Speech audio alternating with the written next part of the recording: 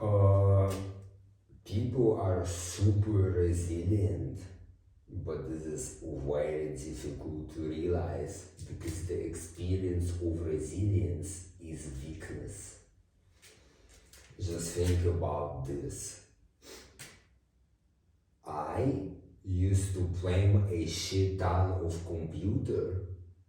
I used to binge watch YouTube, waste my time, eat shit like unhealthy foods, etc. Now I'm unhappy all the time. I suffer daily. But look at it this way.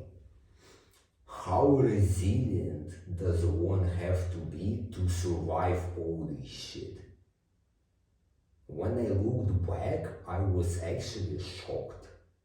Bro, to survive this and to actually play computer.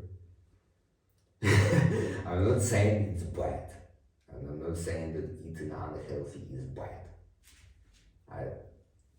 This is not the point. The point is sometimes our judgment of things makes us blind to the actual shit it takes to do them. You understand? A degen gamer, a fucking obese motherfucker, I don't even know, anorexic hawk, or being constantly unhappy or constantly depressed, whatever this negative thing is that feels like you're doing the wrong thing. Oh my god, I'm so weak, I have to change. Just if you delete this judgment that we are taught to attach to those things in life, you are actually gonna see that you are super resilient. How much motivation do you actually have to not eat for weeks on end, or to overeat a shit ton, or to play video games or scroll shit for the whole day? How much strength do you have to actually withstand the shame and the guilt of these behaviors?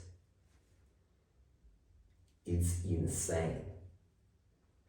And once you're gonna twist this and deprive yourself of all those judgments we are taught to have towards those things,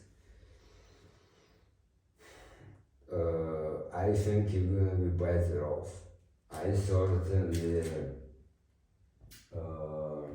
even though I'm super unhappy and I wake up dissatisfied not every single day, but 90% of the past 4 years, ever since I started to track.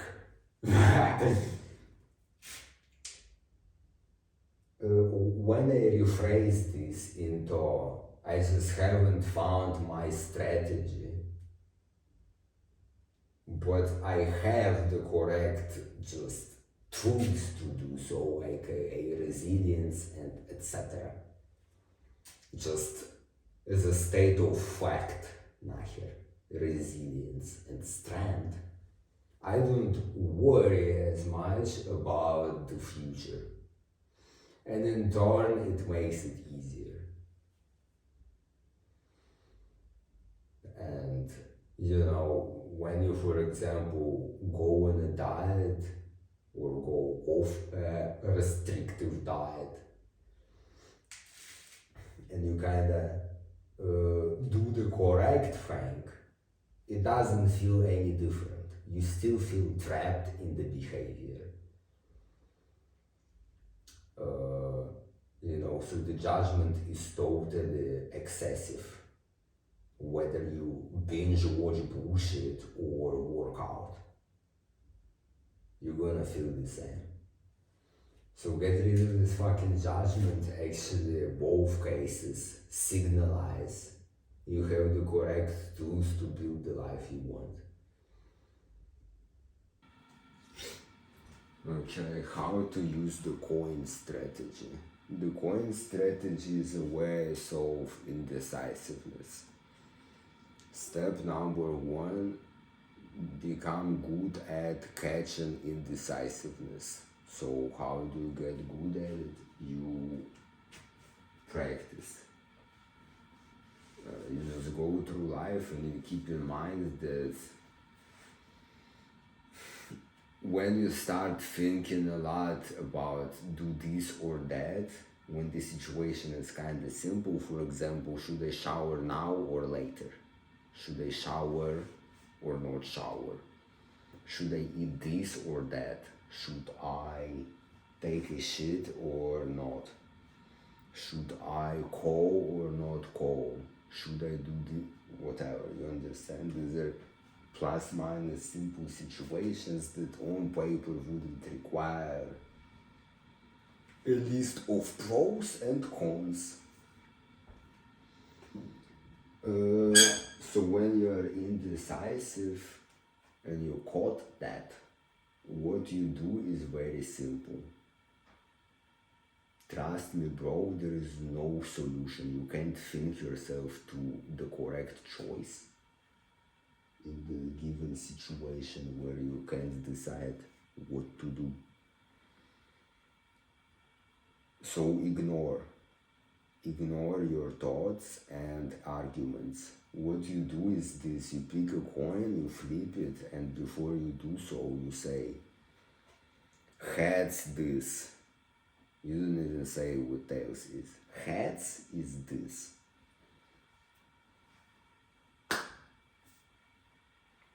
You look at it, and in this moment when you look at it, this is very important.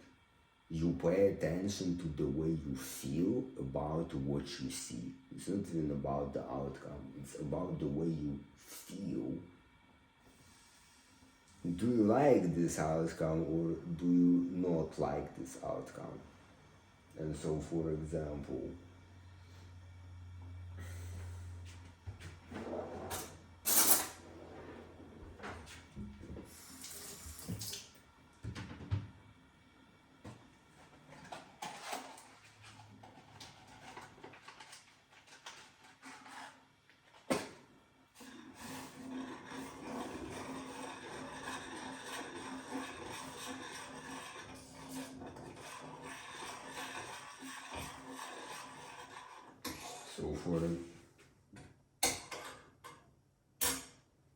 for example, heads was to phone instead of text. Whatever. Heads is phone. And when you look at this outcome, you're gonna notice, fuck, I hoped for the other one. Or yes, there will be this on the inside and you should listen to this and be that your coin instead of the coin. Sometimes there is nothing and I just say fuck it, I'll just do this, fuck you. Stop fucking around, go fuck yourself, indecisiveness, I will just do this. I have to do something I do. You understand? But most of the time you're gonna have the internal yes or fuck, I wish it was the other one. And this is actually what I trust when I'm indecisive. It's like an intuition, whatever the fuck. But just like with your own thoughts that you engage in when you are indecisive, what are they about? Well, they're kind of about exploring the same intuition, just in words. You're gonna mentalize, you're gonna provide arguments just to justify the way you feel. on the other hand, you confuse this with your logical ability. So when the goal is to make a choice between two options, or three,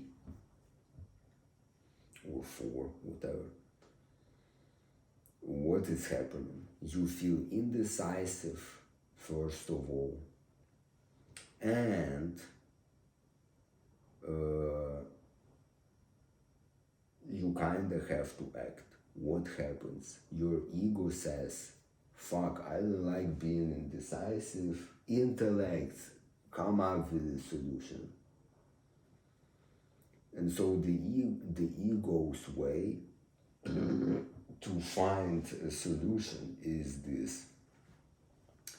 Hello, Mr. Intellect, I would like you to continue with arguments till there is an argument that can't be beaten. And so what happens is that argument A, counter-argument to the counter-argument. And so what ends up happening is your intellect is just abused by your ego, because ego is trying to find an absolute solution to indecisiveness. And it would be an option that just can't be argued against, right? That's like the right choice. It's evidently the right choice, because what else can you say? There is nothing that can counter this, so I'm gonna do that. But such options don't exist. And so you just end up being indecisive and you get stuck, right?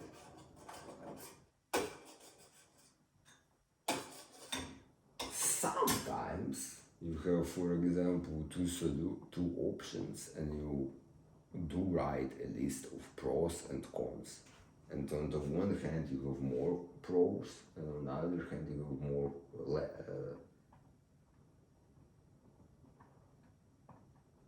so you have more pros and fewer cons for one option compared to the other. And on paper, you should choose it, but you don't wanna, right? And you keep trying to come up with negatives or positives for the other one, right? You keep on fucking around. And in a sense, what I'm saying is that no matter what you do, in the end of the day, the single thing you are trying to do is to do the thing that you feel is correct. Whether you have a shit ton of pros, it doesn't matter. If you don't feel like it, you will have more pros over there.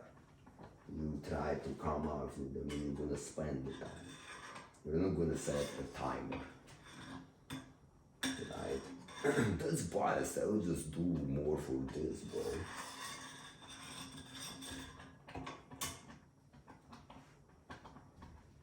In the end of the day, you are biased. You will not make the right choice. There is no right choice. You won't find the one that has absolute, unbeatable argument. And yeah, so just go for the feeling from the get-go, and you won't fuck around for so long.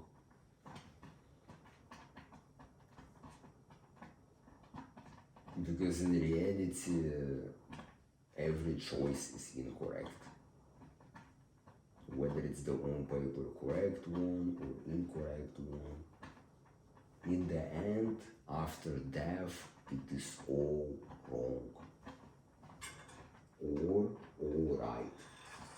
There is no wrong and right after death. Whether I pull the trigger or I don't, it doesn't matter. It doesn't matter. When I'm gonna be dead, this could have been Adolf Hitler #2. was I right? I don't fucking know, and I don't give a fuck, I'm dead. So, yeah. I'm joking. In the reality, yes, when it comes to just trivial situations that get you stuck, apply the threat and trust your feeling. Because it just lets you decide. If you are looking for confirmation and you would like to feel like the chosen what feels right, and that's the option we are willing to pick, so go discover the feeling first and then go for it. It is not gonna be right. I'm not saying that this is right. But just when you have to just make a choice, do I eat oats or whatever, or nuts? Do I eat both? What? It's not a homicide situation. You just flip a coin if you are indecisive. That's it. That's what I wanted to say. So I'm doing ice baths and I forgot what I wanted to say. Ice baths or cold shower or something like that, where you kinda sit the fuck into ice or enable water, and it's a sudden change and shit and slight shock, right, that you experience. I find that this is an easy choice, or it's an easy action, but a difficult choice. When you choose, you kinda and go for it, the action itself is not as difficult. But what is difficult is the choice. So if you have a choice between cold and warm water, it's unbearable to go and sit in ice or shower in cold water. But if there is no choice, the action is super easy. If there is choice between cold and warm, you are fucking around and it makes it just 1000 times more complicated. I didn't use the word choice carefully, and fuck you, I don't care. But it kinda implies many things about life, and ease, difficulty, and choice is kinda a burden that makes everything just too complicated. Case in point, bitch.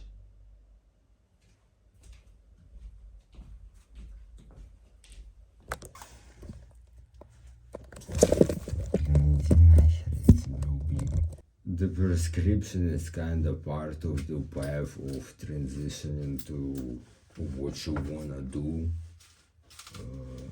I don't like this way to say it because I wanna smoke.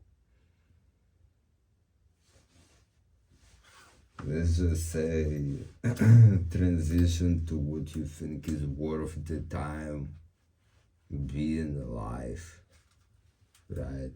Whether you succeed at it or not, just trying this thing to become real is kinda worth the time. Or doing this type of shit is kinda worth the time. This is what I mean. So the prescription is part of this path because the prescription makes sure you have the opportunity to fail. I don't like to admit this, but this is just the way it happened in my case. And so the key point to keep in mind for me is that unless I can fail at the important and my thing, right? Unless I can fail at that, and I know I can fail at that, I can't do it. I've been making the mistake of going full in, sacrificing everything for something. But this approach is a black and white approach. It's super unbalanced, and of course you're gonna end up in a situation where if this is determining everything, you're gonna spend more time being afraid than actually doing the thing. So unless you devalue the valuable, you can't engage in it properly. And this is what it means, I suppose, when people say, detach, give up. It just means devalue and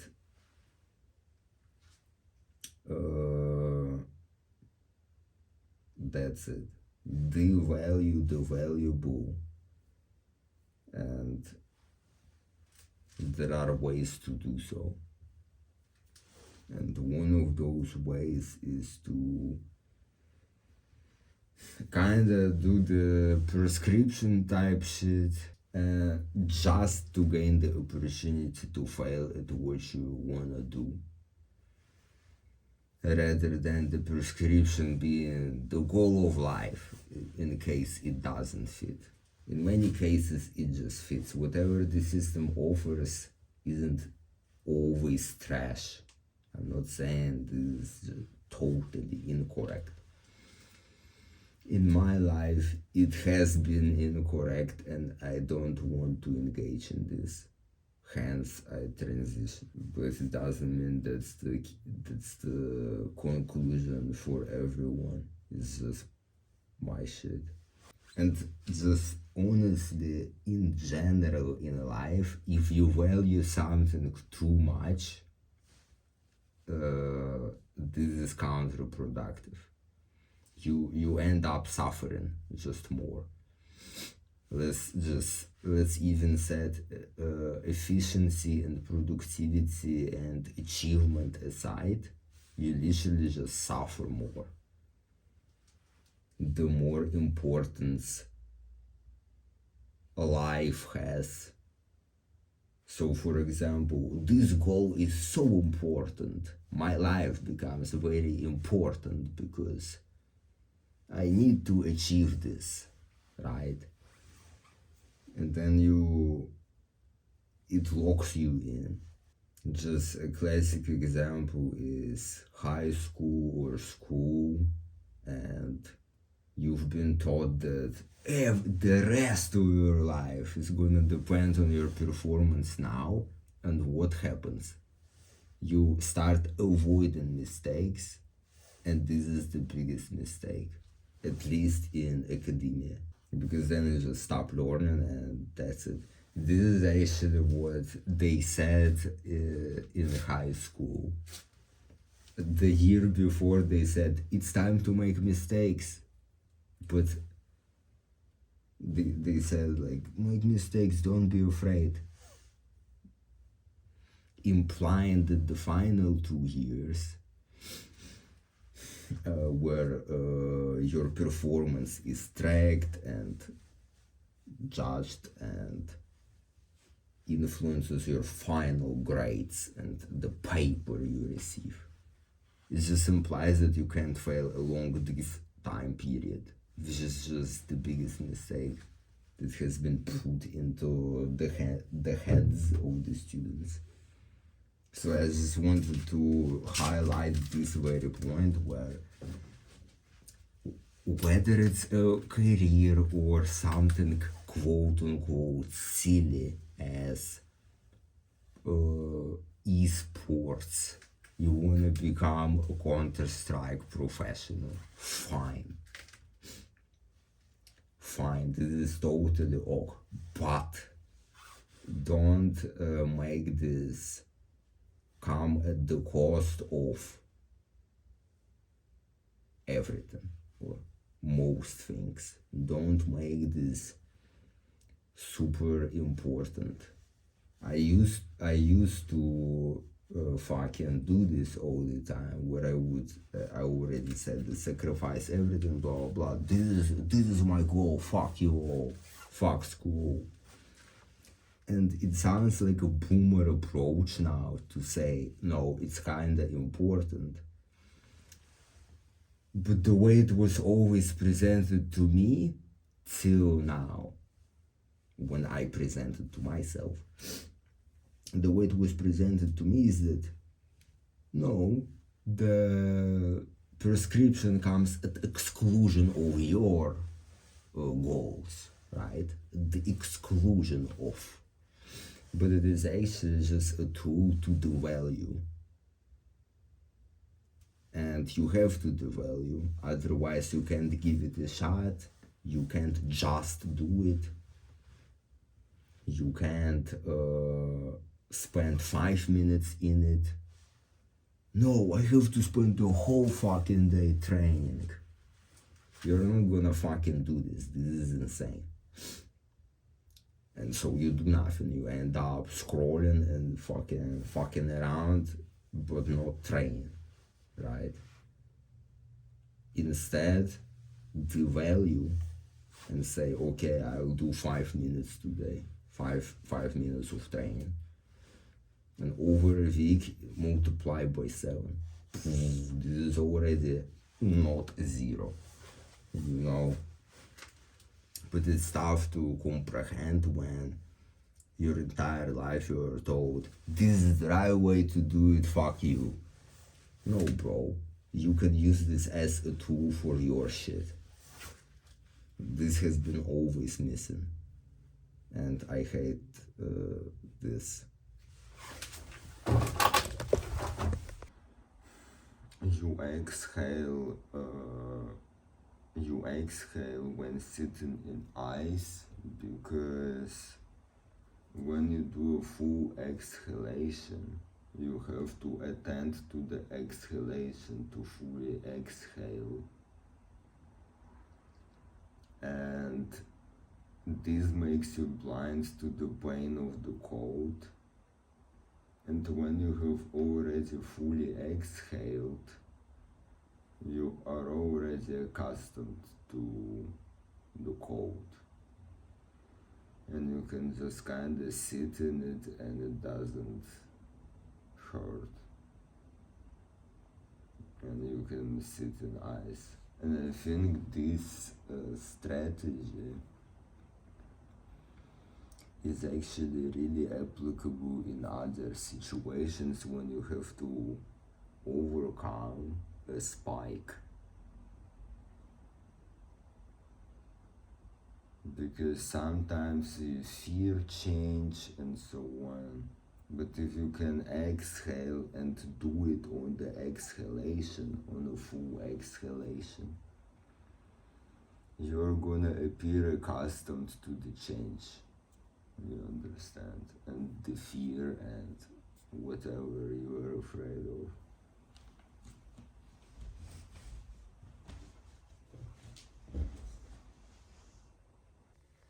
I used to say, fuck the external world, I'll move within.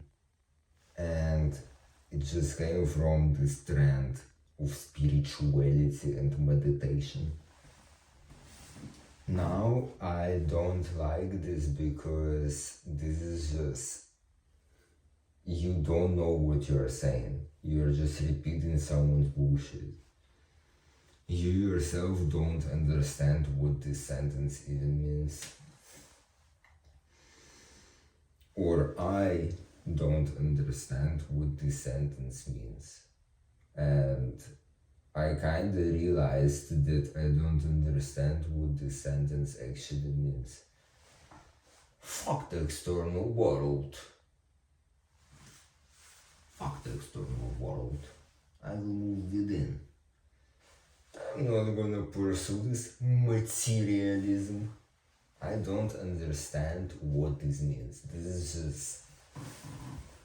I just felt like I'm cool, bro. I'm so advanced. Check this out. But I actually don't understand what this means, and as a consequence of understanding that I actually don't understand what this means, I now think this way. To actually move within and to actually give up on the materialistic pursuits, happiness comes from within. No chasing, no amount of chasing is gonna satisfy you. The ego always, it never has enough. The lack of attachment, or what is this bullshit? The lack of achievement doesn't come from lack of achievement. It comes from the feeling of lack of achievement. Detach from your ego.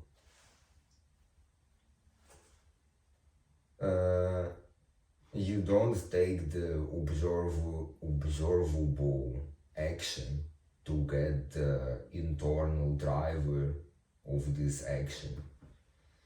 A monk is not materialistic because the monk actually, I doubt, doesn't care. And if you're just gonna mirror the I don't give a fuck, this is materialism, I have a world within, I'm happy, you won't understand it's the other way around. So I think this way. I am not gonna detach, I will attach. I will achieve everything, all of it.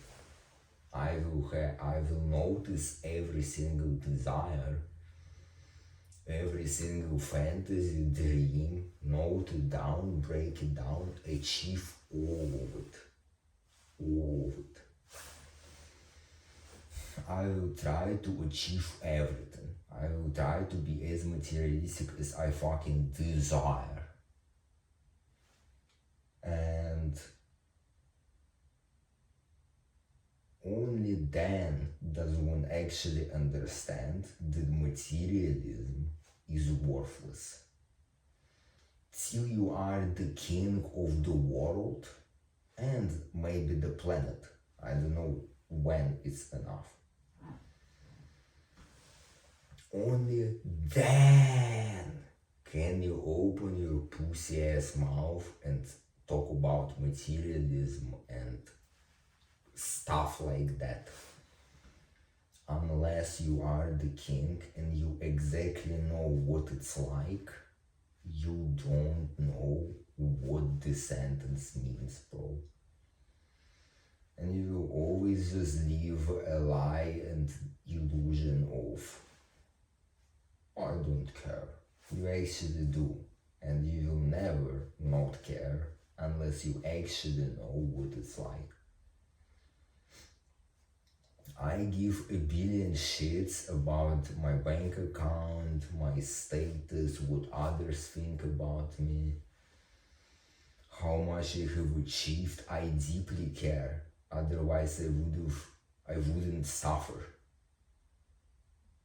Right? Who in the pussy knows? You can't really give up on materialism. I forgot what I wanted to say. You can't give it up because you will always believe that something out there is gonna make you happy. This car, this house, this relationship, this amount of money, this job, whatever. You always believe until you actually get it.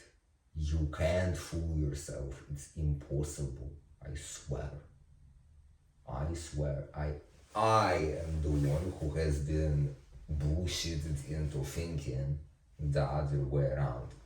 Materialism is bad. Fuck it. I move within. Fuck you all. But I actually don't know.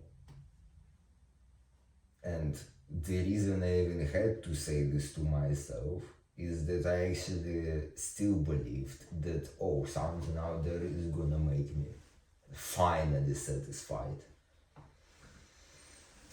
and end the infinite pursuit of, you know. So yeah, now I think about it this way. I will just drown in materialism, and only then will I see, does it satisfy this crap or doesn't it? Because if it doesn't, what's the point of I move within? You all are the ants, you all are clueless. I'm not materialistic. So yeah. I feel like in theory, when you achieve everything you desire, and then you see, oh, I'm still unhappy, then you stop generating the desires, and then you are not materialistic. You don't have to exert effort.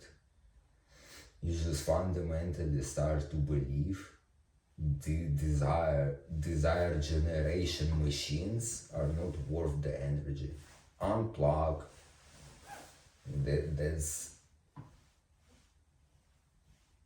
That's kind of the point, I think. But still, first I become the king, and then I can open my fucking mouth. Maybe being the king is exactly what I need. Maybe I don't need anything, and I will conclude, oh, possessiveness is not worth it. As long as I'm just repeating someone's crap, I actually don't understand. So yeah, I am for materialism. You should strive towards possessiveness and acquire as much shit as you want and satisfy all your desires.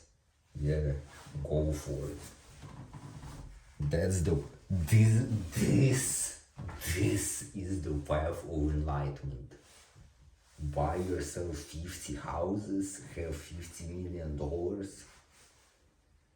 have whatever, be the king of the world.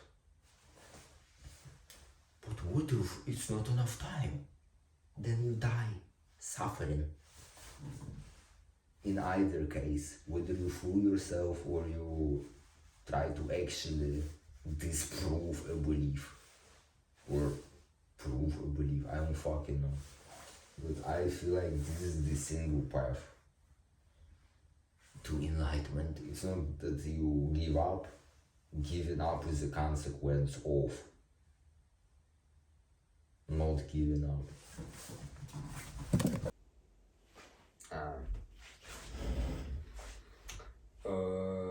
Success. So what do I understand behind success and failure? These used to be mystical words, and words that would represent full of fantasies or fears. So success would be the ideal self that kinda I fantasize about when I think about when I'm allowed to be happy. Or once this is gonna be real, then I will be happy. That's like the success. And failure is basically right now. This has always been true. And this has been always unhealthy and just torturous. Now I think of it more like this. Success is trial. And trial is the opportunity to fail. Failure is no opportunity for failure. I think the biggest failure is when you can't fail. Because this is when you actually start failing. Why? Because you stop trying. And trying is also kind of mystical. I remember this actually very well, this stupid ass video that proves that trying is not real. I hate this. I'm gonna demonstrate, but I need to change the angle. Maybe.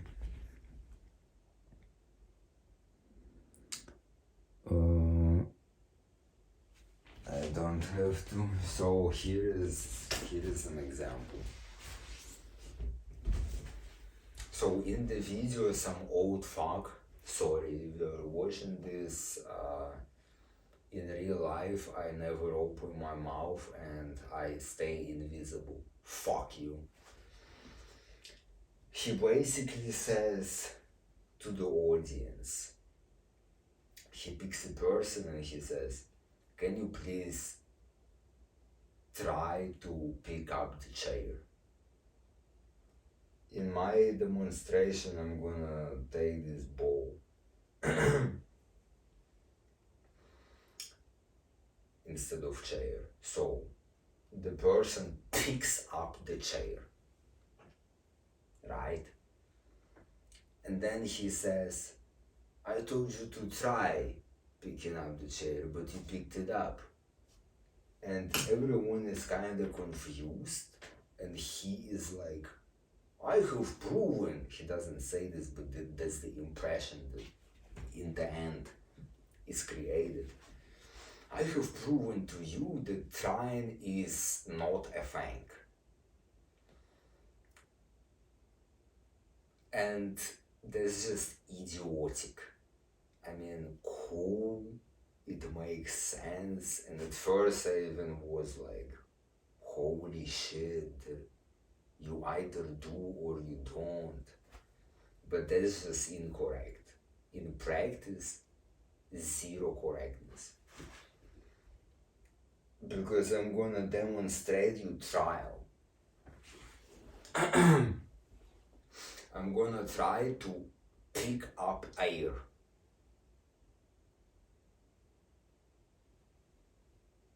Where? I'm fucking trying, nahir. I haven't picked it up. I haven't done nothing. I'm trying. You can try to move a wall. You can try to pick up something that is too heavy to be picked up. This is a word for a fucking reason. And trying is possible. But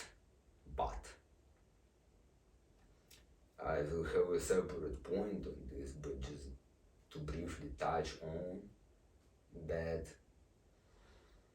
here trial is not really a mystical thing in my sense of what success and failure is, as I use trial as success. Because trial is when you iterate through a particular path towards something. Now this is super abstract, but basically try to pick up the ball. Let's imagine I don't know where the ball is and I have no clue what the fuck you mean. Step 1, react to the situation. The task is to pick up the ball, I don't know what the ball is. Step number 2, analyze if there is any help. Oh, this person gave me the task, let me ask them, what ball do you mean? Schedule the task, execute nahir. That's the trial. You iterate through each step towards a particular thing. They say this ball. Now you react again. This ball needs to be picked up nahir. I mean, I'm making this super stupid just to illustrate the point. The next step is to reach for it. Crap, it's too far away, right? As a reaction. So this is an attempt to pick up the ball. I must lean, grip on this shit, and so on and so on. So along the way, I failed 2 times. I didn't know what the ball, where the ball is, and what the fuck he's talking about. My hand was too short, I had to adjust. 2 failures towards success. So trial is essentially equivalent, because as long as you try and you iterate correctly and pick the correct path or just adjust to a correct path, you're gonna get it or you're not gonna get it. But in either case, I think it's a success. And the ultimate failure is absence of trial. Sometimes circumstances just really, or let's say you get lucky for doing nothing and not trying, and then it kind of works out. But do we really attribute this as our personal success? Success is really something that we attribute to ourselves, right? So you kind of have to do something instead of getting lucky. That's kind of where this point on karma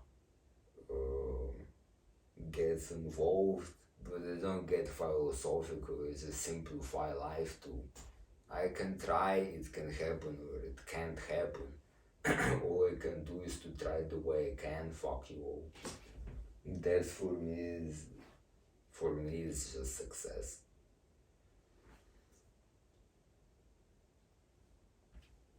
Since I can't really succeed, technically. And beyond that, I don't think. I try to not think. When 2 people agree that something is wrong, and you suggest, so let's assume you know what works to fix a problem. And you suggest your solution, it doesn't mean it's gonna work for the other person. Just because it worked for you, it doesn't mean it's gonna work for someone else. Eat this is unhealthy, spend more time outdoors, expose yourself to sun, blah blah blah, your mood is gonna be fixed. Or bro, just eat less, exercise more, then you're gonna lose your weight, etc, etc.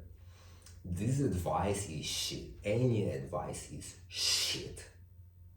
Because what actually helps is a personalized approach. When someone knowledgeable or not knowledgeable in a certain theme or topic is just gonna take a noob with a specific problem, they might not be aware of the problem. And then they're gonna just help them find out what works for them. You understand? There is no universal solution.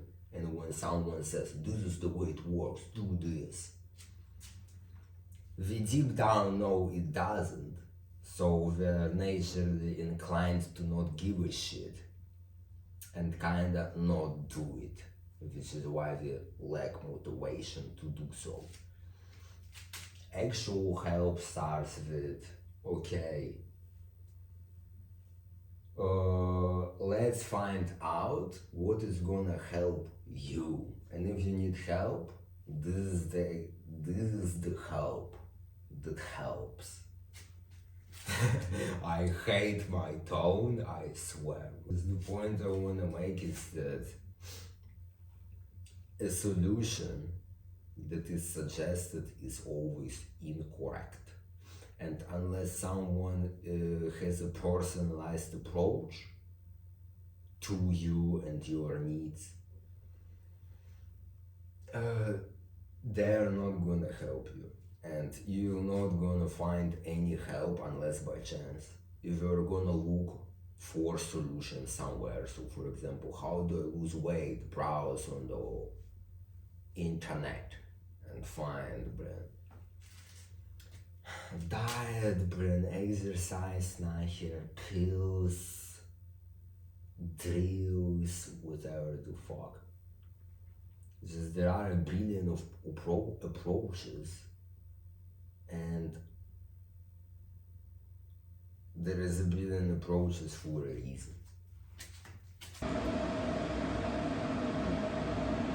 When is working out shit? When it's a coping mechanism?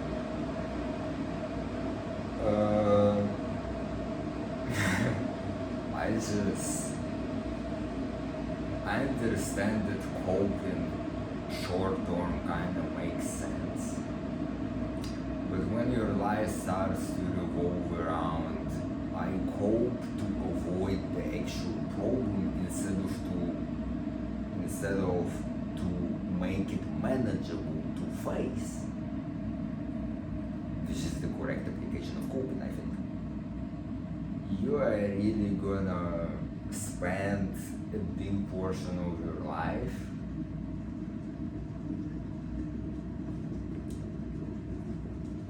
in suffering. So you would, for example, work out or earn money or any other behavior that is kind of labeled as correct, productive, yes, go for it, do it, this is the right thing. But this is like a mental just play.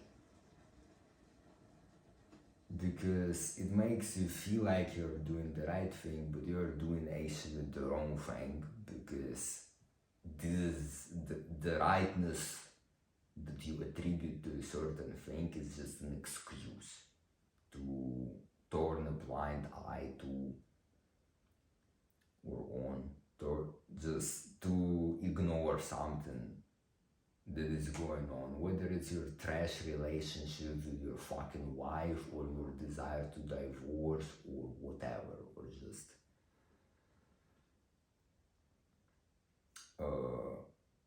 usually it's interpersonal, but just something that you really don't want to face.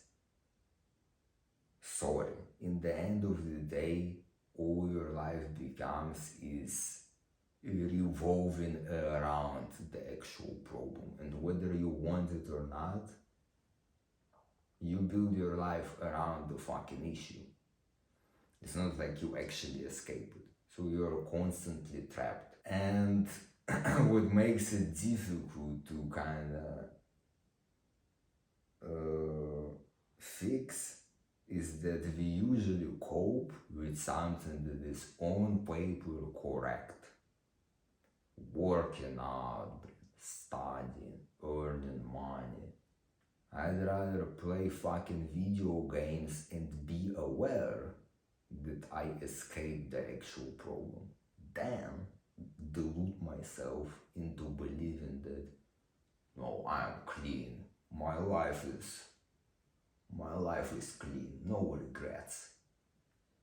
While in fact you are so correct simply because this is a way to avoid the actual shit of your life. So the more I will become obsessed with correctness, the worse. That's just the red flag for something like that when you fall into this pitfall. Words don't have meaning, and don't be caught up learning words. Spend time understanding instead of words memorization.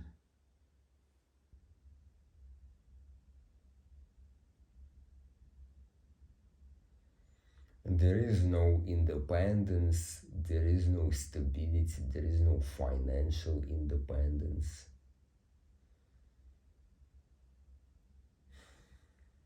I don't understand when people say I love my job.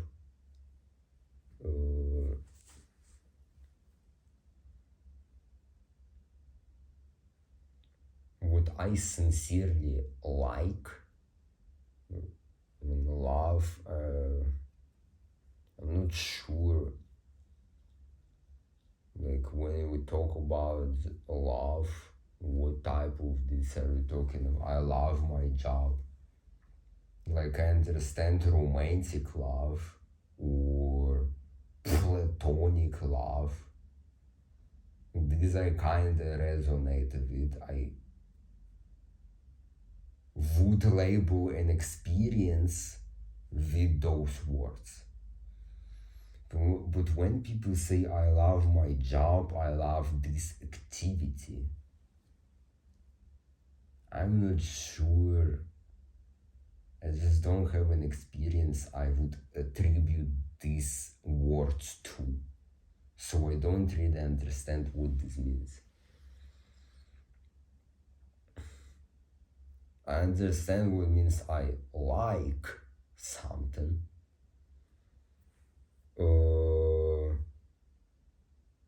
And all I like is whatever. So the point I wanna make is that there is no stability and there is no independence.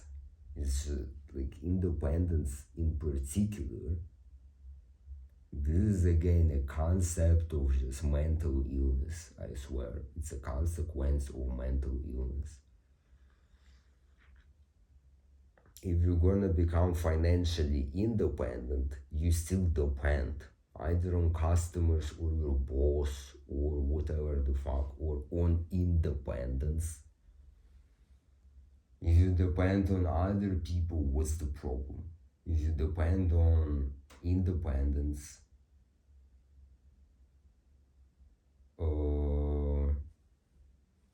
how is this independence?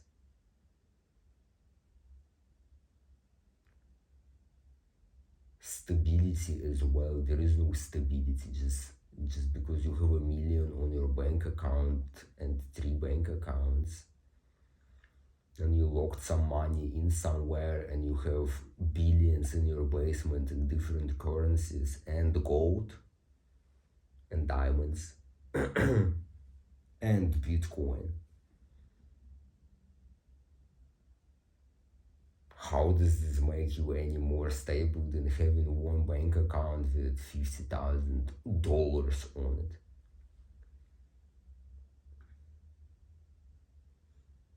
The one can be burned down, just stolen, scammed for whatever the fuck, just like the other. These are all just impressions, and it all depends on what you believe is stable. Are you stable on your feet? Well, an earthquake is gonna remind you that you aren't. And I would like to say this.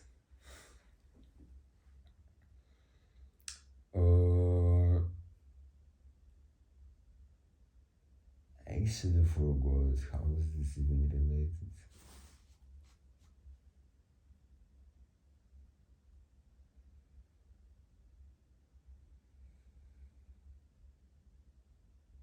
When I was sick, and this year for some reason I was sick for 2 months in a row. It never happened. So I was super sick. And the only thing I wished was health. I didn't care about money. I didn't care about anything. I just wanted to be healthy again. Only that was on my mind. And I'm not joking. I abruptly woke up healthy. One day, I abruptly woke up healthy. I tried, I tried a lot of shit to become healthy, but one day I just woke up healthy. And by the end of the day, I forgot I was sick. It's like it never happened. In my mind, it was like it never happened.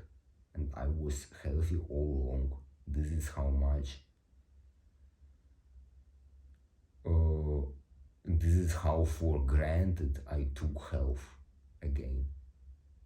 It's just so easy to forget that you already have whatever you thought or are gonna think the next time you're gonna be sick is gonna end your chasing. It's so easy to forget that you already possess it all. And more than you need. But the chasing never stops. By the end of that fucking day, I literally cessated to be aware that I was sick for 2 months and I was unable to enjoy or just. I was just sick, motherfucker. Whoever is sick right now, they understand what the fuck this means. But whoever is healthy, I need to explain. But I'm not gonna explain. You fucking understand yourself and forget. It's so idiotic, but just this chase delusion. Once this condition is met, I stop, I finally can chill. And then I leave. Motherfucker. I don't delay life, I leave. But bro, never the case. But when you are kinda young, you still believe in this shit, right? You have so many years ahead of yourself. But what if I'm gonna die now? Or in 2 hours? Sometimes I get the impression that, bro, you're gonna throw in a nuclear bomb and this is it. And I haven't lived for a second. I've been always planning to leave, but I never did, neither. But when you are young, you waste so much time in this shit. And I just can't bring myself to believe otherwise. I still believe that I will leave when a certain condition is gonna be met in the future. And in the present, just everything is taken for granted. And I sincerely can't appreciate shit. Like, I'm healthy right now. I know, bro, literally, case in point. The same day I got well, I forgot I gave a fuck about being well or healthy. This is insane. And many people say health is top of priority. Yeah, when you don't have it. When you have it, what? When you get the top of priority type shit, what happens? Nothing. Whatever is top of priority is just the thing below. And you end up in the same state where you always are preoccupied with the future and self, neither. And I sincerely don't believe that it's fake, that it's just a scam. I sincerely keep on believing something awaits, or life awaits, bro. I just have to XYZ.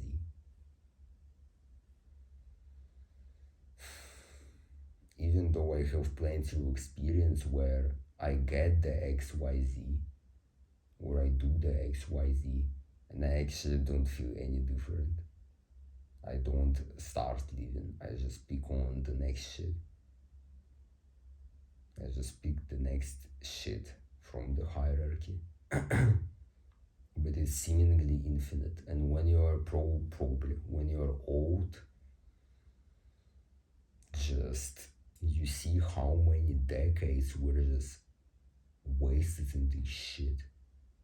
And when you don't have so long left on paper, best case scenario, I think this is when you truly stop believing in this shit.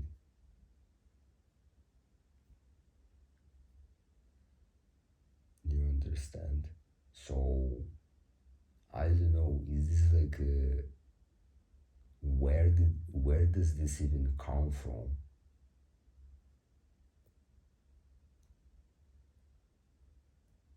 Even if on a logical level I'm confused, I don't understand actually. Like when I put 1 plus 1 and get it 3, I'm a little bit confused, but I don't actually understand that there is a scam going on.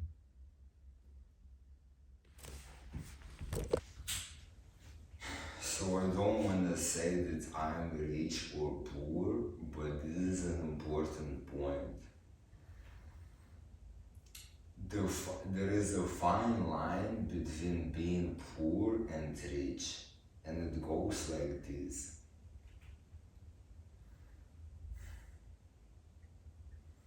When you are poor, you're gonna restrict yourself to crap because you can't afford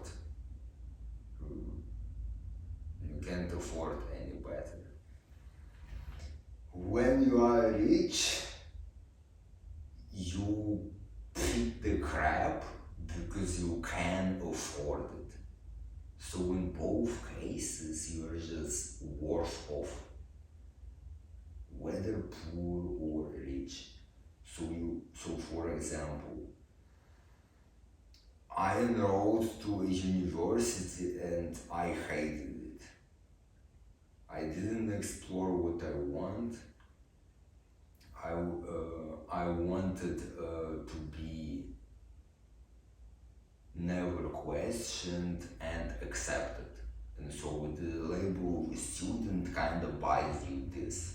I was able to afford it, and I would just pay for shit and pay for ego, just simply to carry a label that makes people never question, who the fuck are you, fucker? And back then I was super worried, and so it kind of mattered to me a lot, too much. It mattered to me too much, but I kind of was just paying for shit because I was able to afford it. And when, so for example, after I quit that crap, I kind of was broke as shit and I was working on my projects and I literally would waste time because I wouldn't be able to afford a proper tool for a proper purpose. And so I just don't understand. I always feel scammed. When you have money, it just disappears. When you don't have money, for some reason, it just stays, the quality of life stays the same. How is this possible? People who don't think about money, they have subscriptions going on, all sorts of shit, they pay for crap. People who don't have money, they waste their fucking time chasing discounts, compromising on everything. What the fuck are you doing? Just in both cases, When you are rich, you live as if you were poor because you waste your money. When you are poor, you fucking live as if you were poor because you can't afford any better. When you are poor, you waste your time for so little benefit. For example, you fucking would spend hours to just save $5. You would research for the cheapest option or the highest discount for hours to save $10 or 20. How does this make any sense? Hard limit your expense. Just wanted to say that there is this fine line, and in either case, you live a trash life. Why do adults have principles? Because the older you become, the more insecure you become. And principles is just a way to convince yourself that there is a right, predetermined path. I'm not gonna smoke, I'm not gonna kill, I'm not gonna... Killing is incorrect, smoking is incorrect. This is bad, this is good, these are my principles. Fuck you, pussy ass bitch. You are just so insecure to deal with ambiguity and actually find a non-black and white solution that you pre-fire solutions can't. And I've been confused into just thinking that fuck, being an adult means you have principles and you live by your principles. Principles. This is the most idiotic shit I have ever heard. Fucking cunts. In real life, when you face a situation where you decide between kill or not kill, smoke or not smoke, punch back or not punch back, it's not like a rule is applicable to every situation. This is just incorrect. Every situation is gonna be different. It's like saying 2 plus 2 is always 4, but what if somebody scribbles the second 2 in a way you can distinguish? So what are you gonna do? You have to solve the equation. What? So I believe that this is just a consequence of the older you become, the insecurer you become. When you're a child, you're actually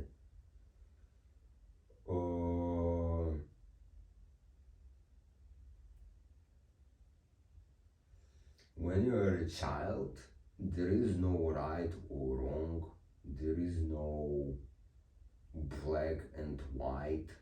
When you're a child, you just take shit, you face a situation and you don't know, you just don't know. But you just roll with one option and that's it. You don't say it's correct or incorrect. And that's just confidence. When you grow older, you are insecure and you want to have a guaranteed right behavior that is gonna give you the right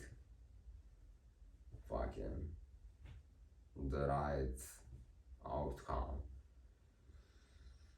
But no, it just doesn't work this way. Fuck you, bitches. No, I wanna still say, and because of this, because we say you have to have principles, this is what makes an adult. I forgot what I wanted to say. I forgot.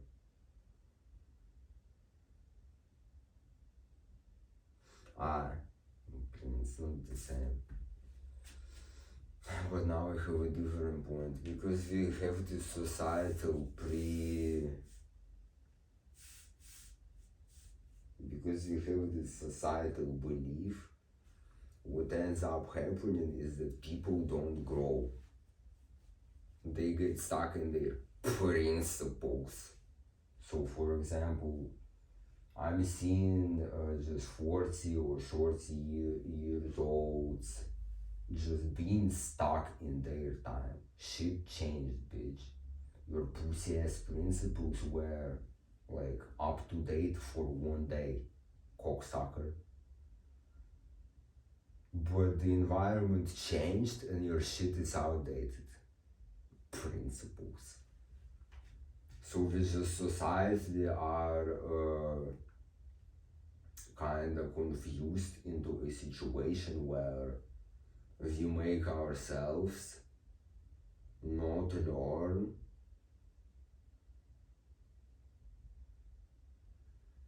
and get stuck in the illusion of this is right, this is wrong. And you're just fucking insecure, idiot. You're just insecure.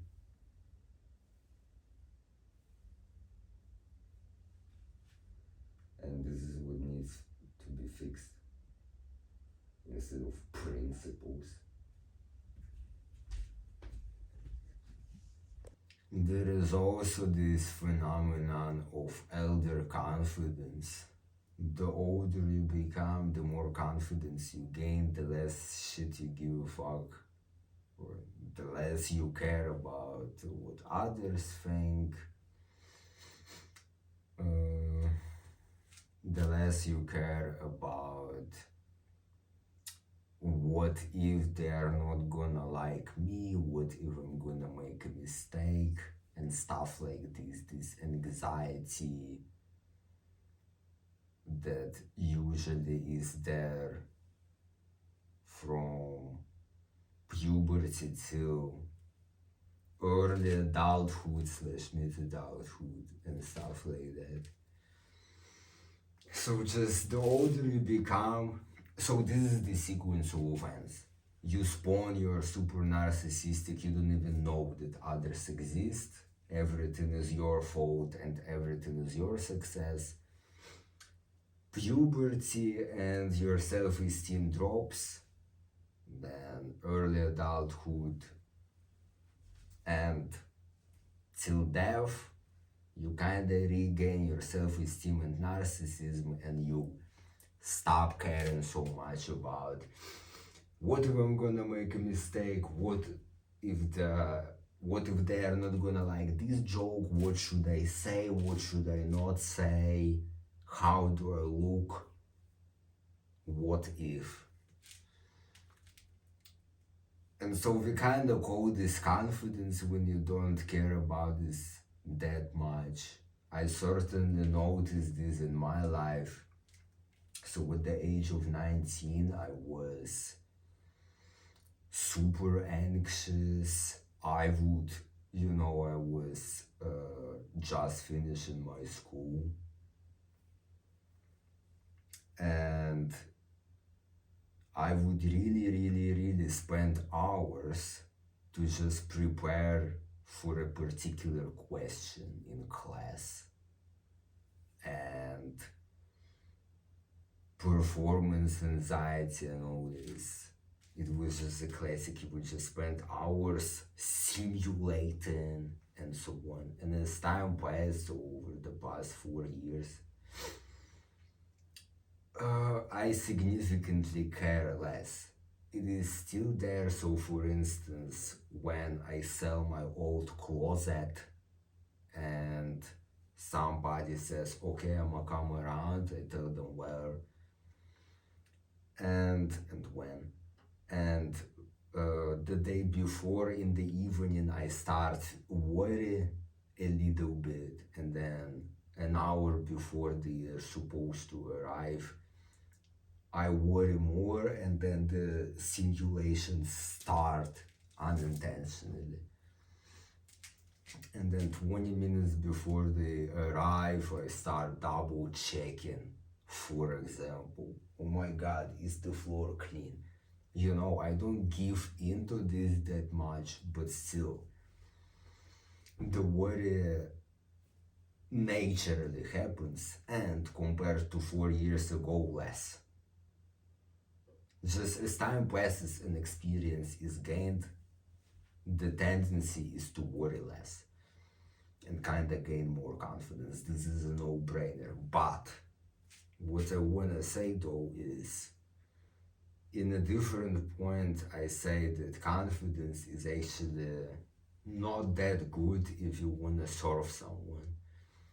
Because if you worry, you really think through it. What if, and you prepare and you kind of do a good job.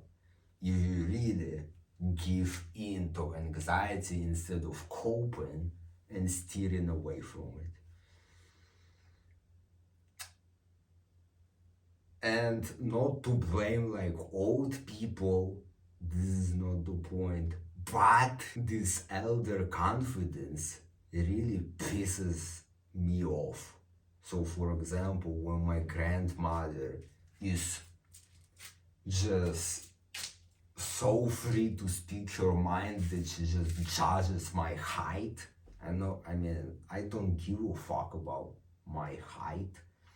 I'm 100% satisfied because in the past nobody judged me for my height, but she knows from experience nobody is gonna say shit. And even if somebody is gonna bark back, what? Nothing. Nothing is gonna happen. Just from fucking experience. And then she just tosses out bullshit. Or at the grocery store, some random jizzer drops a joke or drops a racist comment, whatever. Just from experience, they know nothing is gonna happen. They don't worry. They just do it. So confident.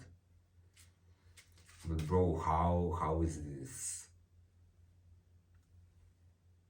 How is this a good friend?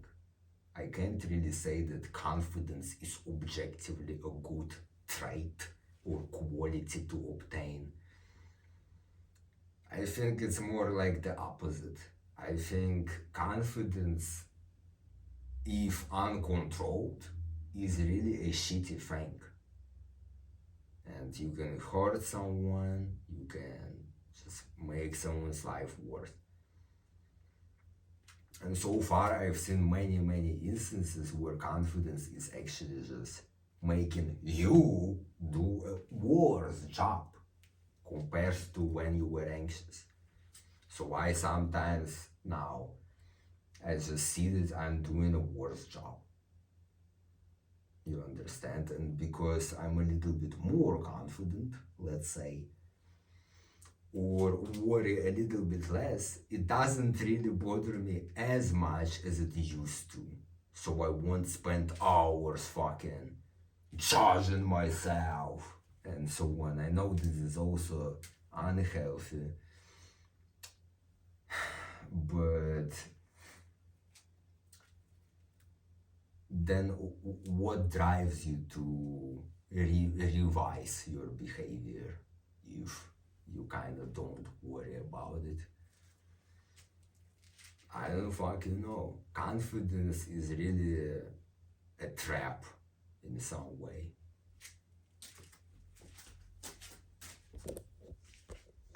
So when you speak to one person, you actually speak to everyone, because people don't keep their promises, and just when you speak with one person, you speak with everyone. So for example, in workplaces, speaking to someone is equivalent to speaking to your boss. One way or the other, your words are gonna reach the everyone. So this is something to keep in mind. when communicating with anyone. Instead of sharing something super personal with someone that you wanna keep between two people, you would rather note it down on a piece of paper and burn it. Because sorry, it gets spread. Just there is no way out of this. If you really wanna keep something private, other people should be never involved. Unless there is like a disclosure agreement, super legal type shit. Like in medical settings, doctors aren't allowed. So, for example, if you go to a psychiatrist, they're not allowed to spread the whatever happened in the setting. But still, this is just like a on paper level of security, which doesn't mean it's not gonna exit this legal boundary. Whenever I used to say shit, I didn't mean to be spread. It always got spread. So when you speak to someone, you actually speak to everyone.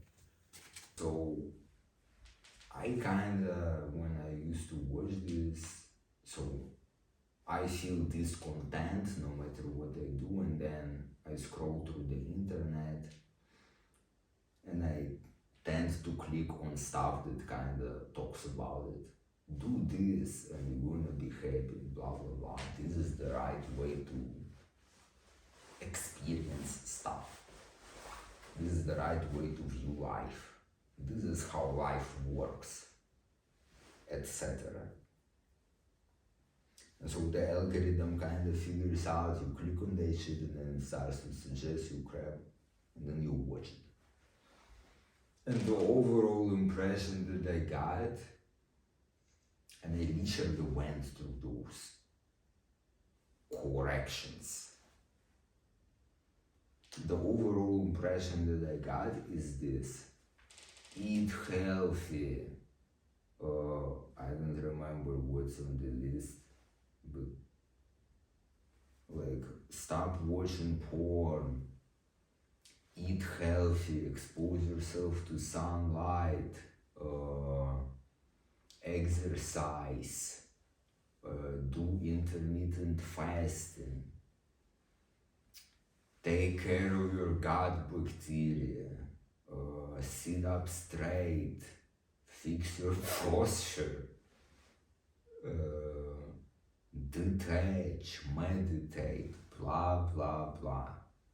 Like these were this was kind of the list. And this is not a flex, but I literally did all of it. Started to exit, now I have trouble with sleep, but back then, when I was really into this shit, I had a schedule, I had walks in nature, and it lasted for a significant amount of time. It's not like I try for a week, it doesn't work, fuck it. No, it was literally turning into a habit, and I didn't have to experience, oh, it doesn't work, fuck it. I would just fucking do it now here, whether it works or I feel good about it, aka it would turn into a habit. Go to sleep, look at sunlight, stop watching fucking 18 plus content, filter this shit out, etc. etc. So I literally did all of it, and then I was super confused, and this is when I realized, why do I expect this shit, these actions, habits, to make me happy? The single reason I was even watching all of this shit and trying it out was because I felt discontent by default and I was looking for a solution. And kinda the right way to live life, these are the right actions. They kinda imply, or at least in my head, it was the assumption that if I'm gonna live a correct life, I will be happy. And then I do all the right shit for a significant period of time. And what do I get? Well, discontentment. Nothing changed. I still felt the same. And then I just ask myself, I do all this, but I don't feel any better. A month later, I look at this note and I think to myself, why do you fucking assume you're gonna get, like, why is there a connection between do this and get happiness or contentment? Who fucking taught me that? And this big assumption, it's like made subconsciously or something, because it was there all along and it was the driver of behind all this crap. But just this link is super dumb. It doesn't make any sense. Why would you expect to be content if you're gonna stop watching porn or eating greens and vegetables, fruits, a moderate amount of meat, fish, blah blah blah, and low processed, no processed food. It's like thinking, if I'm gonna blow air, a fire is gonna fucking set. It's gonna emerge in this corner.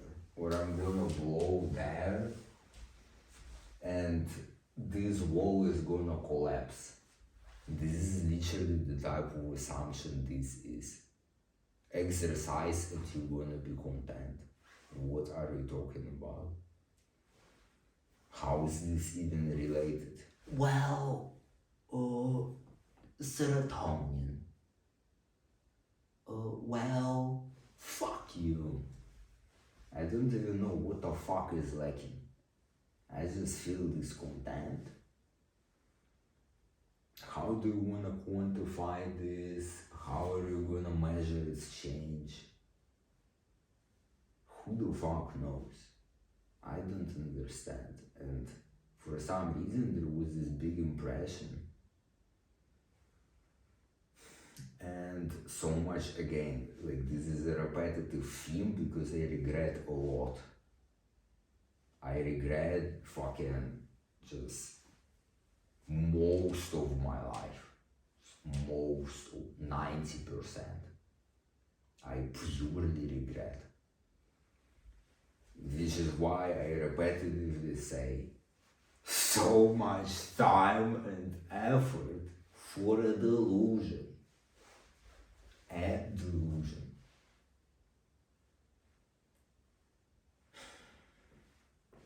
And just believe in some magic, literally. So I learned that the correct way to live, like this book portrayed nowadays,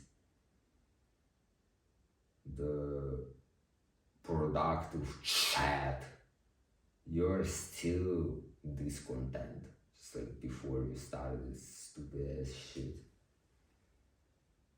This is how you should set goals.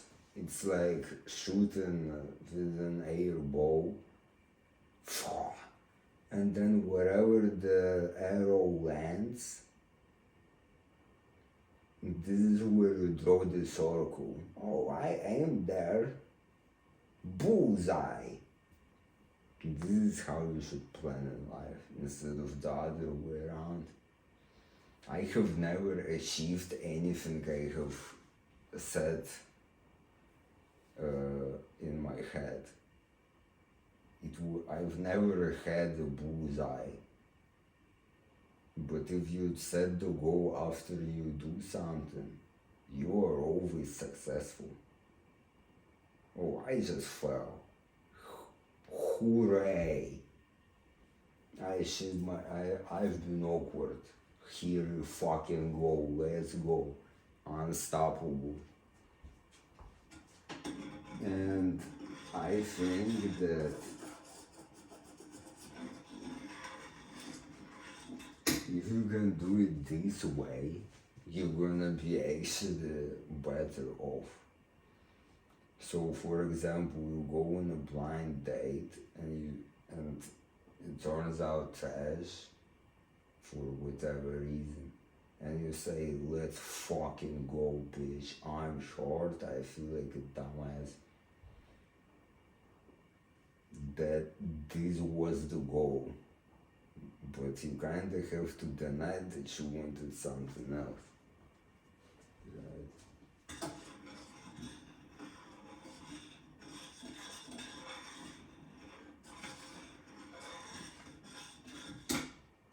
But how else can you be successful?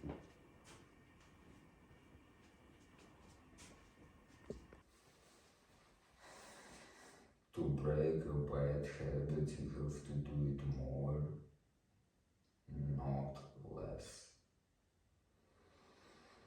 This exercises the control muscle in your brain. Learning. I like to learn new things. This is an egotistical point. I just still want to say it.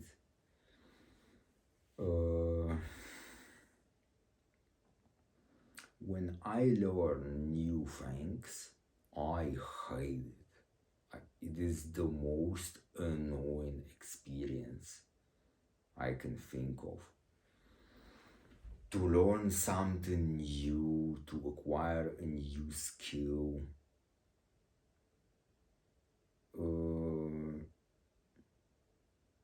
just learning in itself is a process full of pain, discomfort, and just annoyance. I really can't understand when people say that they like to learn new things, and I really doubt they actually do learn new things. Whether it's information or a physical skill, I don't have a single positive experience of acquiring that. When you learn something new, it doesn't make sense, it doesn't make sense, it doesn't make sense, it pisses you off, you give up, you come back, it doesn't make sense. Then it suddenly clicks. Oh, how is this likable? This is more like a torture.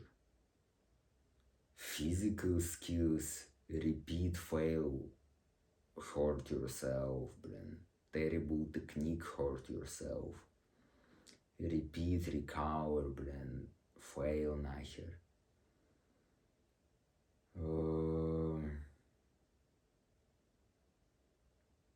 I tried to learn Flare as a total noob. Worst idea, just you're just not at the level. You need more basics. I used to study a shit ton, and like back in school or back in university, I used to study a shit ton. Bro, I hated it. Especially when the application of this information is delayed. Now, I learned Fusion, Blender, PCB design, the boomer subject of 3D printing, etc. Bro, hate across the board. I am really confused. Am I just weird? Or is the process of learning indeed pure pain? Sure, the outcome can be exciting and actually pleasant, because when you have the skill you can apply it. This is the case with music, for example. I hate it when I can't manifest my idea, but when I have the skills to manifest, this goes hard. That's an example with music, but you don't really learn outcomes. You understand? So yeah, my egotistical point here is this: people who say they like to learn new things don't really learn. Fuck you. To actually learn, I actually learn, by the way. It's to suffer, be in pain, it's torture, and you hate it. There is zero just liking in the process of learning. I, by the way, know what actually learning means. And you don't, bitches, I'm the best.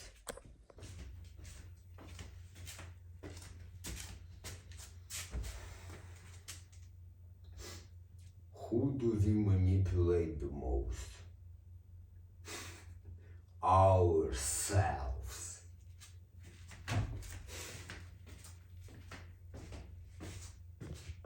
Next, I wanna talk about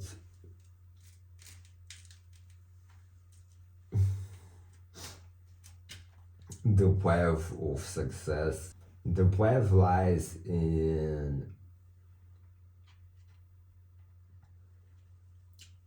rejecting everyone else, because there are gonna be people on your way who gonna either positively receive your ambition or whatever the ambition is, or negatively, and they're gonna kind of question you. And unless you super egotistically declare in your head that these people don't know shit, I am the best and nobody can stop me, only I have knowledge,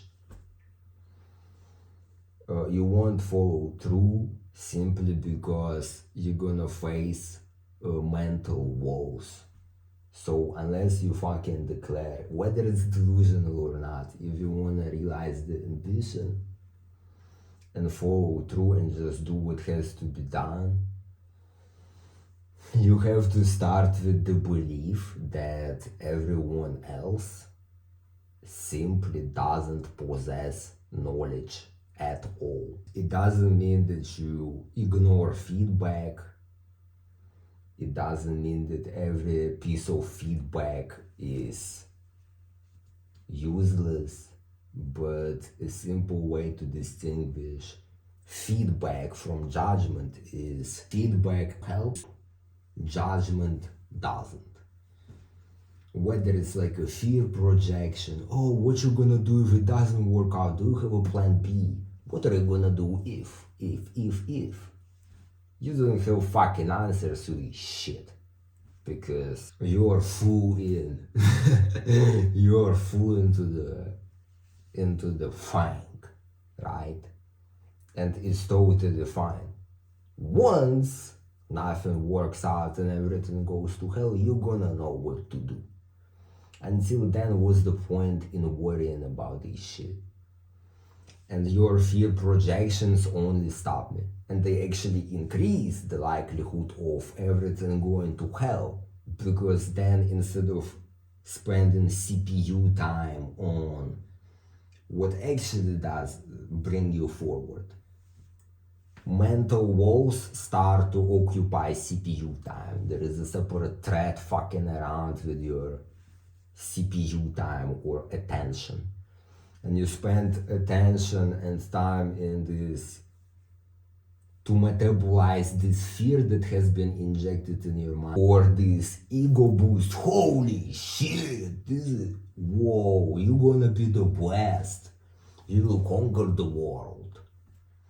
No, dude, I just wanna do this and that's it, fuck you. Don't artificially boost these expectations so I can fucking act. So any judgment becomes a thread that competes for CPU time in your head. And so unless you delude yourself in some sense that everyone else goes to hell, the chances of your success are low. I stopped having the word motivation on my mind ever since I started viewing motivation as a bank account. So imagine this, certain actions cost you motivation and certain things give you motivation even though they cost motivation.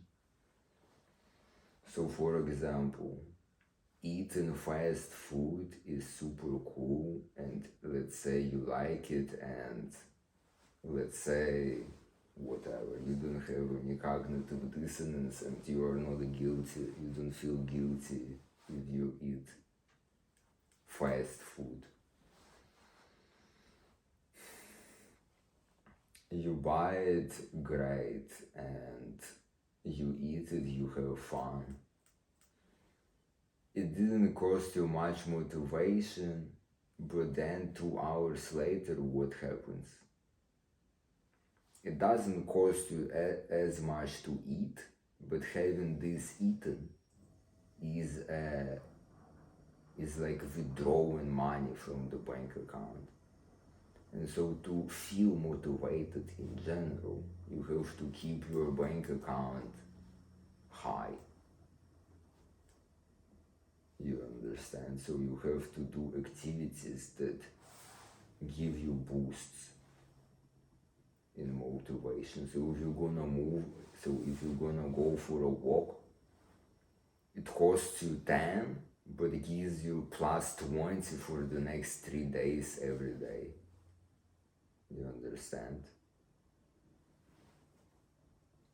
If you eat crab, it costs you 10, and then it's like a minus 100 for the rest of the day. You understand? And then sleep is like plus 50 and whatnot. So viewing this way just makes sense. It's not like you lack motivation, blah blah blah, you tried this but oh I can't. The confusion around this word, and I hate this word, just disappears. And yeah, that's the point I wanted to make. I'm not confused anymore. There's just a cause and effect, and it becomes evident if you view it as a bank account. And then you can actually just set up an algorithm to feel motivated and you won't struggle anymore. If X has to be done, no problem.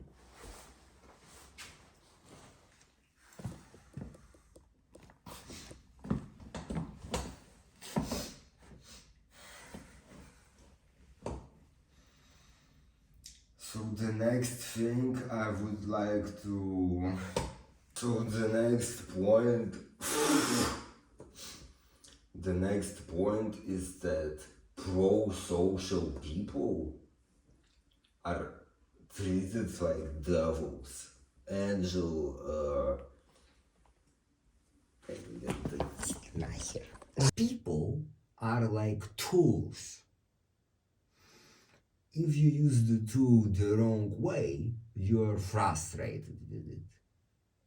If you wanna play music on, okay, it's the shitty example. You can play music with anything.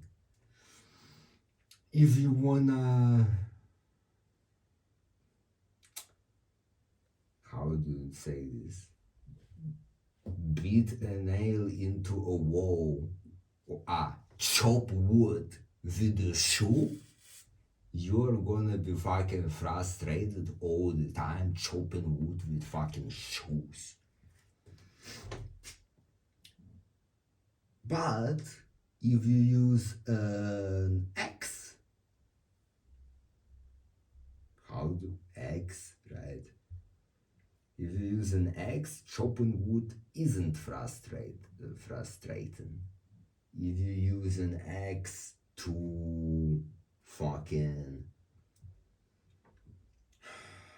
what's the incorrect purpose? If you use an axe to clean your room, you're gonna break your fucking room and you're gonna be frustrated. So it's like assuming that an fucking axe, or what the fuck that is, I don't even know, is gonna do cleaning of your floor, or that you're gonna heal your arm with an axe.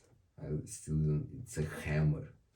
So first of all, you don't even know what the fuck you're dealing with, and second of all, you think you do, but your expectations just fall, so you're constantly frustrated. The same applies to people. On the internet, people say, process your emotions, or if you're gonna go to a psychologist, psychiatrist, neurologist, they're gonna say process your emotions, and psychotherapy is about doing exactly that. You talk about stuff, you process stuff, you put the past into the past. But I find that having unprocessed emotions that flood your mind is actually of an advantage. Here is the situation. When I processed all my shit, I became far more sensitive to emotions, and even a droplet of anxiety felt huge, and even a droplet of anxiety had an effect. When you have a liter of anxiety in your head already and you don't process this shit, one drop doesn't make a single difference. And yeah, that's the difference. It just doesn't make a difference, and if you get used to being flooded with shit, you can go through shit. If you aren't used to it, or you have metabolized all of it, then again, just adding a little bit already makes a difference. And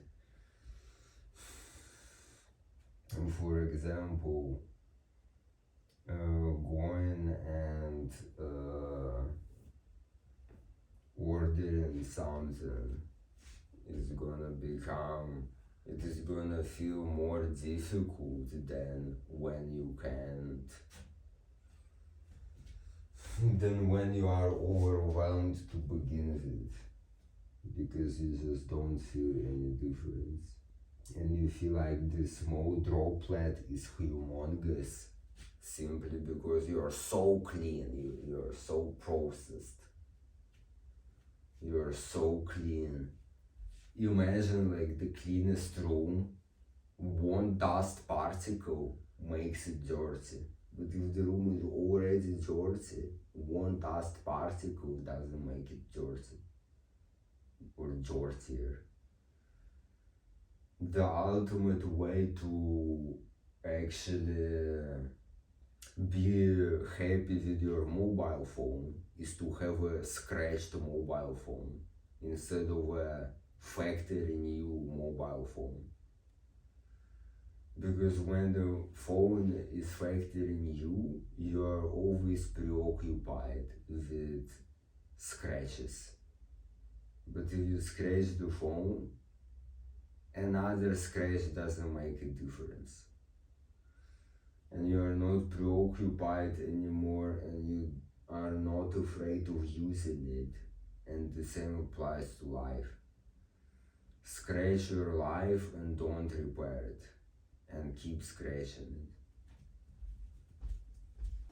it. When do you allow yourself to have a break? Actually have a break instead of a break you need a break from? I would say this. You can only truly take a break if you have done enough. And this is where it becomes super weird, because you only know what is enough if you know how it works. If you don't know how it works, you'll never have a fucking break. If it's just torture, it's because you always think to yourself, I should have done more. And it might be even a regret that is excessive indeed, because you don't know how shit works, and you don't know. So you have to know how the shit works and what is enough, and then you can truly take a break. So for example, in some other points I said, I used to wake up, study, go to school, study, sleep. It wasn't always like that, but I had plenty of that shit. But, I swear, so before doing anything was filled with guilt and shame, and it was like coping. Because this is the man that I'm shit at this, I'm gonna be shit on just without any doubt. Oh my god. And so playing Counter-Strike, hanging out with someone, watching a movie, is just, you feel weird about it. You can kind of lose yourself in that, but the place you come back to is just filled with shame, guilt, regret, blame, and confusion. I remember that one of the first times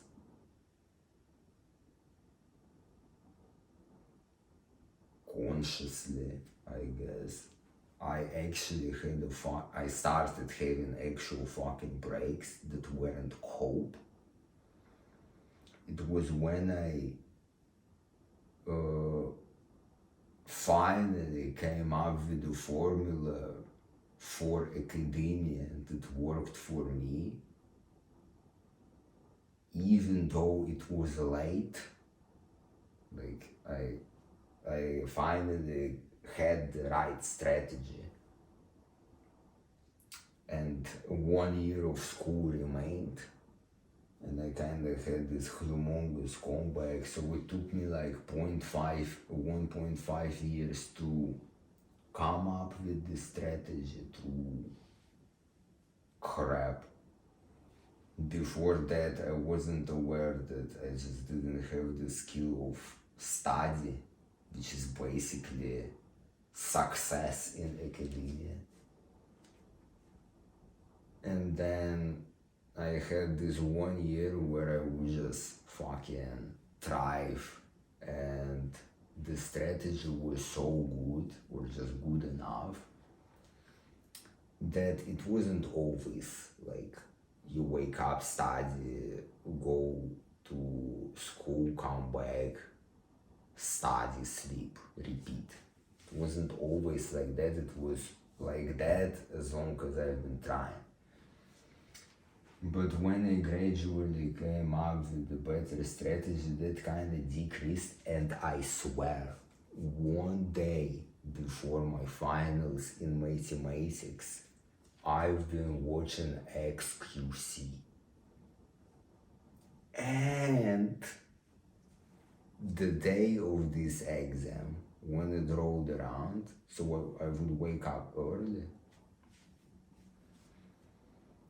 So when the finals were rolling around, bro, this has been actually the phase where I had the least stress throughout school as such. This is insane. Because I knew there is a 90% chance I will know everything. And this was enough. And I just had to repeat at the required intervals and no more. And actually doing more would disturb the algorithm you had to follow. So it would be actually counterproductive to revise 50 times before the exam. No, you fucking revise the day before when required. The day of the exam, you don't touch that shit. The exam is the prompt for output. And I'm telling you, when I woke up before the exam, I was watching XQC. Instead of being in stress, over revision, shit, I need to revise this, what if I forget? I didn't give a single shit. Sure, there was stress, but it's so different to fear and just this intuitive sense of inability. It was fucking gone. And if I were to fail, it would have been a statistical anomaly, right? Because 90% retention likelihood. No shot. Only if I get super unlucky, and it wasn't the case. I would get a little bit less lucky in my English exam. Not really because of retention. I retained everything. I could be fucking speak. It was an oral exam. I could be speaking for hours on end about that shit because it was in my head. I was just a little bit stressed and I repeated the same word for the transition and I wasn't fast enough because I speak slowly. Whatever. I still got a good grade. 12 out of 15. That's not, it's not 15 out of 15, but I got a little bit unlucky. But I wasn't stressed and so on, and I could actually relax. I actually was able to truly enjoy the enjoyable and relax when it was time to relax and I was done, because there was a clear boundary between enough, excessive, and not enough. And so it was basically 90% retention. Everything below I'm asked to repeat, everything above I don't worry about. And I don't have to fucking touch that shit. You understand? So back in school, in my final years, when I had the formula and I had the right strategy, that's when I was able to tell what is enough, what is too much, what is too little.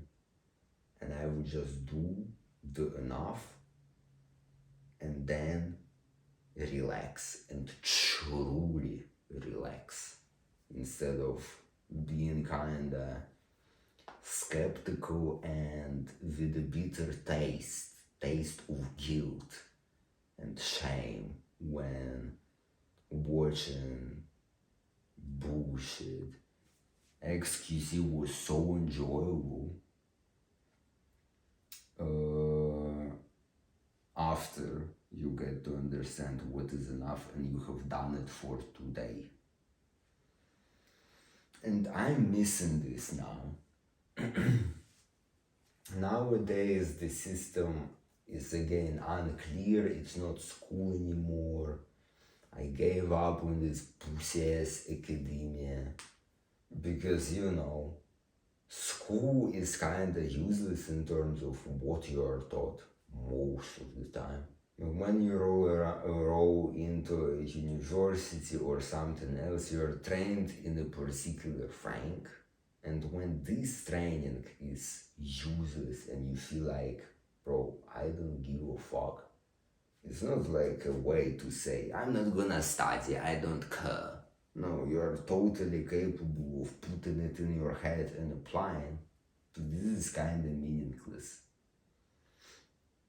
And when this is the case, give up on that shit. And so I gave up on that shit, and so now I'm doing something else where I'm not sure what the formula is. I don't know what is enough.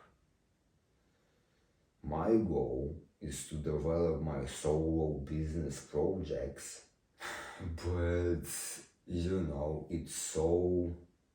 I just don't know what is enough for a day. I just don't know. Should I rotate through the projects? Because, for example, now as I don't have many, I have only one printer. The other is on the way. I kinda give it a task and then I have time. Should I go rotate to a different project where I have to develop firmware for the device, or should I go elsewhere and develop the enclosures? Should I go elsewhere and blah blah blah? There is just, you might be doing too much, it feels like too little. And then you feel burnt out because, it's difficult to navigate through that shit. You always have something to do. And I am unable to relax. And when I say fuck it, I will just do one step at a time, one project at a time, or two, not more. It's like it's an arbitrary boundary that I set because I don't fucking know if it is enough or not enough. Because at school, the whole curriculum is already predetermined. This should be in your head. The exams are about this. This is graded. And if you have this in your head and you can put it out and wrap it into an answer to a question. I mean, questions are not really questions then. It's just application of what is in your head. You don't discover anything. That's what school is about. And so what you do is very simple. How many pieces of information do I have to learn a day? To know it 2 weeks before the exam, so I can just solidify the knowledge in my head for the remaining 2 weeks. And afterwards, the spaces between repetitions become like a month, 2 months, 6 months. So it doesn't really require much effort to recall and time. So you exactly know how much you have to put in your head today, or repeat today and repeat today, to be ready by with a certain likelihood of retention. Like above 90 is obsession. You will be spending too much time repeating the same shit. But 90 was the sweet spot. And that is the default set. I mean, back then the algorithms weren't as developed as now, and I used to use shitty ones from Anki, but now there are free spaced repetition algorithms and they have fucking version 6 and whatnot, where they're really good at calculating retention likelihoods, etc. But I just wanna say that in school, you exactly can determine what is enough for today, for a day. And when you do that, doing more is too much, not doing that is too little. Now, when you are in an arbitrary environment, I don't know how much I have to do today to have this keyboard or trackball mouse or wireless mouse or microphone developed within like 6 months. In 6 months, I want this ready. I don't fucking know what to do today to have that shit done by then. You understand? There is no just a requirement. There is no explicit database. Like school is actually super simple in this regard, and you can actually relax if you succeed in this system or have a working formula for yourself. For some people, cramming works just fine. I'm down, and so I needed a special strategy. Otherwise, I would have been successful from the get-go, which wasn't the case.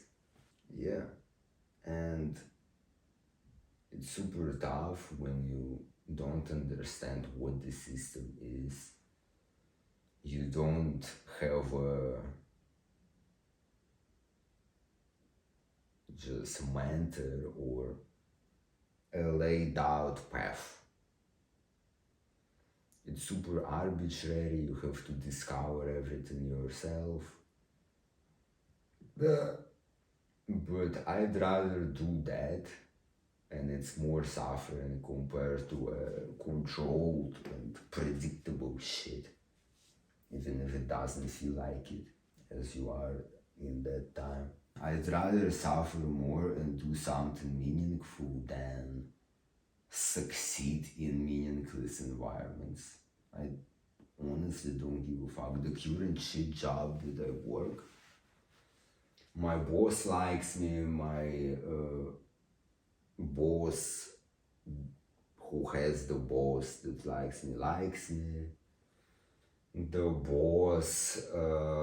boss's wife likes me, the boss's replacement when the boss isn't around likes me, they think I'm doing a good job, I'm reliable, blah blah blah. But I don't give a fuck about this. Zero.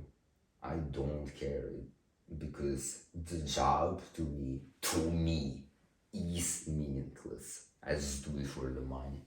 So I work part-time at a grocery store. It's humongous. You get quests, you do them, blah blah blah. You have to know where what is in case the customer asks.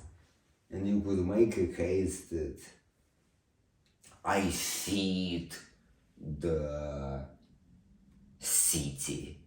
Without me, they're gonna die and not get something to eat today. So meaningful. It's like this example of a janitor at NASA. When this boss comes by and asks him, "What do you do?" He says, "I help people land on the moon." But he is a janitor. Of course he does help, and wow, such a purposeful job. Indeed, you can feel about it this way. But it's one thing to say that you feed the city and it's so important, otherwise everyone dies, and you help people. I'll help my own land on the moon. Great.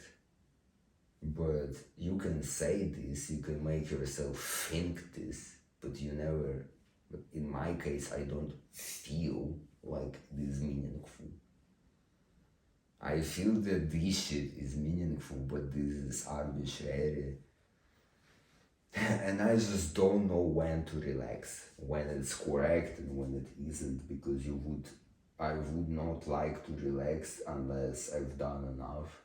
And so just the main point I want to say, unless you know what is enough, you can't relax.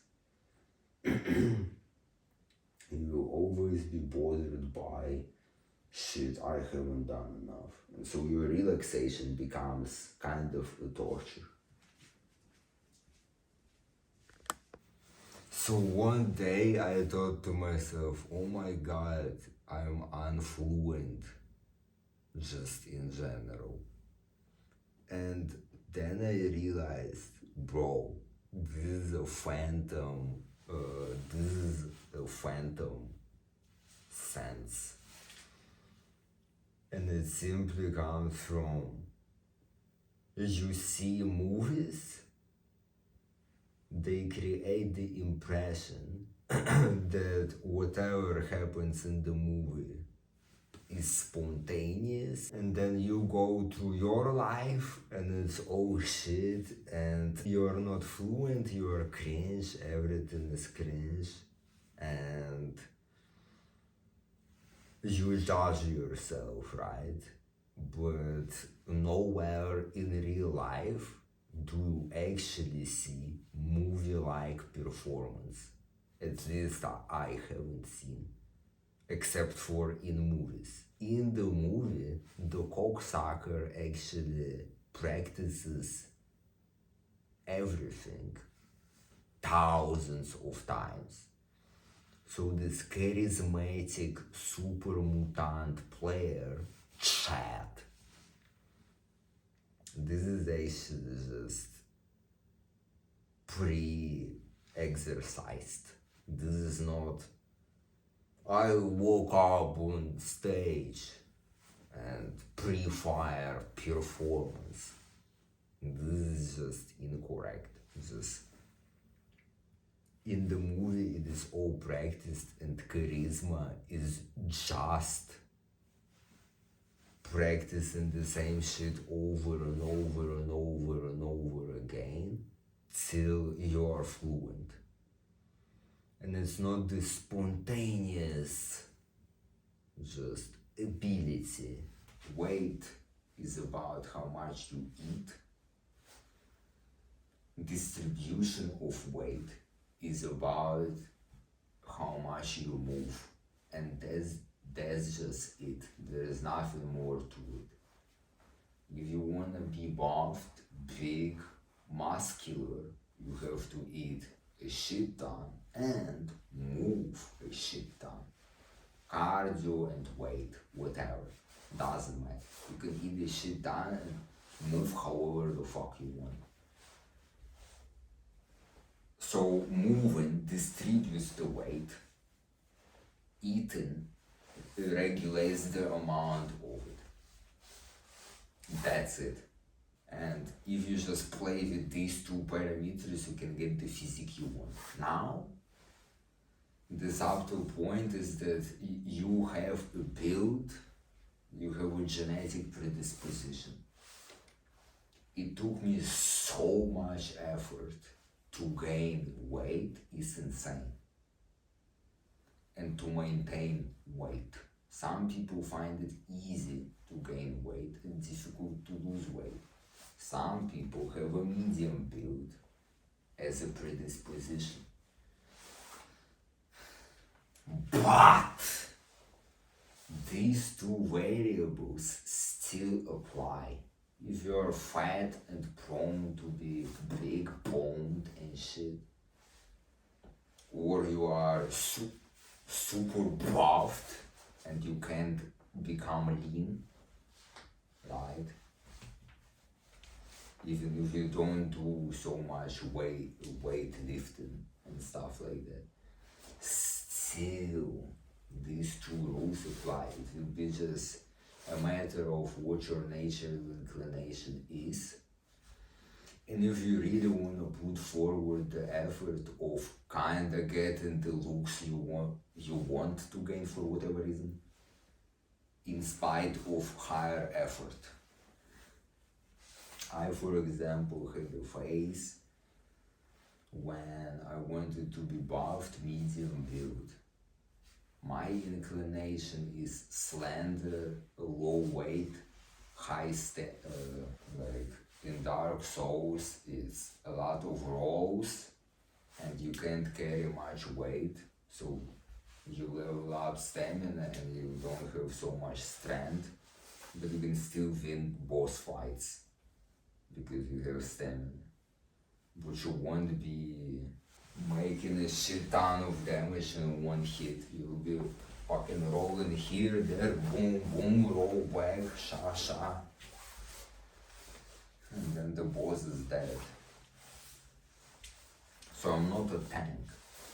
Some people have a tanky inclination. And so I had a phase when I would fight that and I would make progress. That's correct. But I just came to the conclusion that I can look good with my own inclination. I don't have to become this icon of whatever the fuck. Plus, it's just so much effort and time to fight against. I give up and I invest time elsewhere. So when are you not egotistical? Or when are you egotistical? I found that you are egotistical when you think that you aren't.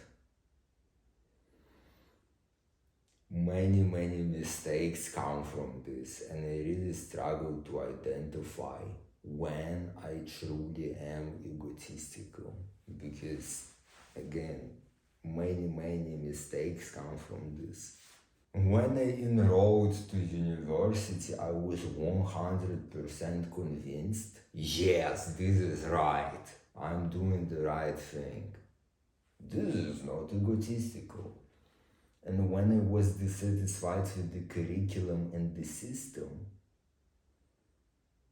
I kind of played this mental game of my duty as a student is to learn. And because one day someone is gonna come to me and ask for help, and my training is gonna kick in, this is why I studied, this is my duty.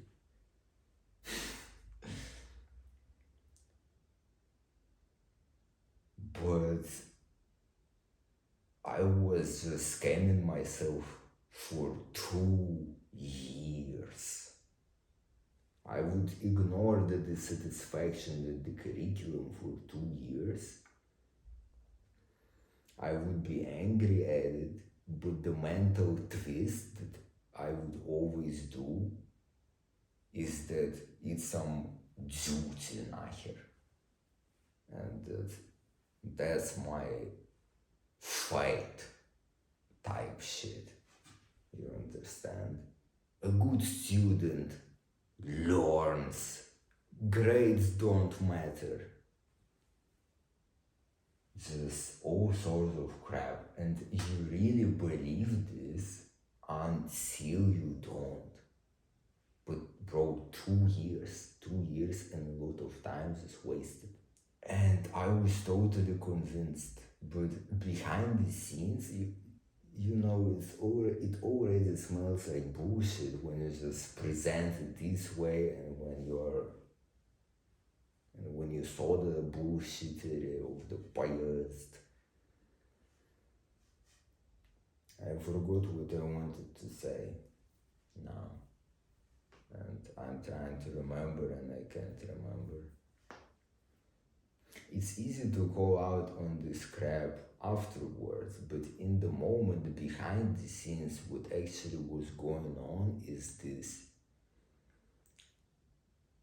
Mentally, I couldn't afford to not be a student because I was really hungry for acceptance. I felt like a piece of trash, worthless, and I didn't wanna people ask me what I do, what I want. I didn't fucking know myself, bitch. I never explored this and I just didn't know. So my shield was I'm a student. I studied psychology. Wow! And no further questions. People would just not ask. But truly, I wanted something else, and I never discovered this. I always ignored this. I was taught to fucking set this aside. This, it's not worth it. Fuck you. It is, bitch. And just the main function of university was not to study, not to get a grade and then work something you like. It was never, it was always the justification, but the actual reason was social immunity, being fucking shielded. It was totally egotistical. It was about the label, not the action or the outcome. It was simply the label that I bought. And sure, I would study all this shit, etc., to feel like it's not true, that it's just a shield. But looking back at it, this was the function of this. The curriculum was trash, the information that was taught was trash. I always hated it and I was aware of this. Just academia as such pisses me off. Academia as such is, for me, in my life, a waste of time. So much time has been wasted in there, it's insane. There is a separate point about the education I wish I had, but bro, just to keep it short, waste of time. Waste of time. Not only is it a waste, I believe it damages one. Whatever, it's explained in that point. But you are always egotistical when you believe and when you are truly convinced that you aren't. And university is just one example. And when I just look at the amount of time that has been just thrown into trash because of these egotistical pursuits, disguised in something else, I just fucking regret all of it. And I think to myself, is there a way to know as the scam is going on? And I just can't think of a way to recognize this, because you're just blind to being blind. For years on end, I've been making the mistake of listening to information instead of looking into frameworks. And the mistake behind that is that information kind of makes you feel like you understood something, but it's actually super difficult to apply unless you have a framework. So, for example, you can watch a video, or in the worst case, you scroll through shorts or TikToks or shit like that, where it is super compressed, straight to the point, but you don't know how to use the information. So let's say, for example, you consumed some information on anxiety. Let's say you are anxious and you are in trouble because of that. And so the algorithm provides you a solution. Bro, just do XYZ. For example, they say diet evokes anxiety because if you eat trash, shitty gut bacteria revolves in your gut, increases your inflammation increases heart rate, elevated heart rate is anxiety, and so you feel anxious. Great, nahir. So you can even go and change your diet. You can say no burger today. But even if the information is correct, it doesn't teach you a framework around a particular it doesn't teach you a framework. It doesn't tell you what anxiety specifically is, what rules it plays by, if you really have it. Sure, the part of diet is true and it might help you if you're lucky. If this is like the final stone that is missing in your framework, then sure it is gonna help. What works in my case is when I have a fucking framework. This is how to conceptualize this. This is how it works. This is when it comes. This is when it goes. Do this, it does this. Do this, it does this. If you get a piece of information, you actually understand nothing about it. And so even if it makes sense, and because it makes sense, you feel like, crap, this is the answer. And you feel like you just solved the problem.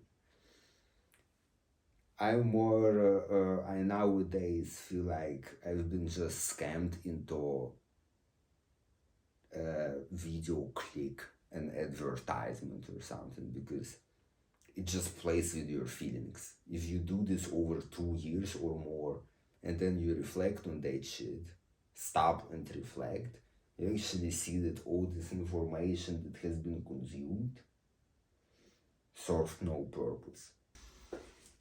Okay, so the next point is angels are treated as devils.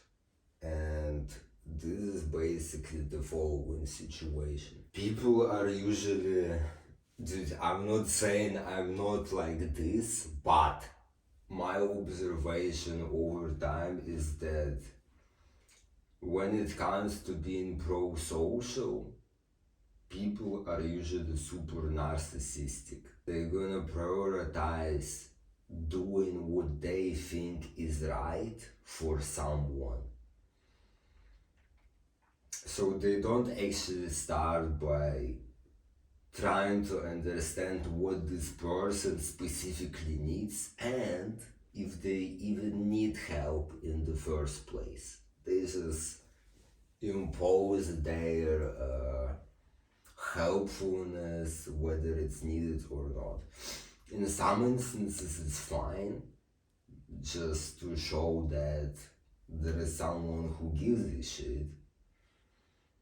But in this instance, someone needs specifically to feel that somebody gives a shit. So it's a coincidental match. Usually, just observing from the outside, people being pro-social is just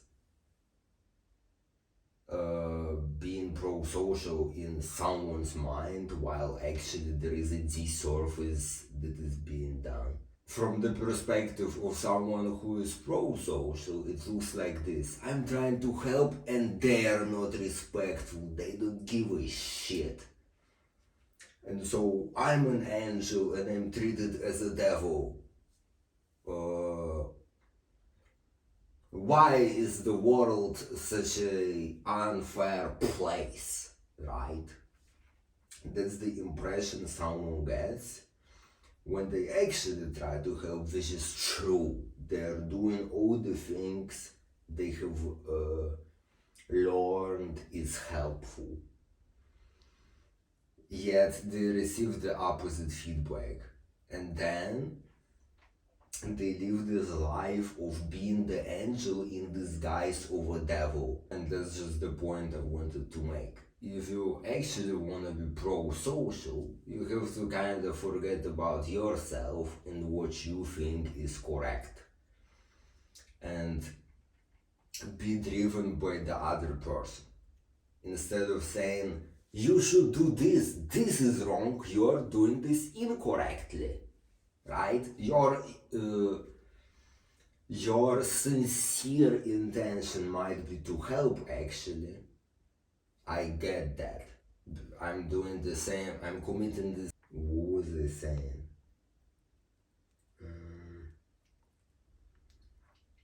But it actually is a disservice. I hate you. Again, so I was saying, you might be sincerely driven to help and say, this is incorrect, you're doing this the wrong way, do this, do this, do this, this is the right way to do it. But if you were never taught that to actually help, putting someone's face in their own mistakes makes them feel miserable, stupid, and how is this really helpful? To actually help, what is required is, okay,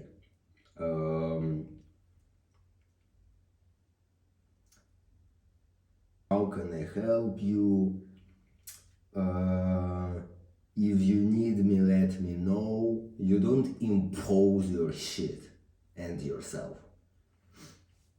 There should be no self in the first place. When do things become effortful? Things become effortful when you don't know how they work. Actually, this is not what I wanted to say. Things become effortful when you do them the wrong way. This is just the truth. If you're doing it the right way, it's not effortful. Whether it's a flip, a stab, a shot, a move, a calculation. Stuff is effortful as long as it is done incorrectly. So, how do I know that I'm doing it the wrong way? If it takes effort, you are doing it the wrong way.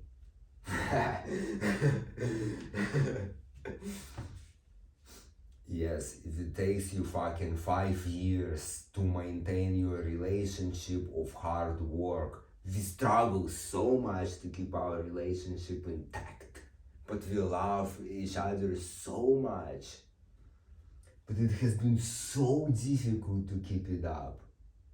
Bro, it really sounds like you're trying to, get a shitty relationship going out of dependence. It's more of a skill issue right here than some mystical crap. Cool. Like in such situation, I would advise, because I'm the couples counselor. Because I'm the couples counselor, I would advise separate for 2 weeks, and if by the end of the 2 week or a month, just so that the dependency kinda resets, so you don't feel dependent on the person anymore. And then you're gonna see, do you feel like you wanna go back or not? Have you been just acclimatized to shit and didn't wanna let it go because you were just normalized to it, or is it truly that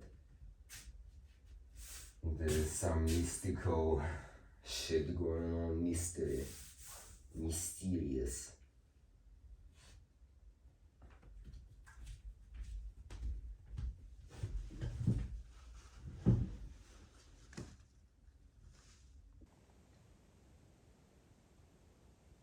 So this year I came to the conclusion that rightness and wrongness are totally irrelevant when you're making the choice.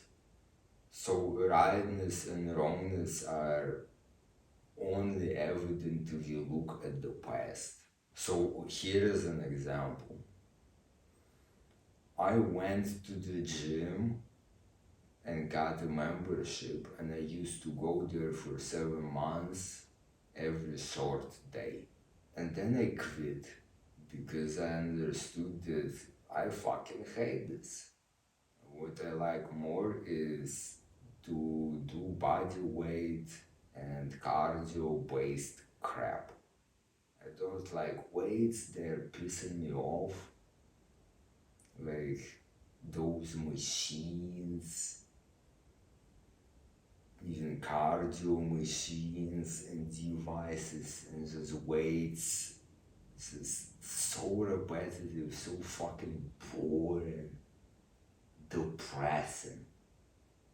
Just go there, you do reps. Sorry, not something for me, I just hated that shit. So if you look at these 7 months at the gym, was it a right choice or a wrong choice?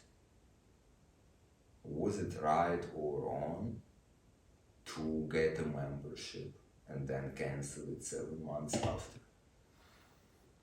Well, it kind of depends, but I consider it a right choice because I go there, I explore, I make a conclusion, and I stop wasting time on the crowd.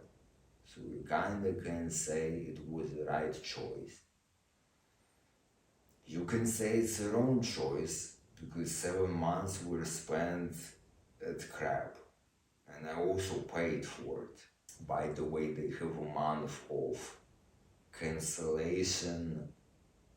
I don't know the word, but when you cancel, you still have a month you have to pay for. So I also scammed myself. You can only know if something was right if you look back at it. When in the moment you are making the choice, you are totally blind to rightness or wrongness. You'll never know. You can't make a wrong choice and you can't make a right choice. And now the extreme example I like to use here, or that kind of illustrates the point, is Hitler. We are taught that Hitler did horrible things and all he was striving towards is wrong. He luckily lost the war, or it was kind of already predetermined that he's gonna lose because the Americans got the fucking nuclear crap going on and they would have ended everything anyway. And kind of the end of the Second World War was marked by the nuclear bomb being dropped for the first time. Right. That's kind of what I remember from history classes. Whatever. The point is the objectives were incorrect, right? And I agree he is a fucker, I hate him, fuck him. And his terrible actions result in something completely opposite. Which is nowadays we are super tough, or at least compared to before, or imaginably without Mr. Hitler, we are far more tolerant towards variety and minority and other stuff, right? And now imagine the world now without the Second World War. Society learned from mistakes, but what would have happened or what would have been going on now if they were never committed? Do you think, how do you think the world would have been? I would fucking imagine it would have been worse. Without, I hate to say this, but Hitler. See how just idiotic rightness or wrongness in fact are. Sure, he did wrong shit, but in the end it comes out as something correct, as a consequence. So doing wrong shit results in right shit. Doing right shit results in wrong shit. In his mind, he was totally right? He wanted to clean the world and make it a better place. And genocide is idiotic. But if you take the mental mechanism, not the content, but the mental mechanism of, I believe I'm right, therefore I am, this is not really something to rely on.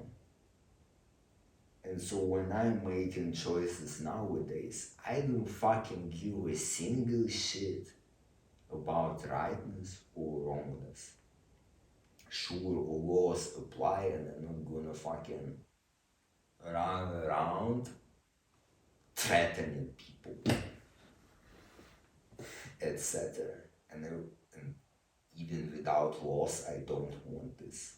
But when I think, should I do this or that? What is right? Should I buy this or buy that? Should I not buy? Should I not spend? Should I save? It doesn't fucking matter because you can't know now. It really depends on the future. And yeah, apply for a job, work it, realize it's trash. Realize you wanna do something else with your life. I consider many years of my life wasted because I regret them. But if you ignore regret, they kind of were rightfully wasted, spent, whatever. Because in the end, I now know what I wanna fucking do and how to not waste. So kind of waste in life, to understand how to not waste it, is not really a waste, and it's correct to waste. Therefore, see, it really is totally irrelevant whether an option is right or wrong right now, because in the present it's just non-existent, and even in the future it really depends on how we look at it. On the internet, in the self-development branch or psychology branch, people talk about the damage of pornography, and that's it. I would extend this nowadays to damage of promiscuity and serial monogamy. Even though serial monogamy is considered normal in the West, I am hesitant now. Still, I want to focus on porn because I'm the one who took the advice and stopped. I want to talk about how if anyone wants to go this route, just this year I simplified this in my head, and there are just 3 things that helped me do it. I stopped when I was 19. I turned 23 now. So here is what I used as strategies, and this is the way I'm gonna put it now. 3 things. I realized that I'm really good at procrastination, lying to myself, and forgetting stuff. And it's not like you suddenly stop and you never come back. The urges persist. You every day have to actively do something on the inside or in your head to not go this route, right? Of pulling out your device and entering websites, whatever. You actively need a way to be able to lose this motivation and not focus on particular things. And so, yeah, these just 3 mechanisms are the way I do it still. So I lie to myself, I procrastinate, and I forget. I have the inclination to forget fast and learn fast, so that's kind of handy. But I need many reps to actually solidify something long term, just as a side note for memory, in my case, whatever. So here is a particular flow of crap that goes on. When the desire arrives in my mind, number one, so this is like for people who already stopped and don't want to lose their streak, let's say. The way I do it is this. Notice the urge, present a condition, right? Give yourself a promise. I will after XYZ. Great, fine. This is the lie. And so number 2 then is procrastinate. Perfect. After blah blah blah. And so you engage in something else, that's the procrastination window, and then you forget. The urge is gone. That's it. So I just give myself a promise. I'm good at lying to myself. I don't know about you, so I lie to myself, and I lied to myself my whole life. I'm a veteran. I'm so good at this, I'm unbeatable. So I lie to myself, I give myself a false promise. And it feels real in the moment. I'm not trying to literally lie. I'm saying, okay, fine, I'm gonna do it after. I'm gonna go fucking bust the snake off on God for real in a stack, no cap after this. Fine. But then procrastination happens because you engage in something else. You schedule the task someone else. And it has to be like 30 minutes plus of a window for the urge to disappear or more. But it depends on how good you lie, procrastinate, and forget. In my case, this is leveled up to the crisp, so I'm good at it. For the ones who want a brief description of how I stopped, because it's not like a stop, it's a continuous process. So stage 1, you become aware, you are taught, you are conditioned to believe that. I don't know if it's a fact, but I was conditioned to believe that it's bad and you shouldn't do it. Then it becomes a guilty pleasure. Great. You either convince yourself it isn't, or you stop. Otherwise, you will want to convince yourself or stop because of cognitive dissonance. You feel guilty, you can think whatever the fuck you want. The guilt won't stop. As long as fuckers around you say, stop, that's bad, it's evil, whatever. So you start picking videos. You pick a list, right? And that's your list. Nothing else enters the list. You fill the list in with whatever the fuck you want. And then over time, that's the only list you can utilize. And then one by one, you eliminate. Just, let's say you have 100 files. Eliminating one is easy. One a month, one a week, whatever you can do without force. And then over time the list is short and it's kind of not interesting anymore, and it's easy to give up on the list.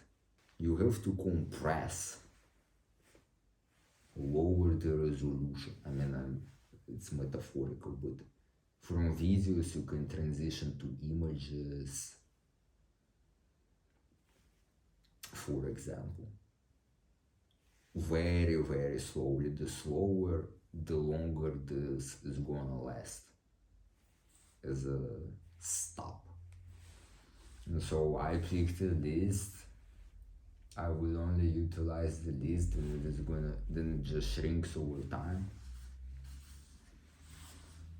And then I lower the resolution, and then when you use like one picture, that's it. It's super easy to not even use the picture.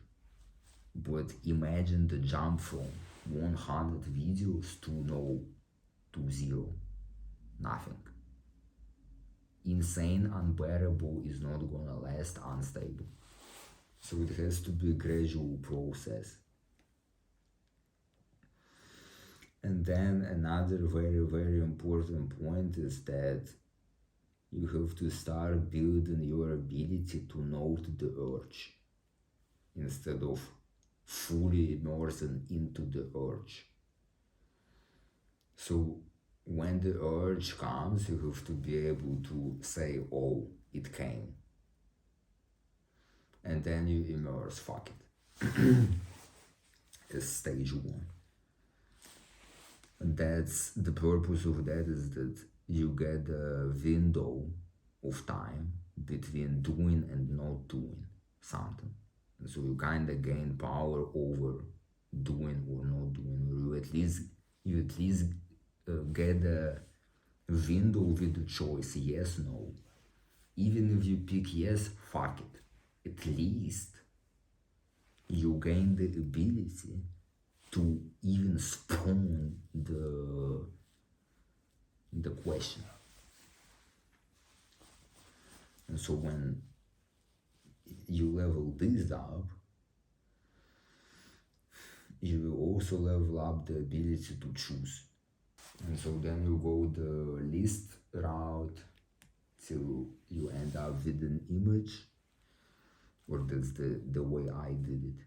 Then it becomes a game of the urge appears, I note it, and then the window pops up that asks you go, don't go. I don't play this game, I say later. Fuck you. Yes, but I never said no. I never said no. I always said yes. But now it's just a yes when.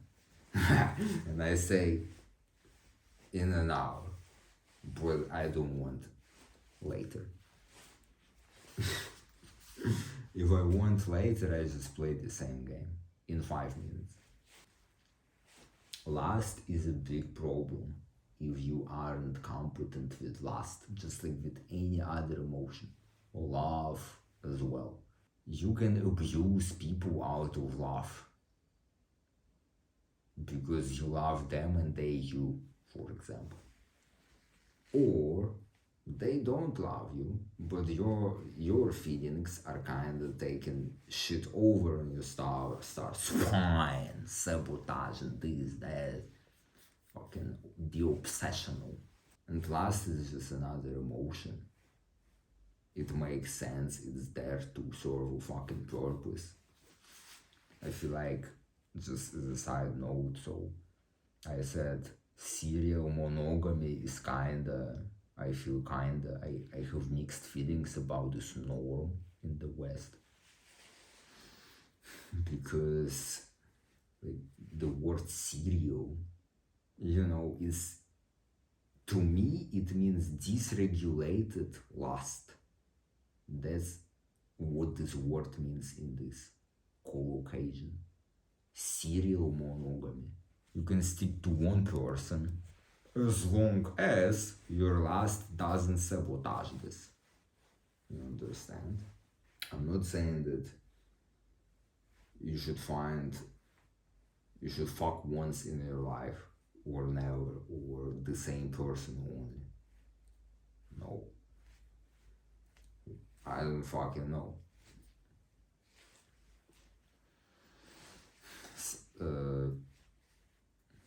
But what I do think is that you shouldn't pick a partner without knowing the partner solely out of your lust and mechanistic attachment out of having fucked. You don't even know who. And that's the whole problem. You fuck and then you get to know each other. That's when you realize that's the wrong person. But you're left with the attachment you can't shake because you fucked. You feel attached to the wrong people. That's the mistake behind that. And so, serial monogamy.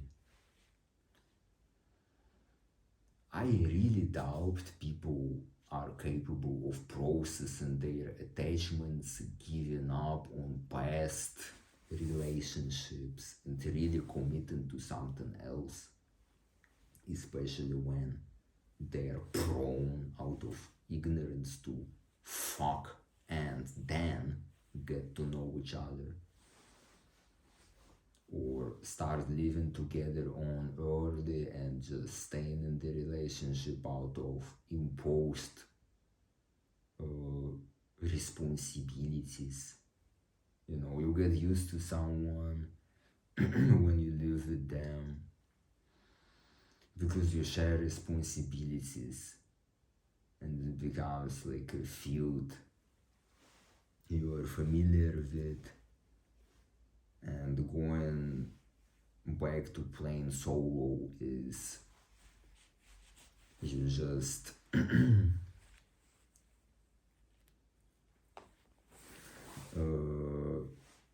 lose the tolerance to do that, so you stick around and you stay together. Again, a terrible scenario. Lie to yourself, procrastinate, forget. This is how you keep on the streak. And there's just one block in this whole dysregulated lust issue. There's just one small block. If you can fucking sustain your streak, you level up your ability to regulate lust. But still, even though I'm on a streak, bro, when somebody flirts, I'm surprised and excited. And this shit is really difficult to withstand because I usually receive little attention, either because I'm ugly and whatnot, or because I just don't go out often. But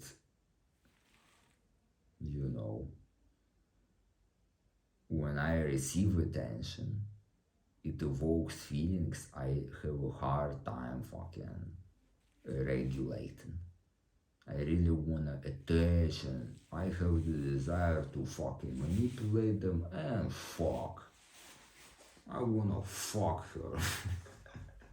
Oh my bro. I mean, the last time I almost made a mistake. So one time it happened like last summer. The summer, the fucking this happened in the summer, and she was hot, and she started flirting, and I thought to myself, holy shit, bro, it can't be real. Because I don't consider myself a match. She is on a different level, bro. And something, I mean, I had mixed feelings. On the one hand, I feel kinda insecure in general, and I wouldn't believe, bro. She must be just playing with my emotions. But it sustained over 2 weeks, and I felt like it's super genuine at some point. And then I started mirroring, and I asked her out, and she said that she already has someone. Then why flirt? But see, I got rejected and I got lucky because I asked out. I didn't know who she was. All I got from her is flirtation and attention. I mean, not much communication, and yeah. So all that was driving my mind was not interest in the person, no interest in past of this person, future with this person. All that was driving my behavior that made me ask out was she hot, damn, she bad, bro. And lack of attention in general, lack of touch in general, lack of just a deficiency a deficiency. So I'm susceptible to stuff like that. It would make me pick a poison, to put it in a compact sentence. This would make me pick a poison just to feel less deficient. But that's the mistake, and that's the mistake that lust also contributes to. You pick a poison.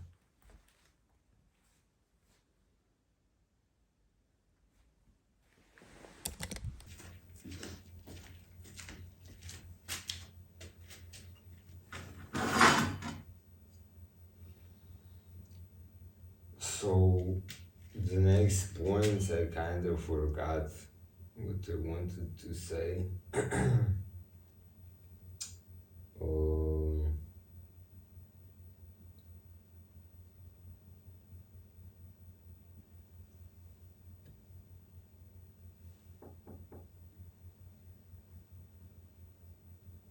um, Importance of sleep you always forget.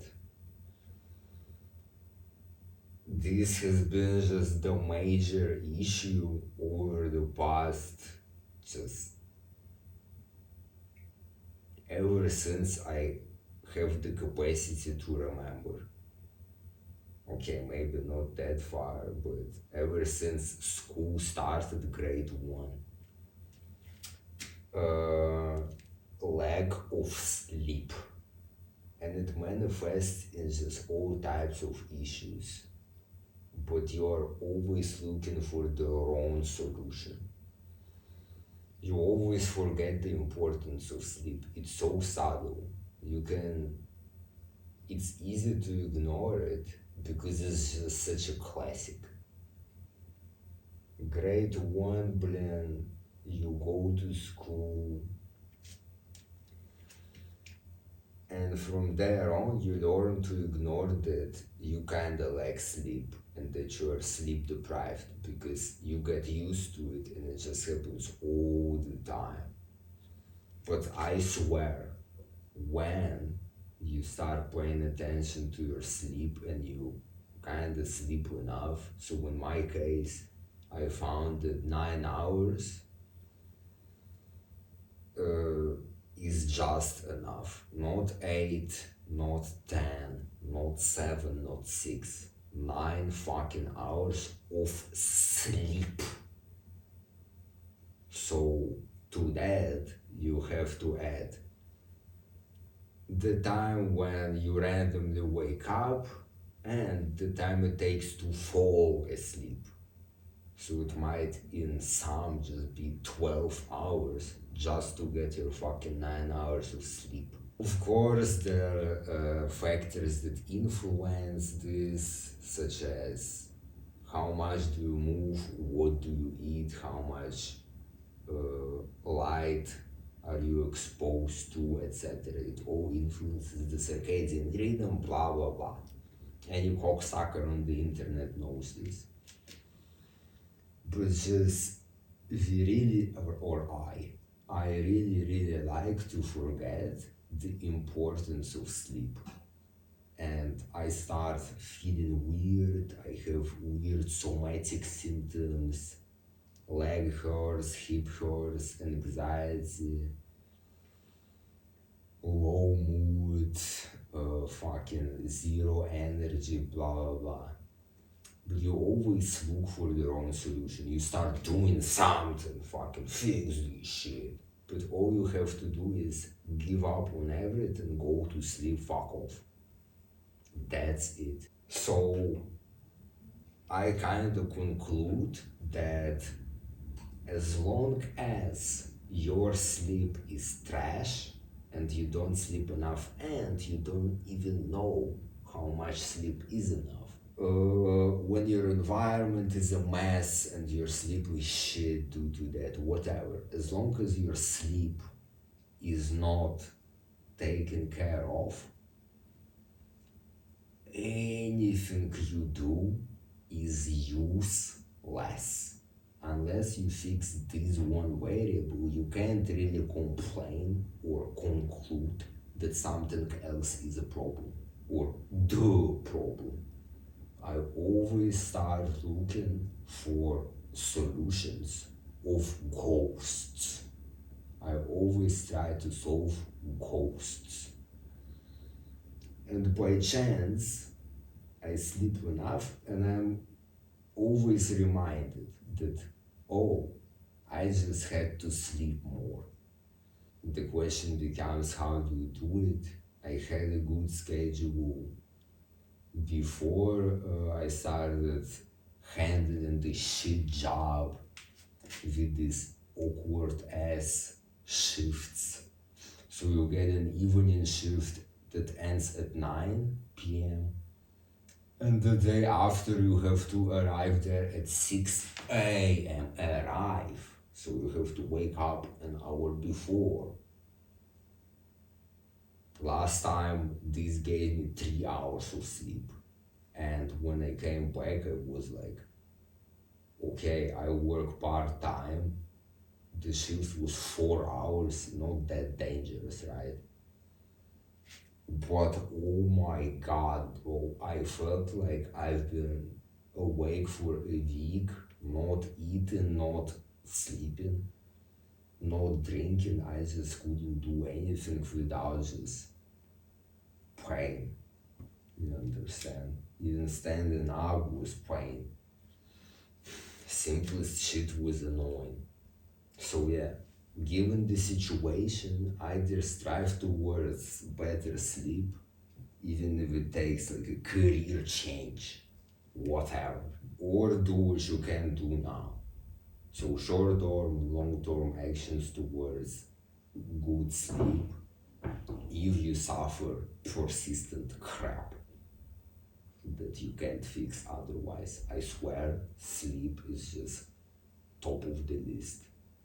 And unless it's taken care of, your efforts are futile.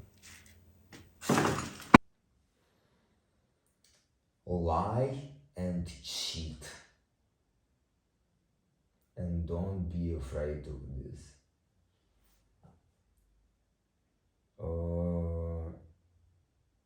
I deliberately try to not lie just to learn to tolerate the crap that comes with it. But I also think to myself sometimes that you should lie and cheat deliberately. Lie, cheat, and be totally clear about it, at least with yourself.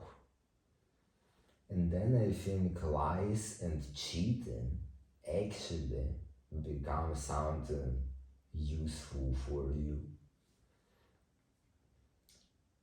And the way they become useful is they show you insight. They give you insight into what actually is going on, what you're trying to do, etc. So instead of being shady with your lies and kinda,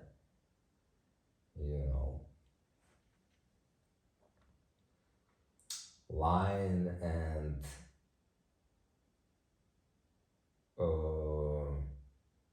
getting the benefit of lying, which is control, or you escape something, blah blah blah.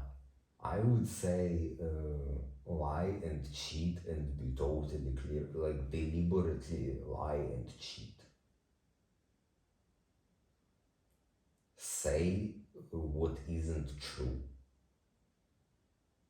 and say why. I mean, to yourself. You don't have to fucking, hi, I'm about to lie to you because I really would like you to like me, okay? So I'm gonna lie. Are you ready? I'm not talking, although this is kind of cool, right? Nobody does this. I should try this with my boss. They're gonna fire me. Hi, I'm lying to you so you don't fire me, okay? I'm about to lie. Prepare yourself.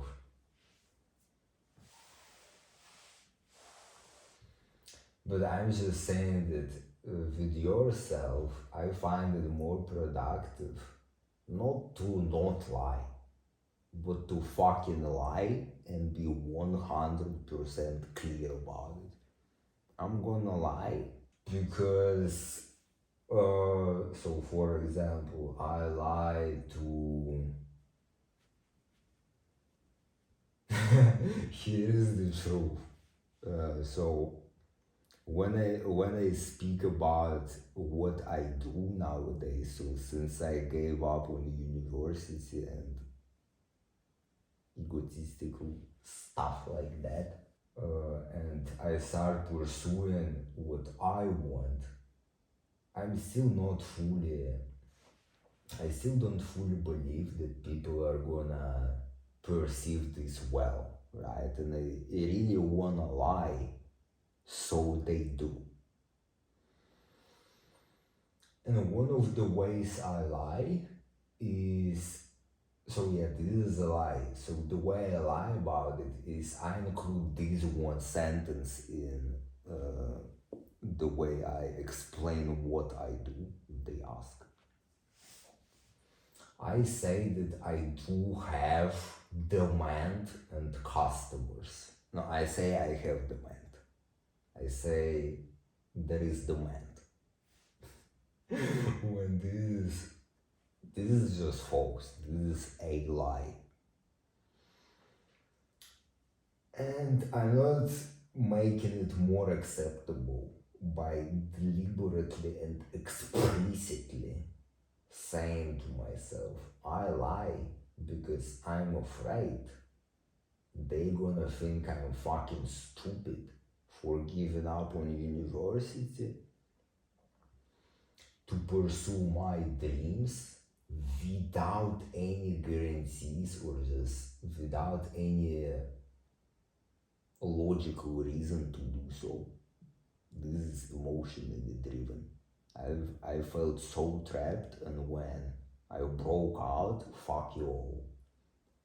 Without demand for my solo business project ideas, I go for it, and fuck you all. This is the truth, and I'm afraid of it. So I like to make sure uh, to manipulate other people and make them think that, oh wow, this guy knows what he's doing. He rationally made the choice. But I didn't.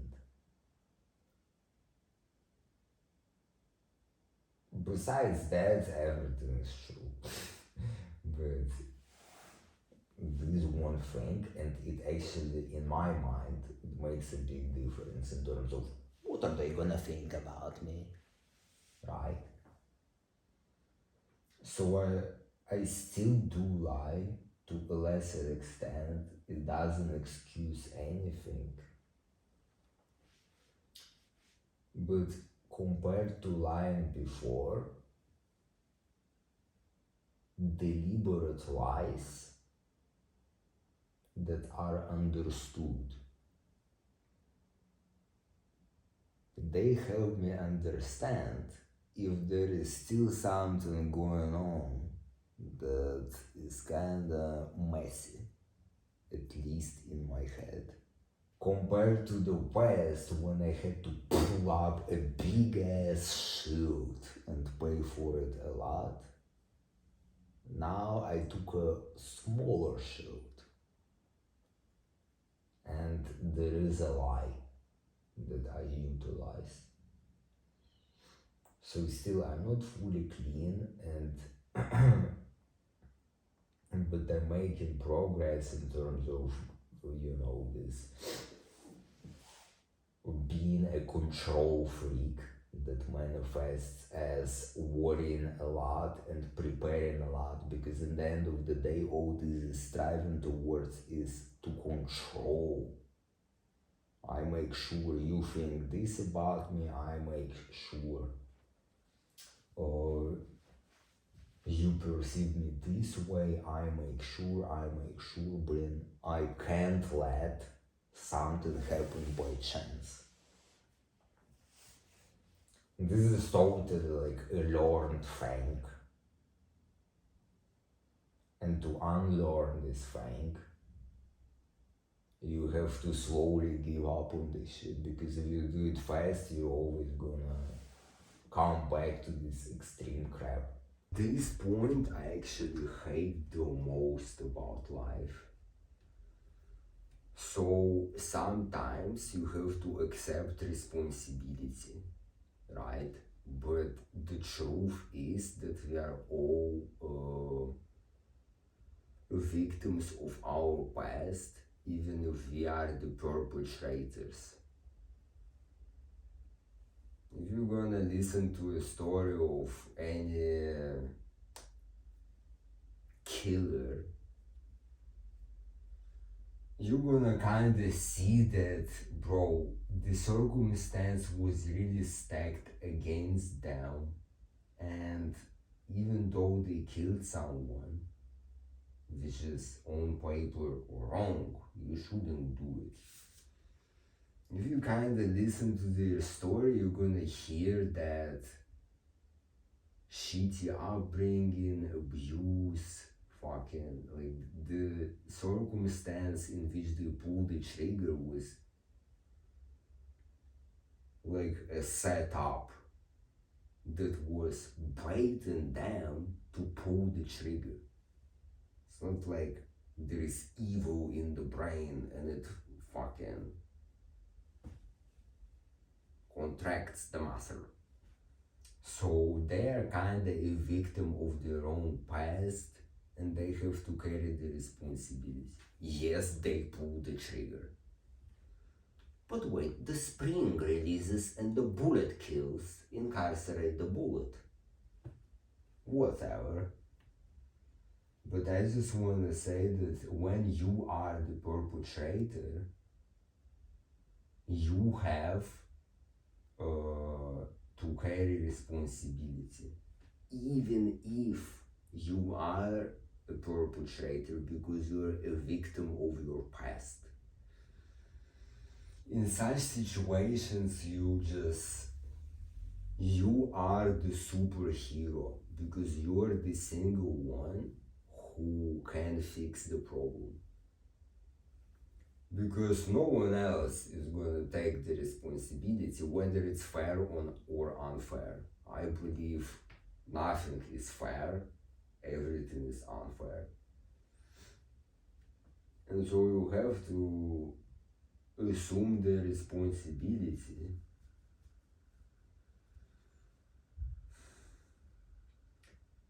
And this makes you the superhero because fuck it, you accept the responsibility and then you fix the actual problem.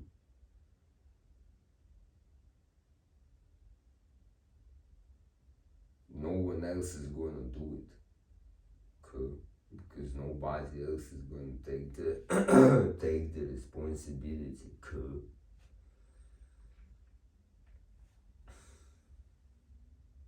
And what's the point? I forgot.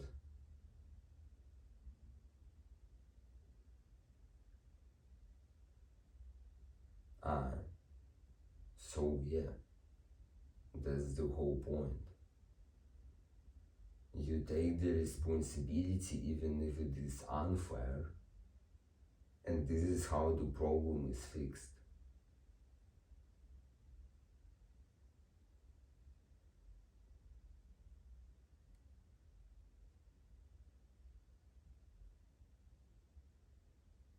So for example, homicide, and then you serve a prison sentence, you come out of this shit just incapable of life.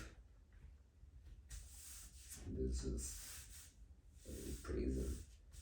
It doesn't fix anything. I haven't been to prison. Okay, I'm gonna really have a real example. So I say,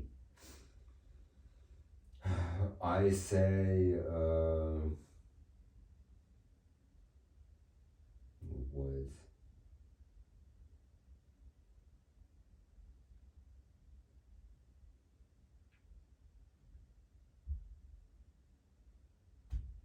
I don't know. But only if you assume the unfair responsibility can the problem be actually fixed.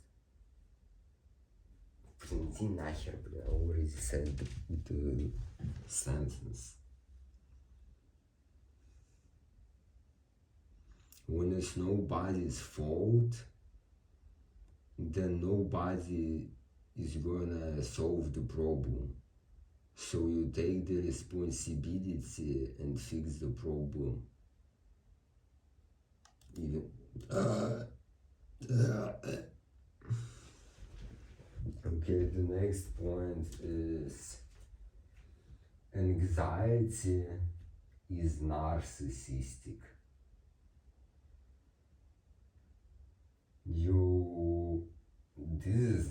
This is it. I don't want to say anything else.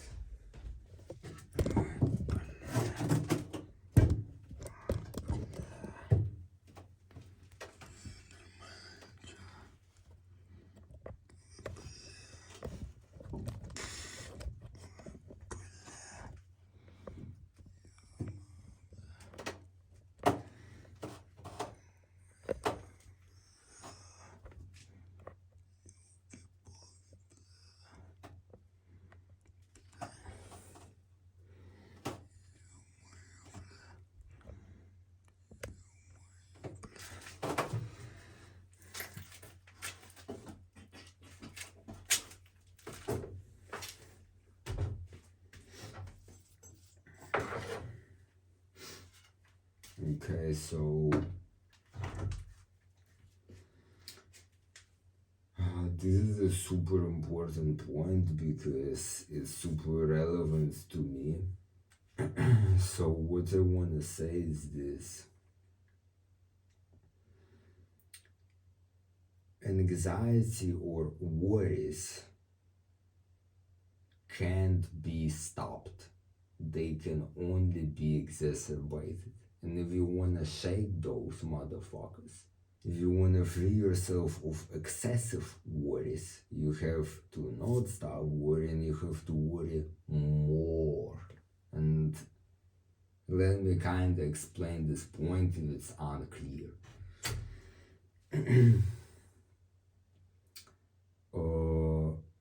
So my worry that were taken to an extreme, they basically started with a series of migrations from one country to another, to another, to another. And this has been always led by making friends, losing friends, making friends, losing friends. I'm satisfied with one or two super close and super good friendships. So I didn't have a variety anyway, but I would form deep relationships. I used to. Fucking motherfucker. But I used to form super deep relationships, but they always were taken away from me. And over time, I simply learned a super simple lesson. If I'm gonna not form a friendship, I'm not gonna lose a friendship, which was a big source of pain. So what ended up happening is isolation, loneliness, blah blah blah, and this is where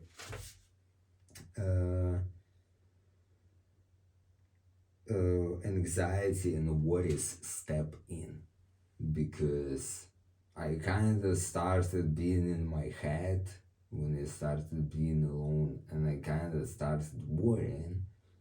But I think where this started spiraling in the exacerbation direction is when these worries drove people away. I would act weird, kinda give superficial answers because I just worry about what if I say too much or too little. I would not interrupt people, I would not make jokes, I would not comment on anything, I would just be worried, and it's like a mutually reinforcing thing, right? The more I worry, the more I drive people away. The more I drive people away, the likelier I'm to not form a friendship, which is like the desired thing, right? Based on past experience. This in turn makes me kind of forget how to make friends, forget how to be a friend. And I just kind of lose this skill, and I worry in social contexts. So one causes the other causes the one. And so yeah, so I over time become awkward, afraid, anxious, and alone. Then the tip of the crop arrives in this whole story, which is I start destroying academia, like as a metaphor.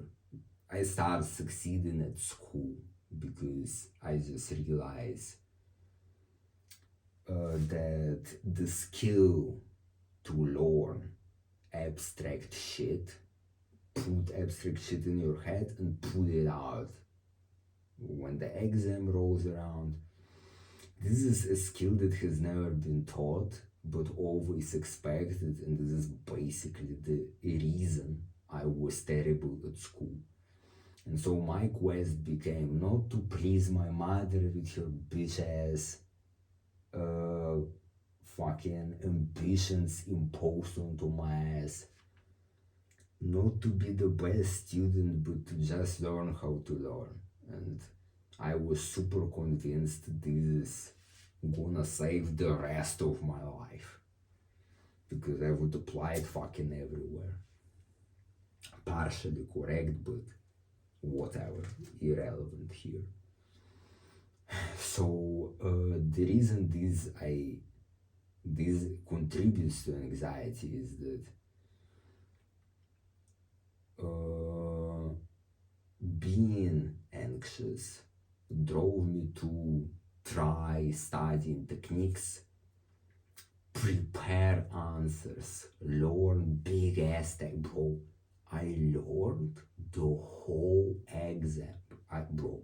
You can't imagine how much shit you can learn by heart and simply copy from your memory on paper and receive good grades for that shit without understanding. Just the amount of this shit is actually insane. Even when you're supposed to freestyle comments, analyses, I'm telling you, learning by heart is actually far more applicable than you think. But whatever. So I used to learn a shit ton by heart. I would prepare answers, practice answers just so it doesn't look weird. So giving into the anxiety made me a better student. And this was reinforced because my mother stopped fucking around. She stopped kind of punishing me.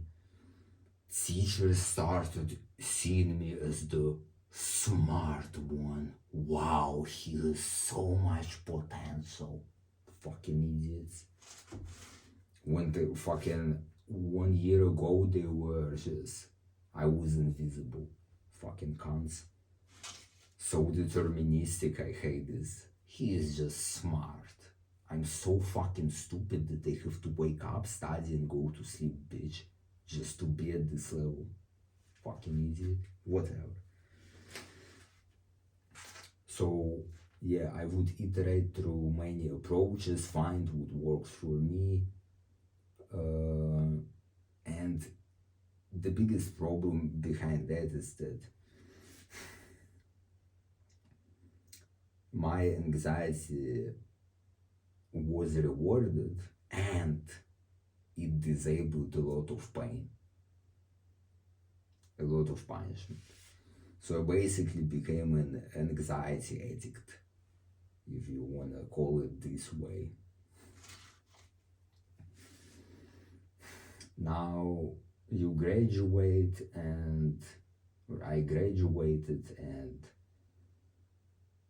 I was kind of free to do anything on paper. In reality, I was trapped in anxiety because, outside of academia and these stupid systems, you can actually do whatever the fuck you want. The range of motion is far greater. I'm not saying you can go and fucking pickaxe strangers like you're chopping wood. That's not the range of motion I'm talking about. But you can just do far more than study by heart, copy paste, or practice calculus, geometry, vectors, etc. The range of motion is greater and you're kind of overwhelmed and you think to yourself, what the fuck am I supposed to do?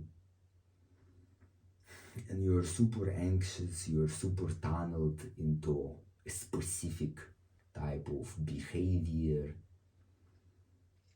You're afraid to explore, there is no clear rule system anymore. You have no friends who would kinda encourage you to give something a shot or just explore something with you, etc. And I was fucked. I didn't know what I want. I was incapable of just life. I was capable of success in academia and I hated it. And all I was capable of is anxiety, and this is what I did. But it restricted life enormously. You understand? The range of motion was like 1% of what it could have been. And so what you're left with is dysfunctional anxiety. Because previously, sure, it kind of served the purpose, it drove people away because you over and over again lose them. Okay, fine, makes sense. Then it helps you succeed, okay, fine. But then it suddenly all stops and you have nothing. And all you can do is basically nothing in life. And so you're locked in the anxiety. And how do you shake this shit? How do you fix this? A lot of idiots on the internet would provide you the solution of stop worrying, blah blah blah, motherfucker. You can even go to a psychiatrist, they're gonna give you an SSRI or benzodiazepine. It will artificially shut off the circuits. But unless you know exactly how to fix the actual core of the issue, these are all just like blur your broken hand type shit of a solution. The actual solution lies, I'm still in the process of this, and this year I just realized that the solution lies in not processing your emotions, not some insane way to stop worrying. The solution lies in worrying itself. Because just like you learned to worry, you learn to not worry by worrying without any use. Because at first it served the purpose and so on and so on. Now it doesn't. And instead of trying to stop, keep going. Keep worrying just to feed your brain data that I worry, it doesn't help. I worry, it doesn't help. Avoiding this experience will only slow you down on your way to heal. Go for it. Have this awkward call where you schedule an appointment and sweat like as if somebody is pointing a weapon at your ears. Talk to a stranger and sweat as if they have an axe. Just go through these experiences and expect them to be trash. In my mind, there is no better way to do this. The more you're gonna worry, the more you're gonna realize that you don't have to worry. There is another path I'm considering, because depending on the path you went through and how strongly you learned to worry, it's gonna be either easier or more difficult to recondition and update the folder of when to worry. So an alternative, and probably I'm still not sure, I'm considering this option, an alternative path would be to take a pill. As much as I hate this, take a pill, preferably something that has a delayed effect like an SSRI rather than a benzo, and use it strategically. It's a tool, it's not a fix. Because what it is gonna do, so let's take an SSRI. You take it regularly and over like 3 to 6 months, it starts to have an effect. And basically the effect it has is it makes you feel, so I don't know if you know this, but it is supposed to kind of feel like you worked out and you have this sense of you don't really care that much and you're chilling. So basically, a pill that artificially shuts off the worry circuit is not instantly acting, so you don't learn any dependency on it, and you don't get addicted to it, because an SSRI takes months to actually show effect and it wears off slowly. You don't kind of wear the pattern of I take it, it deletes worry. This is what gets you addicted to something. Fast feedback. And so the key point here is that if you're gonna artificially lower worry to get experiences that are gonna give you corrective memories, then you might heal faster. I'm considering this, but I'm still not sure. Basically, in theory, if you're gonna lower your worry, you're gonna gain access to experiences that gonna illustrate that you don't need to worry for positive experiences. The what ifs just don't apply. But sometimes they do, because you do fuck around. And because you worry, you do act awkwardly. Because you worry, you do drive people away. So this pill would kind of break the cycle and open you up for corrective experiences. The pill in itself doesn't fix shit. So if you exactly know what you're doing, it might help. No matter the path, the mechanism that actually fixes this shit is don't try to not worry, worry. And you're gonna learn over time to not worry. Compared to 2 years ago, I would say I worry 60% less. I would not expect this 2 years ago, but essentially it started getting better when I reframed this from this classic internet "don't worry bro" type shit to okay, fuck it, I'm programmed to worry in outdated environments, I need to update the data, it's gonna suck. And I just go for the sweaty calls, the awkward interactions, and when I'm field tested, then I stop worrying. When I feel like, oh wow, this was so terrible, oh my god, the next person that I fucking talk to is bad. It's just or worse, or it's worse, but they just over time, the more I worry, the less I worry. You feel cool, oh god. Never sign a contract with someone who benefits from its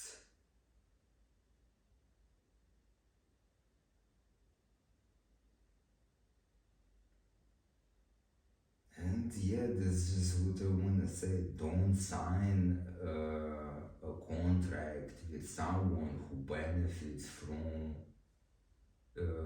you leaving the contract. I don't know the word, but you deciding that you don't, that you no longer wanna do this. Like, bro, currently I have a scamming insurance as well, and I fucking pay for it. But you basically overpay for something like extreme shit. Like, if you're gonna have some rare disease, etc. I mean, bro, if you're poor, you can't afford sick leave.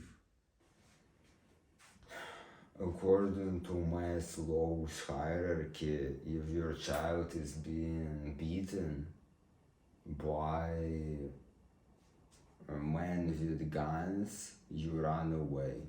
because safety is higher priority than your child, than relationships. If somebody says,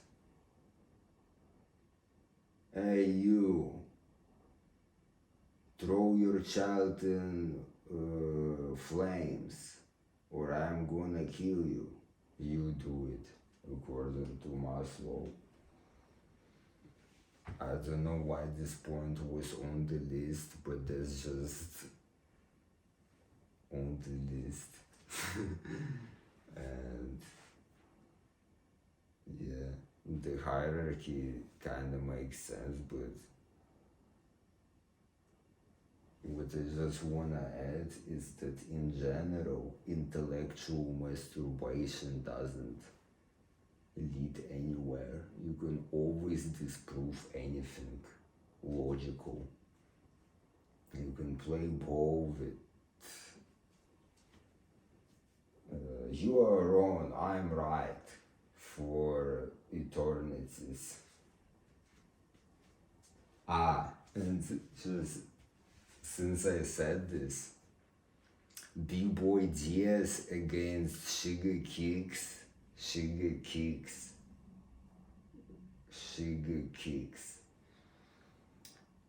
So they battled, and Diaz is from Kazakhstan and Shiga Kicks is Japanese, from what I remember. And so the tournament was held in Japan, and one of the sets Diaz had was, kinda, I don't know how to say this, but he stretched his eyes and made this racist move, right? He stretched the eyelids, so it was like Asian racism. And then in the comments, somebody said, "Boo, disqualify, prohibit." And then someone said, "Fuck you." And then he said, "By your logic, if you say Heil Hitler in Europe, this is okay." And because we are Europeans.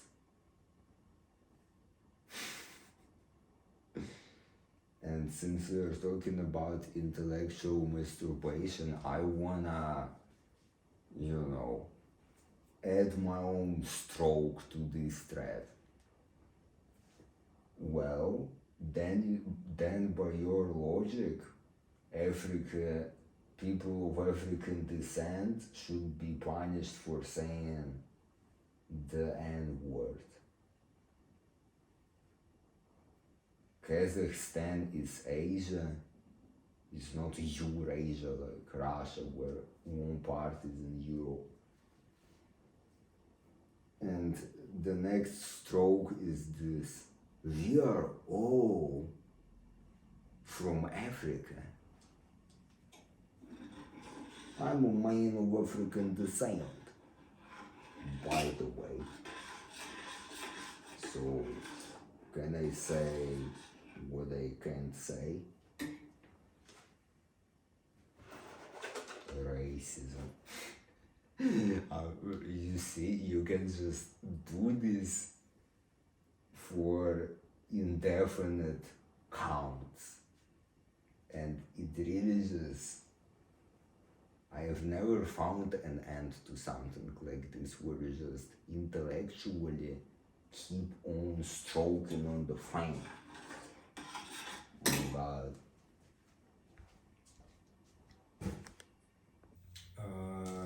So what in my head makes sense? I'm not saying I believe this or this is religious. What in my head makes sense is that cause and effect establishes the moment you are in. So this is a little bit of a philosophical point. In the karmic traditions, like the Buddhist, they say that karma, or the word itself, translates as action. And it kind of makes sense, because action, don't think about the verb action. Think about the noun action. Is it a noun? But think about the movie. When they do this action, it implies a certain setup, and it kind of makes sense to me that all of this is a setup. I don't really know what to do with this information or with this sense that it makes. This is why I hate philosophy. Like, you can come to a conclusion, or maybe not, or you can realize something, but then what? Anyway, so karma translates as action, and it kind of makes sense, because action, the action of now, is like a setup of the past. And the only thing you get to experience is the unfolding of a script. Big Boom, if you wanna believe in this, sets all this shit in motion. Whatever sets it in motion, who the fuck knows if you believe in this. There are other theories, like it expands and retracts back, so you're gonna experience this an infinite number of times. The point I wanna make is that karma is action, and action is not really like something you can do. And even if you think about it logically, cause and effect implies powerlessness.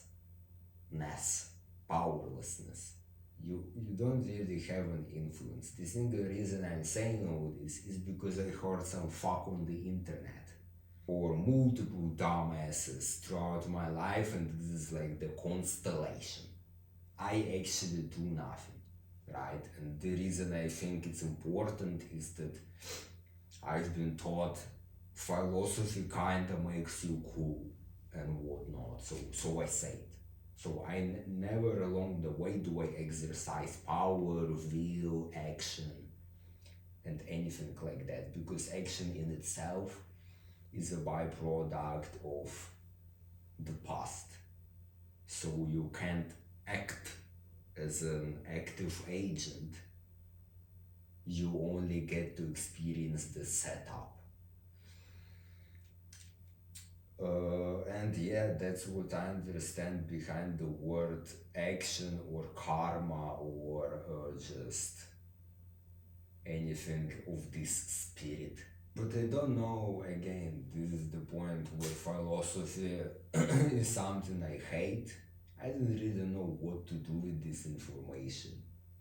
It kinda, just the conclusion of this is that you can't do anything, and there is no you. There is an experience, and it's set up. And there might be an experiencer, but why is experiencing the experiencer even possible? Right? You can kind of meditate and enter this dhyan state or no mind state through dharana or focusing techniques. But it doesn't make sense that you can experience the experiencer of the experience inside the experience. So is it part of the set or what?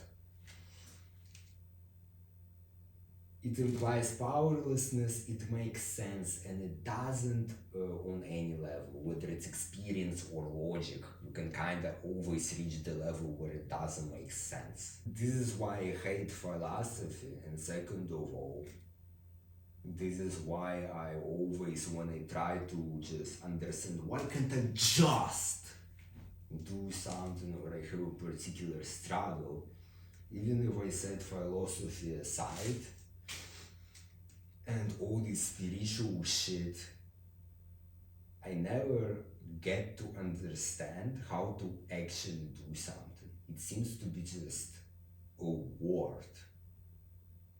Because all my actions are set. That this is a setup. When I just reflect back or in the moment, when I feel like I can do it, there is always a cause and effect. Nowhere along the way do I literally get to influence the direction.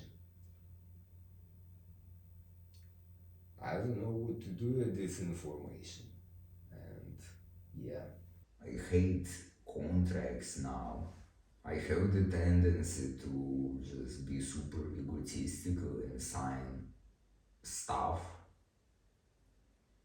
but I really started to hate contracts as such, and especially contracts where, like with health insurances in Germany, you sign it and you are not allowed to switch for a year unless they change their percentiles a year. Bro, what if I discover along the way that I need more emphasis on like dental care and your pussy ass insurance doesn't cover that shit? I keep paying, and for dental care I pay myself.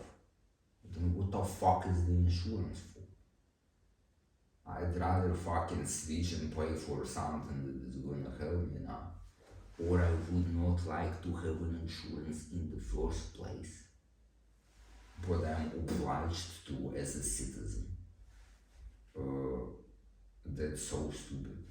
Over the course of my life, at least in this country, thousands, tens of thousands of euros were paid for a fucking health insurance just for me to go to an orthodontist for a treatment I think is correct instead of the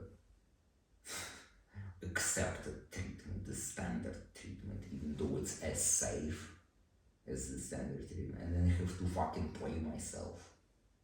Great health care. That's health business, bitch. Not health care, disease care. My pocket care. But as a rule of thumb, read the contract, or at least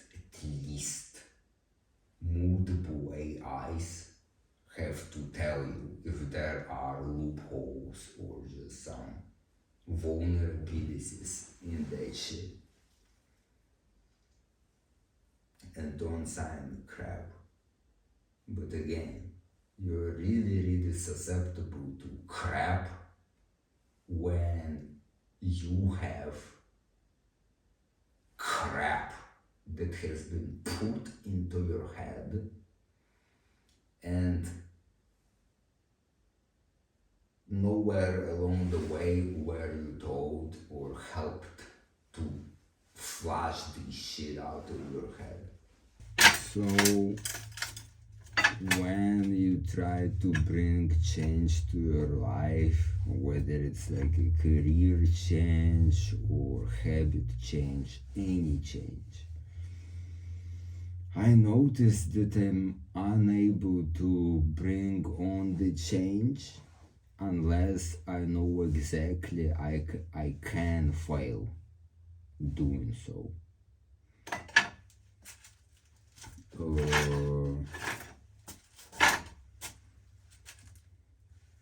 So yeah. Ох, блин! Shit. So sometimes I experience this unbearable, just everything pisses me off. You're annoyed about everything. The way the clothes feel, the temperature, the way the tongue feels in the mouth, hair, the way it's touching your skin. Just everything pisses you off. And there is like no way out of it. And it happens rarely, but when it does happen, I don't know when it was the last time I felt this way, but this is a good opportunity to exercise the ability to wait, to simply wait. Because everything pisses you off and you kind of want to do something about it. But the truth is that it just goes away on its own the next day you wake up or in an hour.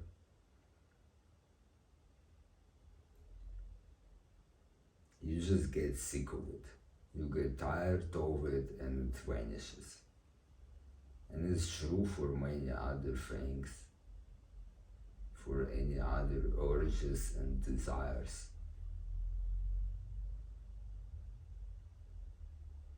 And so my way of dealing with that annoyance explosion is to do nothing with it. Or you sublimate. You are pissed off, you are angry, and you fucking do this.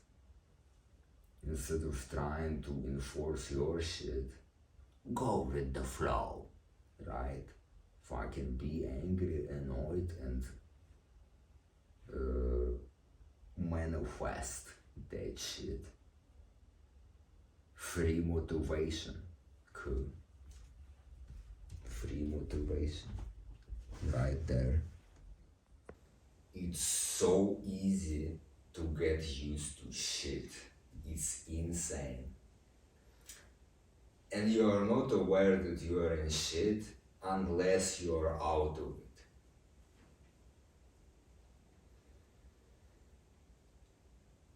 This is kind of the whole point. I could give you examples, but for me, in this point, what is really questionable is how many idiotic things am I used to without being aware.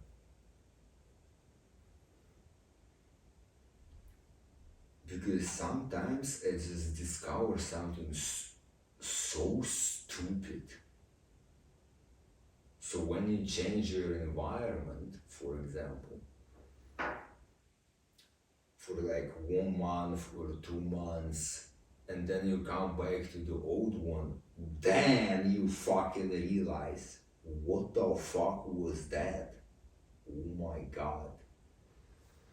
And I think just for mental clarity, this is the reason you should switch your environments regularly. Because unless you're out and then back, you're not gonna see what the actual fuck you were used to. Relationships, people, money that is being spent, diet, nahir, anything. Anywhere in your life there can be a just toxic crap that you are used to. And it is consistently doing damage to you. It's like the developing intolerance to poison. But it's still poison and it is still having the side effects.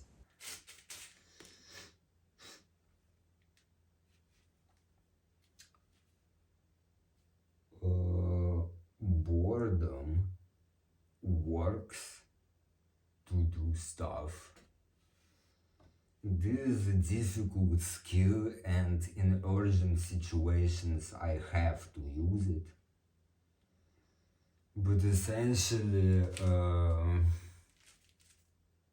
boredom is gonna make you be able to do anything. It just depends on the dosage of boredom. So, usually for this concept, I refer to this study where people are given two options. They either do nothing, they sit behind the table in a blank room, or they utilize the button on the table, and the button gives them an electrical shock, essentially pain. And so what people of course prefer, this is the punchline, is the electrical shock. It's mild, it doesn't stun lock your brain or anything. But this is like the pain. So you're gonna prefer pain over boredom, and this is basically the mechanism that stands behind. Can you see me?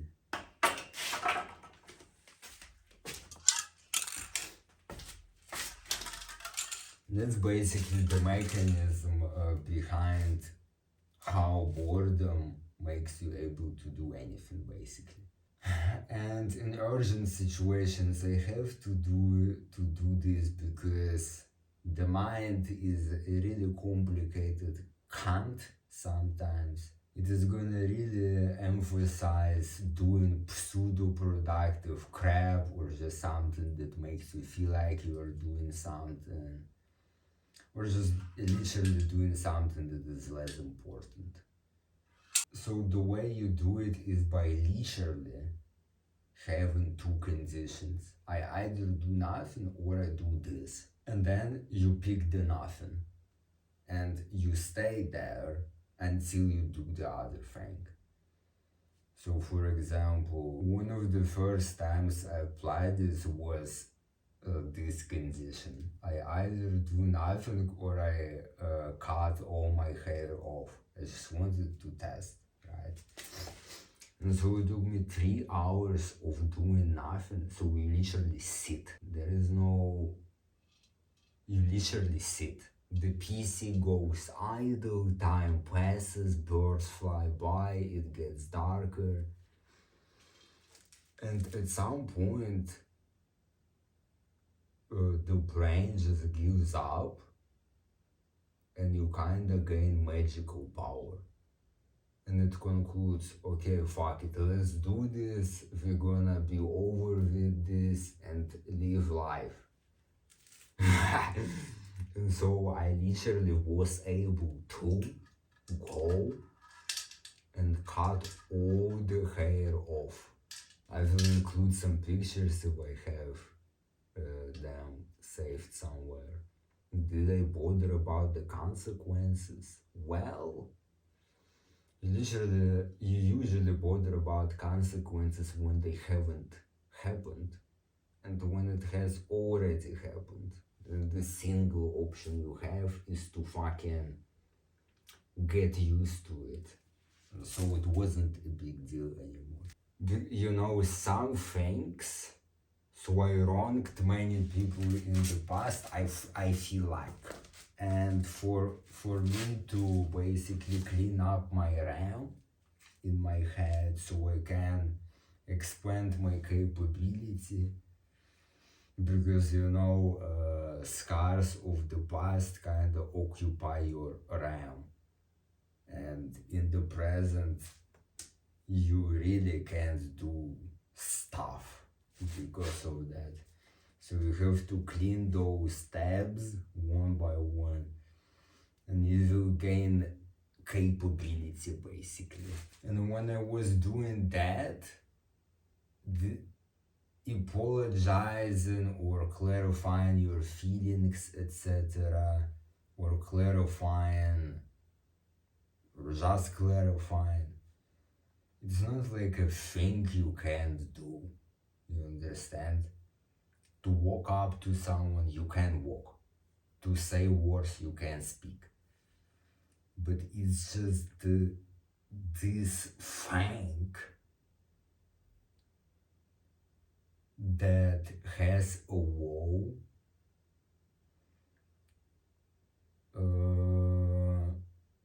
and I don't know how to describe this. It's a task that you are capable of, but you can't just do it. You can't do every single step to get to the finish, but something is in the way. And you don't even have to understand what it is, and you don't have to dig into this shit. You don't have to go to a psychologist and talk about the past and how you now have this mental wall of undigested emotion. Am I fucking recording because I'm about to say the important shit? You can just unplug the wall by boredom. Because the internal wall is basically a distraction. What if they, what, and you just steer clear from the fucking fangs that have to be done one by one. Instead, the mental wall just always takes your attention elsewhere. And the boredom dissolves this shit. At some point, you just stay on track. Because you either do nothing or you stay on track. There is no distract yourself out of it. And the mind is gonna try. But all it gets is to arrive at the same spot, nowhere.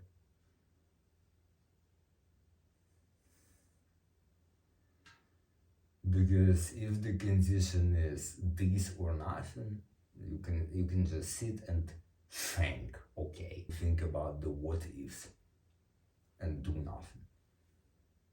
The brain is gonna learn real fast that this just doesn't work.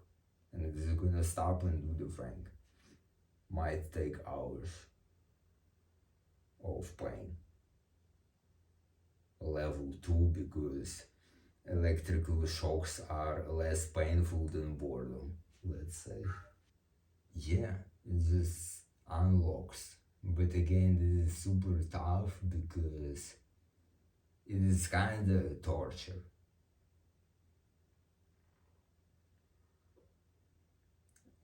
As a strategy. But that's all I wanted to say.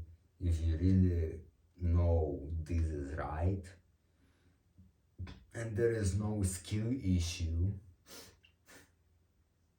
boredom is the way to go. And if straight up boredom is too difficult, I started with this technique. A blank wall. You pick a point and 5 minutes. And you gaze. You set a timer and you just gaze at the point.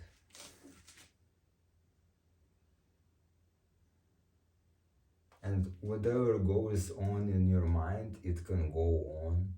Just keep staring at one point at the wall. This is it. Sit and stare at this point. I swear, this gives you superpowers. I'm not exaggerating. I swear it gives you superpowers. The more you learn about happiness, confidence,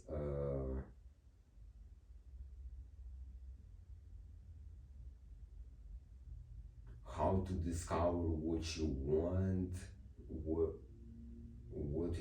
how to discover your values, the less you understand how to be happy, how to be confident, what your values are, and what you want. I coincidentally stopped looking into this on the internet, and then I started to actually understand those things. And then I was shocked. But that's the conclusion. And ever since, these questions are not on the list. I know exactly how to be happy. Confidence is a ghost. I know what I want, and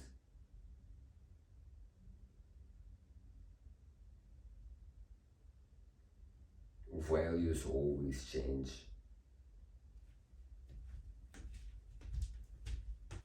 When somebody, in my view, is doing it the wrong way, I would make comments. Do it this way, try this, try that, do this. Never works. Never works. This is not advice, this is ego. I would always just I don't know, just in the moment you feel like, bro, I don't know how to say this. You just feel some level of goodness. You feel good when you give this advice. You feel like you are helpful, and in your mind, bro, that's the solution. It's right in front of you. Why are you not doing this way, bro? I'm giving you the solution, bro. What the fuck are you doing? You are the one who is the problem in your own way. Why don't you just do it the right way, bro? Here is the way you do it, bro. Try this, bro. Just. So I would make such statements or statements of this nature, but this doesn't work. But I found what does work. Model the change you suggest. Just do it yourself. Do it yourself. It's easier to mirror behavior, and it's easier to mirror behavior than take someone's abstract bullshit and just do it, bro. And I'm always pissed off when I'm giving such advice, but I'm also the one who does that to others. But what I found to be more effective is to fucking do it myself. If I'm this angel who says everyone has to shower in the cold, hot water is evil, people wake up, that's not the approach. I fucking myself, motherfucker, go there and fucking shower, motherfucker. And when others, the point is going to be evident. You don't have to teach people stupid lessons. Bro, why are you not just doing this, dumbass? Just do it this way, bro. So obvious, dumbass. It's always the implication which pisses me off when people give me advice. Right? Fucking you fucker don't understand what you're talking about. You are not living this shit. It's not as simple. You feel? But if the person does this themselves and models this behavior, then it's suddenly easier. On some level, you just get it when it's done. Regularly modeled. So modeling over advice or verbal bullshit. It also depends on the thing, but in general, I just find it more. If you really wanna make someone do this, model. You know. My father is an example. my father and mother, they used to tell us, study hard, get the fucking degrees, blah blah, study hard, or you're gonna end up there. And then they point on the trash man who drive by. We're gonna be working there. But who the fuck are they themselves? In my case, my parents are basically as educated as the trash man who they were pointing at. They don't have no fancy jobs. In fact, they fucking were fucking around most of their life, literally, and as a metaphor. Whatever, like, bro, you close your mouth, okay? You first get the fucking degrees and then you speak for yourself. They just lived a life where they went a particular path and it's bad, as it turns out, right? And then they say, oh, I should have done this, and then they consider this to be the gold standard, impose it. I'm here, this is trash. You walk there out and you realize it's as trash as they were suggesting. I'd rather go pick up trash than fucking get the degrees, etc. You model the right way, okay? Your speech is futile in this regard. And chances are, or at least in my case, educating people on what's right, the single function that this serves is righteousness farm. You farm the feeling of righteousness. For the other person, it's no benefit at best. It only usually it makes them just feel stupid. Because the single thing you're pointing out to them, bro, just do this, you're so down, why are you not doing that, bro? And you can wrap this into kindness and I'm so helpful. Here is my advice, I'm the angel. But see, this is just pure ego. And I'm giving advice, and you can do whatever the fuck you want. It's just a collection of my realizations. And I wouldn't even tell this myself. Because I wouldn't get it. I only get it if I fucking get it. Telling me, bro, just don't give advice is the same crap. Bro.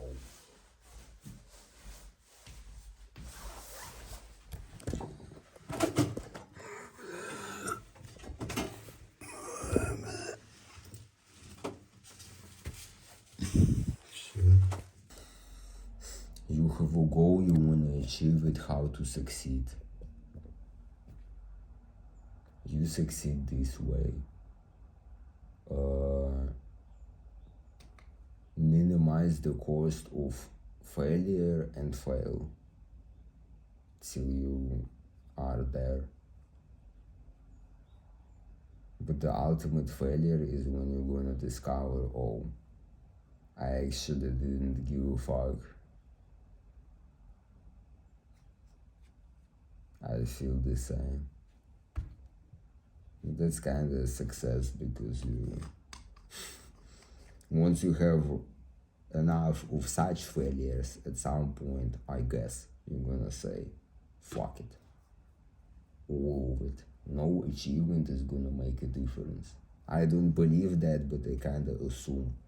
If you accumulate such failures, the global failures, at some point you're gonna say, you're just gonna realize and actually believe instead of just say. Because it's a logical conclusion, but not a belief yet. You're gonna actually believe, yeah, fuck that. Fuck you and your fucking achievement, it never makes a difference. So you free yourself at least a little bit when you start looking elsewhere. Instead of looking for fish in the bathroom, you kinda exit the house. And maybe there is water elsewhere. For example, the plastic bottle.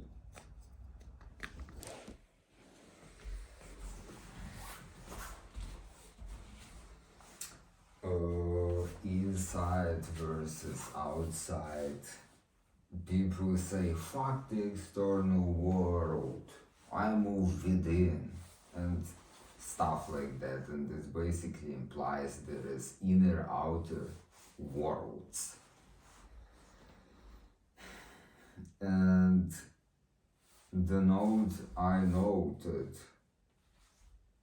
this year is that many things we think are us and on the inside are actually not us, and they're actually on the outside, because what's inside we consider to be us, what's outside we consider to be not us. But here is a couple of examples. So when you grow up in a particular household where someone instills a self-talk type into you, into your memories, and then this is the way you approach yourself. For example, you're not gonna finish this, you want XYZ, right? Get the fuck up, shit. Do this. You know, this type of crap, for example. Then when you grow up, this is the same way you approach your own situations, even though the person that used to say this from the outside isn't saying this. You are the one who got this shit modeled and learned to speak like that to yourself, for example, or to others. Is this you? Not really. Unless you aren't aware of the past circumstance from which this comes from. So technically nothing is on the inside and everything is on the outside. But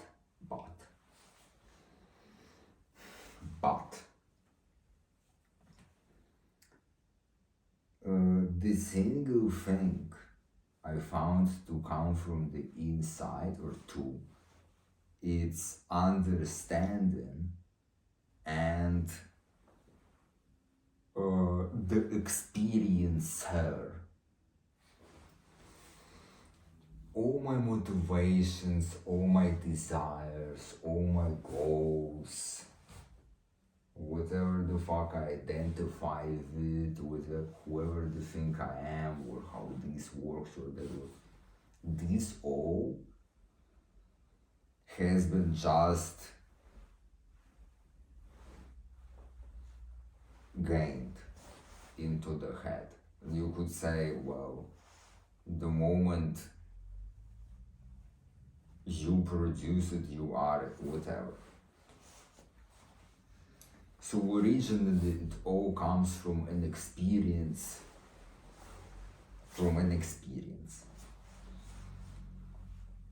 And understanding Apple or time is a great example. You understand time as a concept, but try explaining it. You will never clearly explain time, but you do understand time. And that's the difference between information, which is external, and understanding, which is internal. I hope this makes sense. And this is a great example because what is on the inside is never truly transferable. You can't describe it, you can't put it into words, images, videos, whatever. This is truly the inside world. But I found that everything else, like the way I talk to myself, the way I talk, the tone I choose, the choice of words, motivations, etc., etc. All things I used to confuse to be I and so static, so I-ish. I don't know how else to say, but when you consider something to be I, or that's who I am, you are not really willing to make it plastic and maybe twist it a little bit or change it a little bit. And sometimes this happens to kind of self-destructive stuff like I've been always alone, I'm a loner. I don't have friends, I don't know how to make friends. People don't like me. I'm just not good at it. And you don't give it a shot. And because you have all these excuses you can produce, because that's the way I am. You understand? Or in my case, it would become idiotic. For instance, shower 3 times a day in cold water because I value health. That's just insane, bro. I would wake up, shower. In the middle of the day, I would be angry and shower to cool down. And before I sleep, I would shower in cold water. So, you understand? And then, or sometimes, shower, ice bath, shower after it, in cold water all of it. Or eat once a day, like a super light meal, because I value health, bro. All this processed shit, fuck that. I ain't poisoning myself, but you know.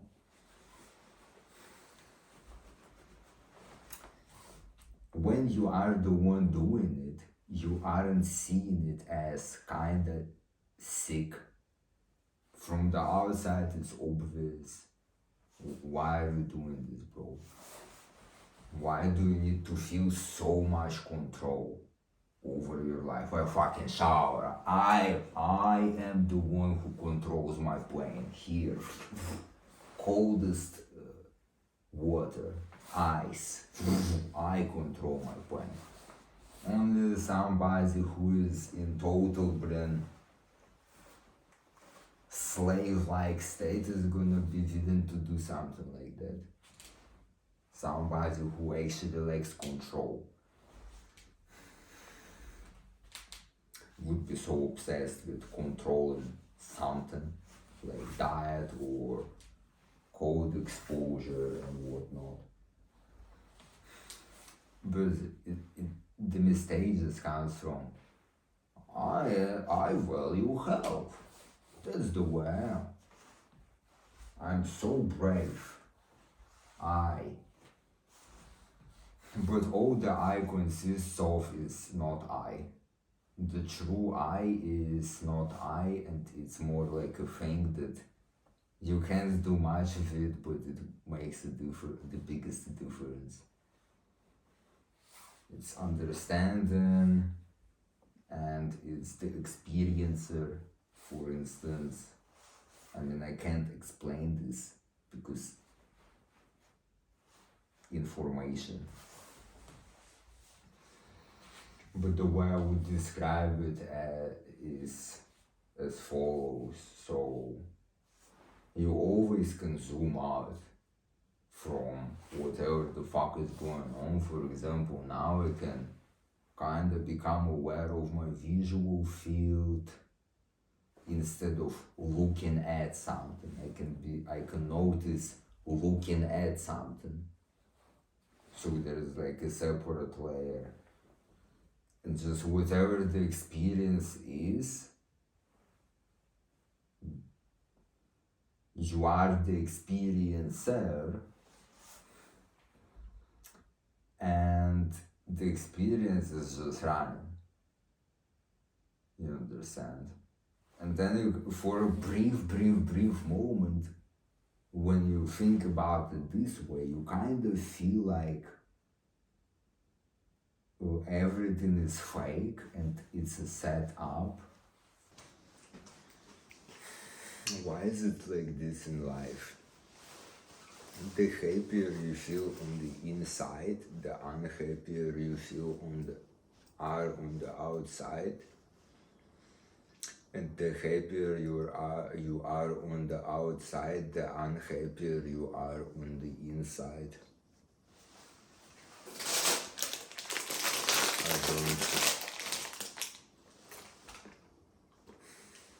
I don't understand. Because when everyone around me says how good I'm doing in life, I'm actually perceiving it as trash. And when I perceive that I'm doing good, people around me question and are skeptical.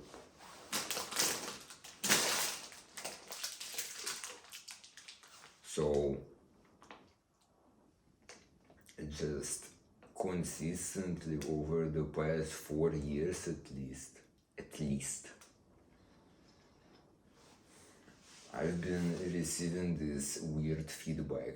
I feel good about XYZ or the way my life is going. I get the opposite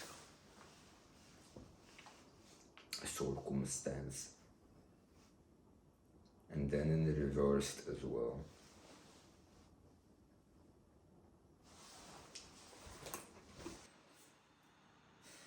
When do we learn from mistakes? When we keep track of them. If you don't keep track of them, you don't learn from mistakes because you forget. You commit a mistake, you change. Over time you forget why you changed and you commit the same mistake. So this is where spaced repetition should step in day-to-day stuff outside of academia. You keep track of mistakes and solutions. And just to make sure you don't forget, you repeat, so that when you appear in a circumstance where you would repeat the same mistake, the correct thought would pop up. Because you forget means it doesn't pop up and you just do crap. So just save your time, keep track of the mistakes, and cultivate the correct popping up with spaced repetition. Not of mistakes, but it's like a mistake, flip side is solution. So yeah. I don't understand how to set up the correct future. Why are you fucking using this flashlight? Again, I don't understand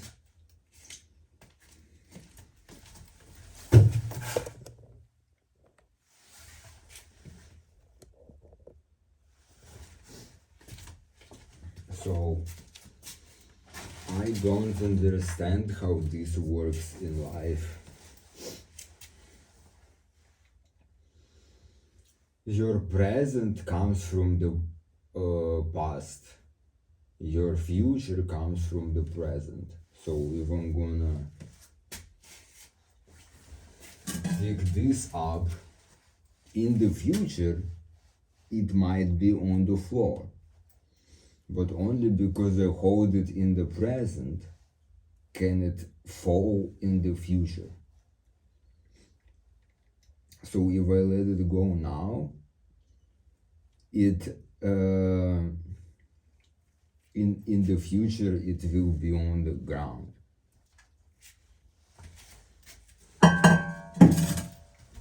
And only because this shit has been placed here in the past was I able to pick it up now. This is a no-brainer, but it's kind of stupid. Because if the past sets up the present and the present the future, then how do I even do anything here? I already said this in some other note. But I basically don't understand how to build the future that you want. There has to be a setup, you understand? And to even be able to set it up for your future self to set up, it has to be set up. And it has to be set up before you even spawn. So how much in here do I really do? I don't understand. And how much can I do? I don't understand. Because I can't do what I can't do. You understand? So for a specific future, the present has to be specific, and for a specific present, the past has to be specific.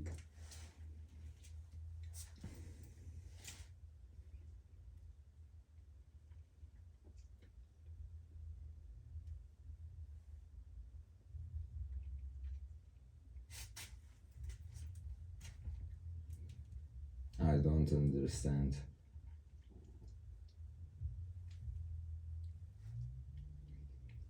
And depending on what you wanna get in the future,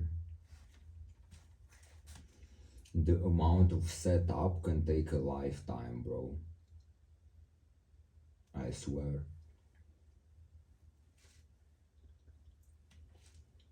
And at the same time, I feel like there is only one way, and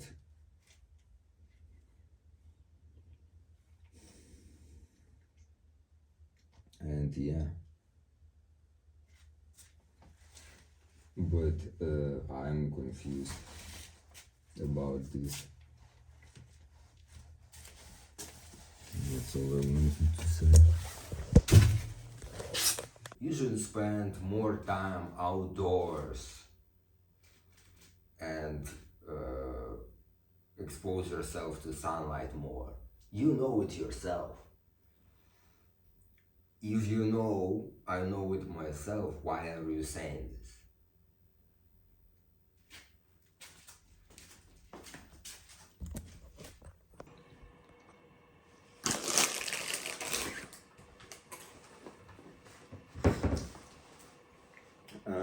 The correct strategy for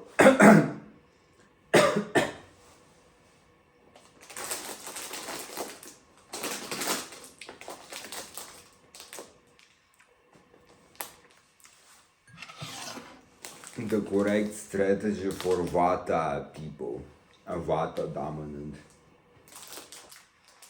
I don't believe in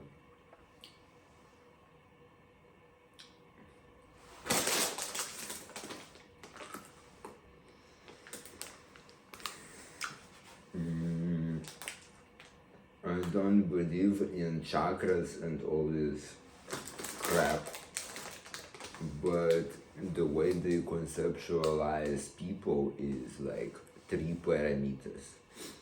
that can have specific values, like stats. There is water, fire, earth. Sorry, wind, fire, earth. Right? Vata, Pitta, Kapha. And so Vata is like wind. You remember quickly and you forget quickly. You change your mind fast, you talk fast, you are thin, your joints are cracking and so on. You digest fast, hunger comes and goes, super dynamic. Fire is like the classic chat, argumentative, high conscientiousness, the achiever, I have a job 9 to 5, I work hard, play hard, medium build, angry, and they pick fights with people and they argue and they're angry with stupidity of others. And then earth is like big boned, prone to depression and being overweight, slow digestion, night owl, needs time to get rolling, but once rolling, unstoppable, and so on. And so you can have parameter values of all three. Nowadays people become more like the wind type because attention is externalized, we switch fast, we try to multitask, we jump from shit to shit because the environment just kinda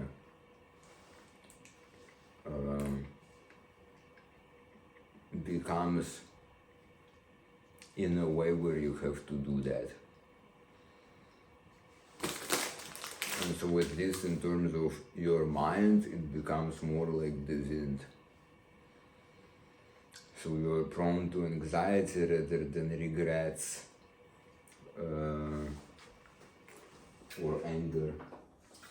You become ADHD-like and so on. And so this thread that I found to be correct for someone who has a mind or like that, or just the predisposition to be like that, it's to juggle with as many balls as you want, or with as many as it fits. So the fire would like work for 5 years at a certain job, burn out, and then switch and never come back. Earth would stick with one job throughout their whole life and die. And the wind is like the best thing that fits them is to have multiple jobs. You rotate and you come back to stuff. And this is what I mean by juggle balls. For me, it's like 3 balls or 4 at the same time. If I pick less, I feel like it just gets boring at some point and I'm able to force myself. But when I do so, and over a couple of months, I just feel like, bro, I start feeling super weird because I'm making progress, but at the same time, I suffer to make this progress and I hate it. And I make progress, life is getting better, but I feel the opposite.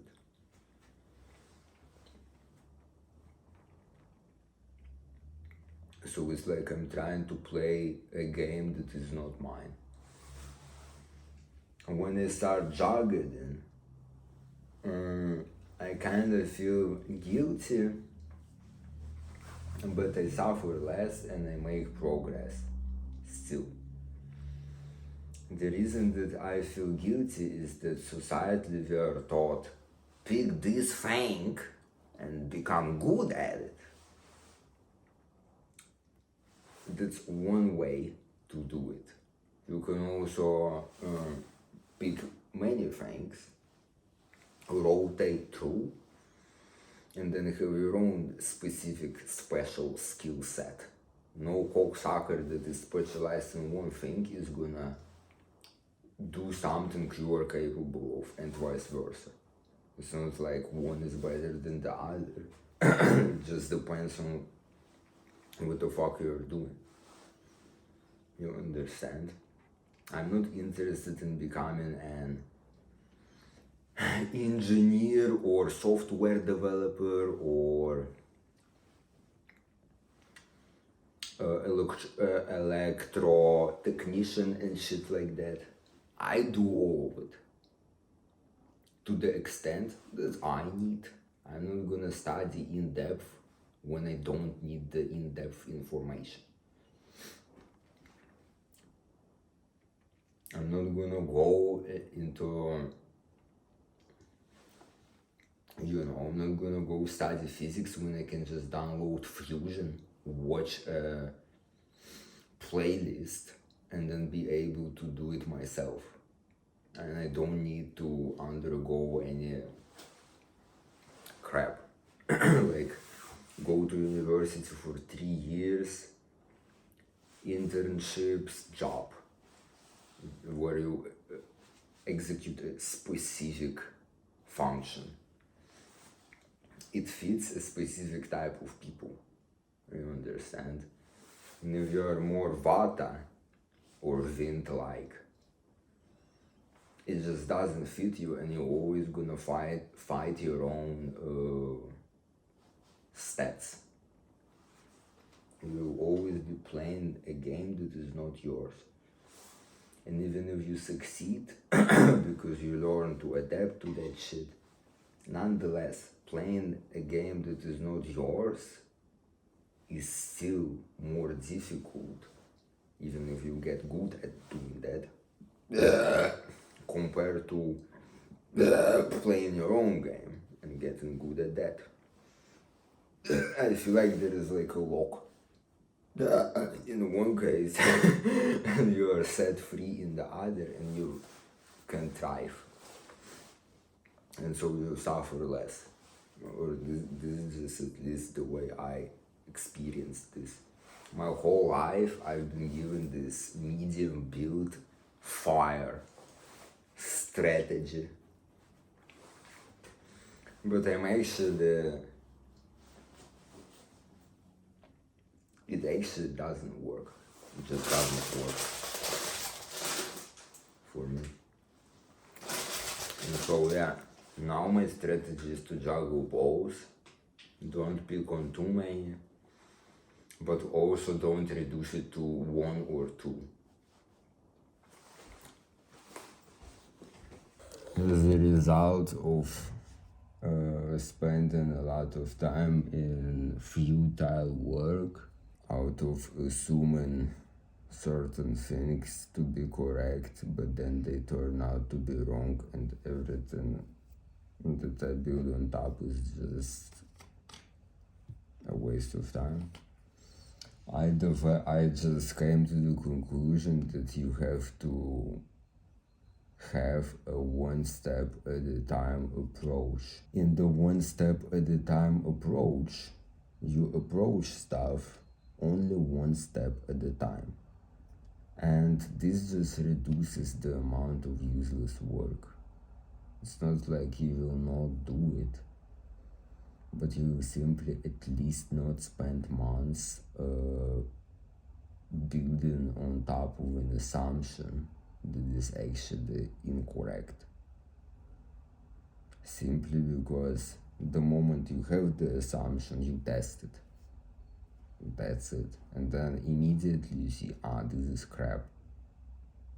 Perfect. You don't have the months of stuff you build on top that then just collapses because you have never actually implemented the thing. I was working on a trackball mouse and I had different ideas of shapes on my mind. And yes, I used clay and 3D scanning, and I actually had some amount of feedback, but the moment I said fuck feedback, I will just assume feedback to my actions. This is when I just ended up spending months creating a 3D model with all the components assembled. I had a big ass assembly. Incredible. Bearings, everything just pre-taught. So I would assume feedback instead of actually getting it.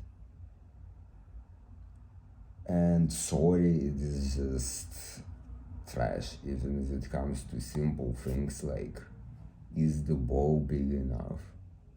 Does it rotate well on roller bearings, static bearings, or ball transfer units? Of what material should the bearing be? How heavy should the ball be? How big should the bearing be? What sensor would I like to have? And what's the orientation I would like to have? Blah blah blah. You can kinda assume, and you always feel like your predictions of the actual answers, that is feedback, are accurate. No, they are not. And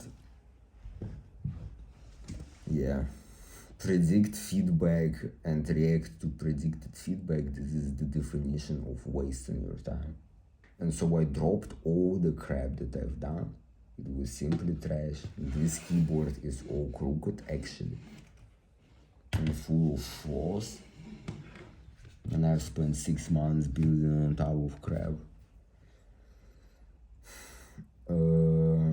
So I dropped the trackball, for example, and I just started like this. Okay, at what degree towards the ball should the bearing be?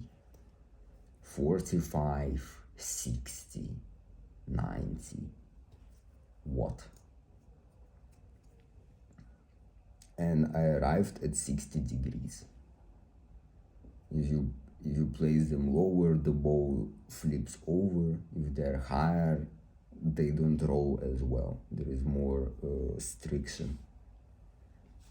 Okay, 60. Next. How big should the bearing be? Which size rolls the best? 7.3 millimeter bearings. Steel BTUs. They kinda roll like trash if you have a heavy ball. They also have high restriction. And then I try bigger ones, and I haven't assumed for a second. I just say, fuck, okay, this doesn't work, react to this feedback. And so I bought bigger ones. They're all great, okay. But on the next day, they become inconsistent due to debris built up. So instead I need a different type of bearing. Static bearing, like just a ceramic ball on top of which the actual ball rolls, or is it gonna be a palm instead of steel BTU? Or is it gonna be a nylon ball, either as a ball transfer unit or just a static ball? I don't know, stuff has to arrive yet, but As long as it hasn't, I don't implement buttons. And I don't say, at this angle you hold it, and this is how you hold it. I have a sensor in there so I can move the cursor, for example, and I have an assumption that, oh, this grip is kind of good, right? But I can't say unless I have tried the other bearings. And once I determine the grip and orientation of the fang, I can say, okay, this is where the buttons are gonna be. But I really wanna just say, yeah, that's the orientation, let me implement the buttons now. I really wanna do it, but that's just a waste of time. Even though I wanna feel like I've done shit, holy shit, I've implemented. But it was the mistake all along. Feeling like you're doing progress does not equate to progress. It equates to feeling like you're doing progress. And I just confuse this so often, and you have to literally, bluntly, and just with the stubborn approach say, one step at a time, no more. It is very tough to just accept, because in reality we don't want to make any fucking progress. We don't give a fuck. All we want is, we want to feel like we are making progress and we are working. Damn, I'm working hard, motherfucker. Today I worked so hard. And then after a month of building on top of crap and making, just to make yourself feel like you're doing something, you then realize, bro, this whole month was just a waste of time and effort.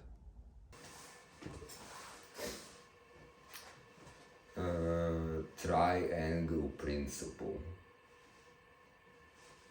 And this is a way change happens, or indecisiveness. So imagine a triangle and you have 3 points, and each point is a fang without which change can't happen.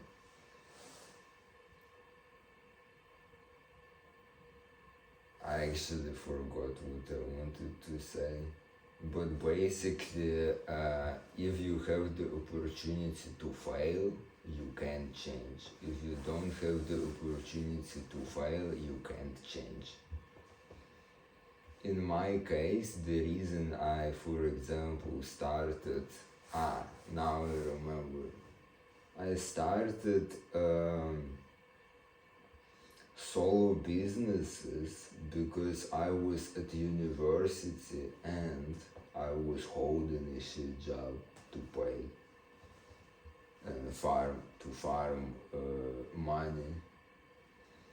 And so what ended up happening is a triangle that allowed me to basically fail at any single one. So if I can fail university, fuck it, so I do it. I can fail my solo businesses because I am or was back then at university and was having a shit job, so I do it. You understand? I'm at university and I can fail at this shit job and just get a different job. You understand? So if you perceive and are convinced that you can fail, you can change, you can manifest the change that you wanna manifest. But until you have the ability to fail and, okay, fuck it, I can fail at this, okay. Unless you see that way, you won't change. You won't change.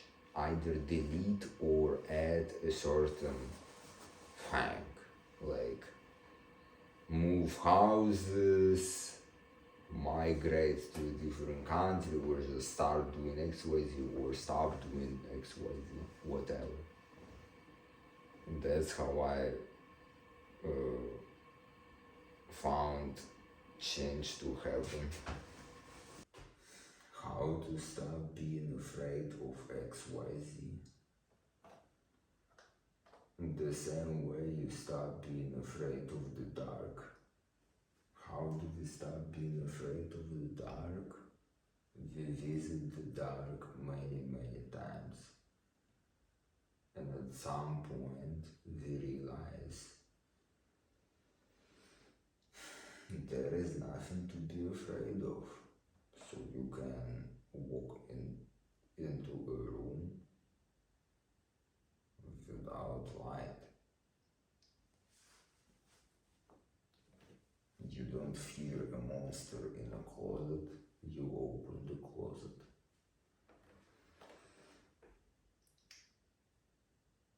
So, to stop being afraid of XYZ, you have to visit the XYZ many times, and then you're gonna realize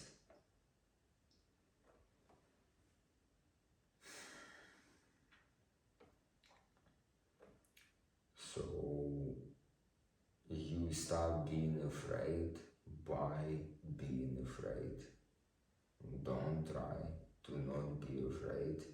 You only are gonna stay afraid this way. The education I wish I had.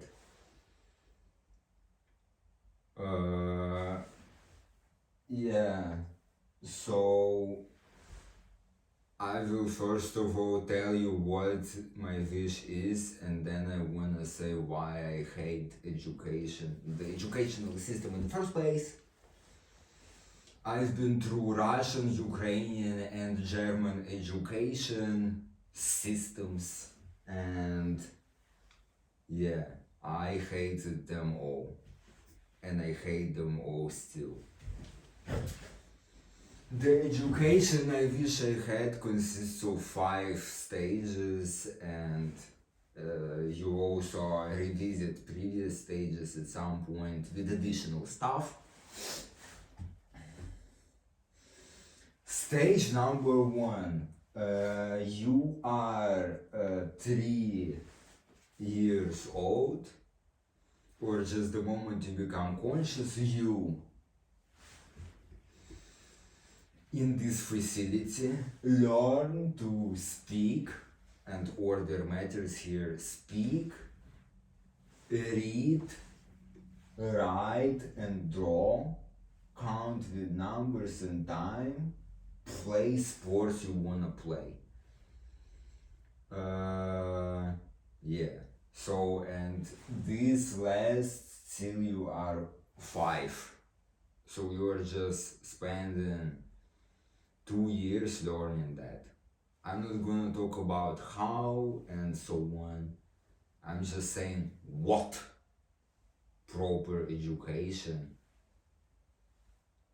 in my view is, because this year I quit university partially because I realized, or I just accepted it's trash and not worth the time that is limited. From what I understand, I will die, so I don't want to spend any more time there. Before I was kind of forced, and more than a decade. Wait, a decade is like 10 years, right? Or 100. A century is 100. Whatever. More than 10 years were spent in crap. Whatever. I'm gonna talk about this later. So, right now, this is stage 1. When you're 5, you go to stage 2. Approximately, right? So, this is an approximation. You just have to get fluent at whatever happens in the stage.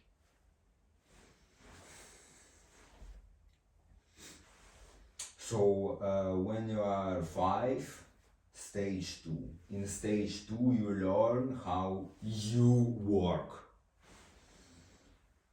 Mind, body, memory, practical stuff, socialization, emotions, relationships, interactions. Yes, there is an intuitive sense for all of this, but nowadays we possess knowledge, valuable knowledge, and it doesn't have to be scientific, yet practical, in all these domains, and it makes life easier, and you don't want to discover this by chance and then suddenly realize, oh shit, why did nobody tell me that shit?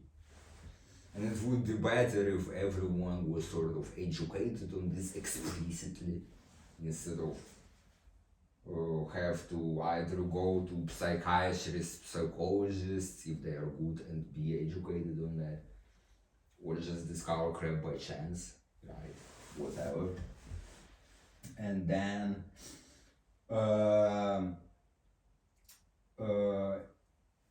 practical stuff you learn, like how to do stuff with yourself and other people,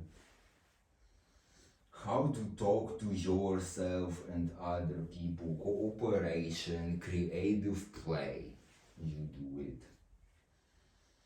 Basics in biology, especially reproduction, but that might be done later because you're 5.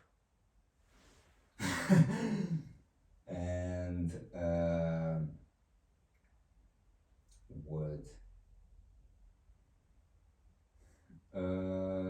You're also taught diet, lifestyle, motivation.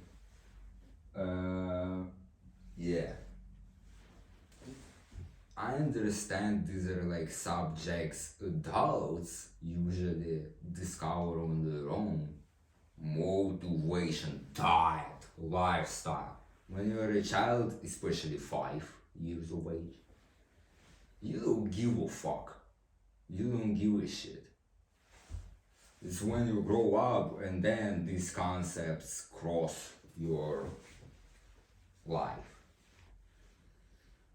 But, proper education is when a child understands. So, and these are just life fundamentals.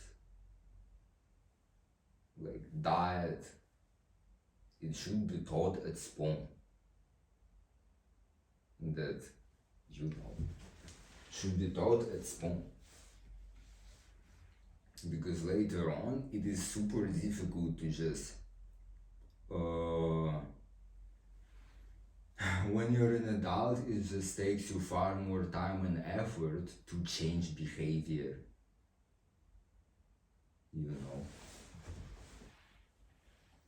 So yeah, that is stage 2, and it lasts 3 years. So approximately you are 8 and you enroll in stage 3.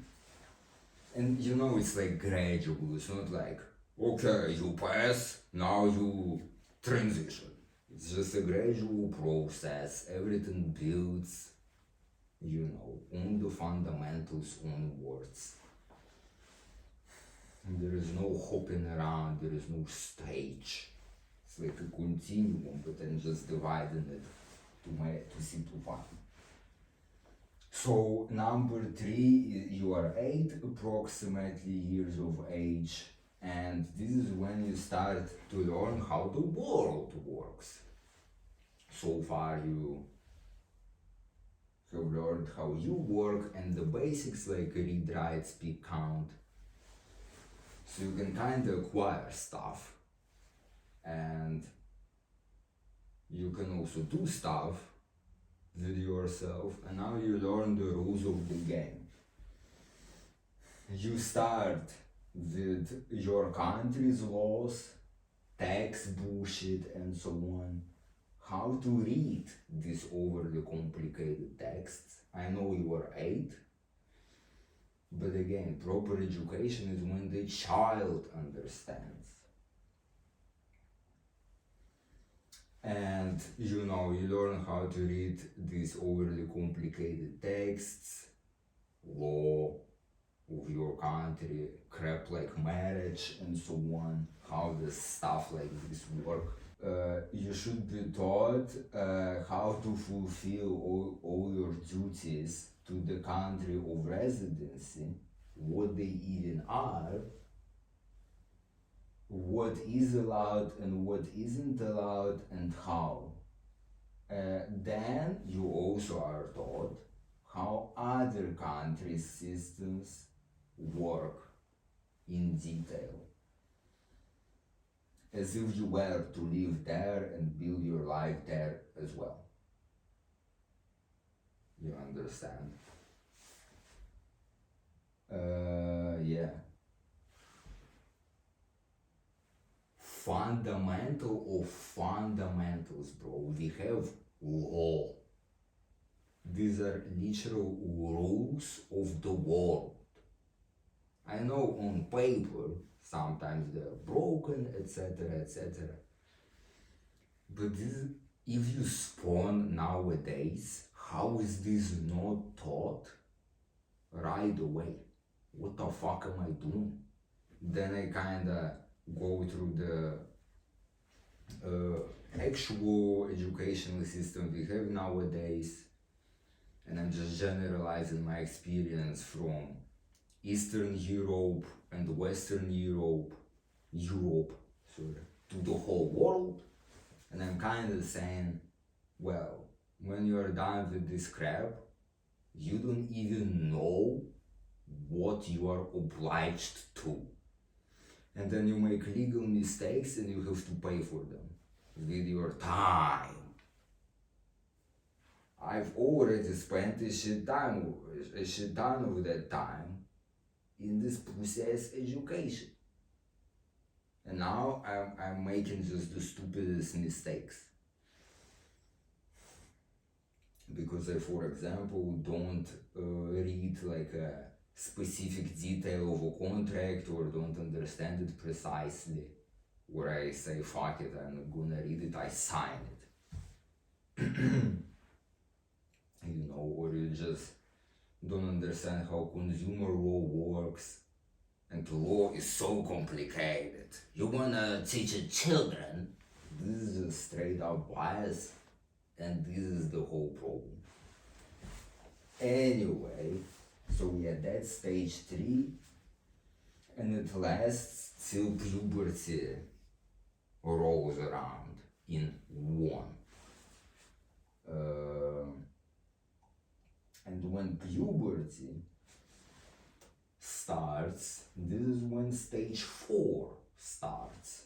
And at this point, only now are you taught high-level shit.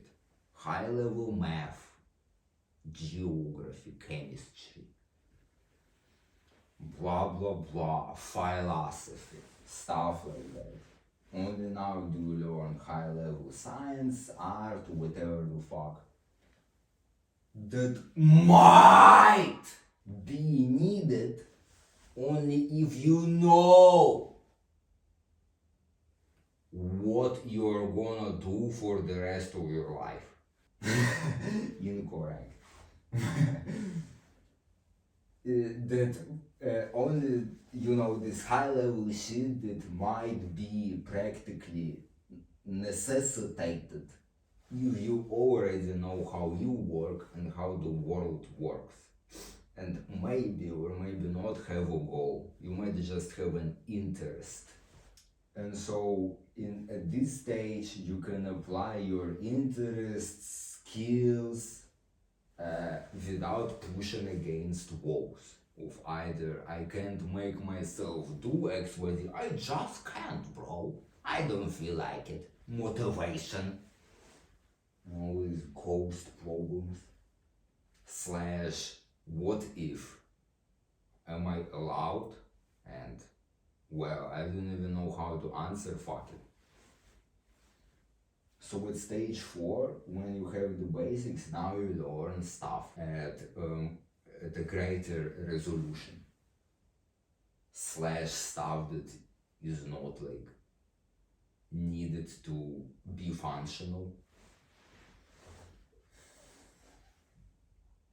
which is for some reason stuff we are taught as if we needed this to be functional, but then you become dysfunctional when you graduate whatever facility, whether it's like just college or a master's degree or med school, whatever.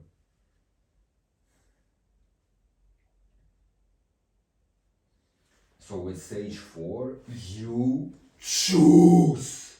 Okay, I'm gonna be calm. You choose what to study, and you are not graded for that at all. And you are guided by the pros at a certain field. If you don't like something and fail, whatever, it's a success and you are not punished for that. You learned that it's not as attractive in practice, so you iterate further. You kinda liked programming on paper, you tried, a professional guides you. You kinda say, I wanna build a website that does XYZ, let's do it. And then they teach you in hands-on situations and just on the go, right? Whatever is important, you are taught that. And the pro is like a pro, you understand? They're a pro of teaching this shit.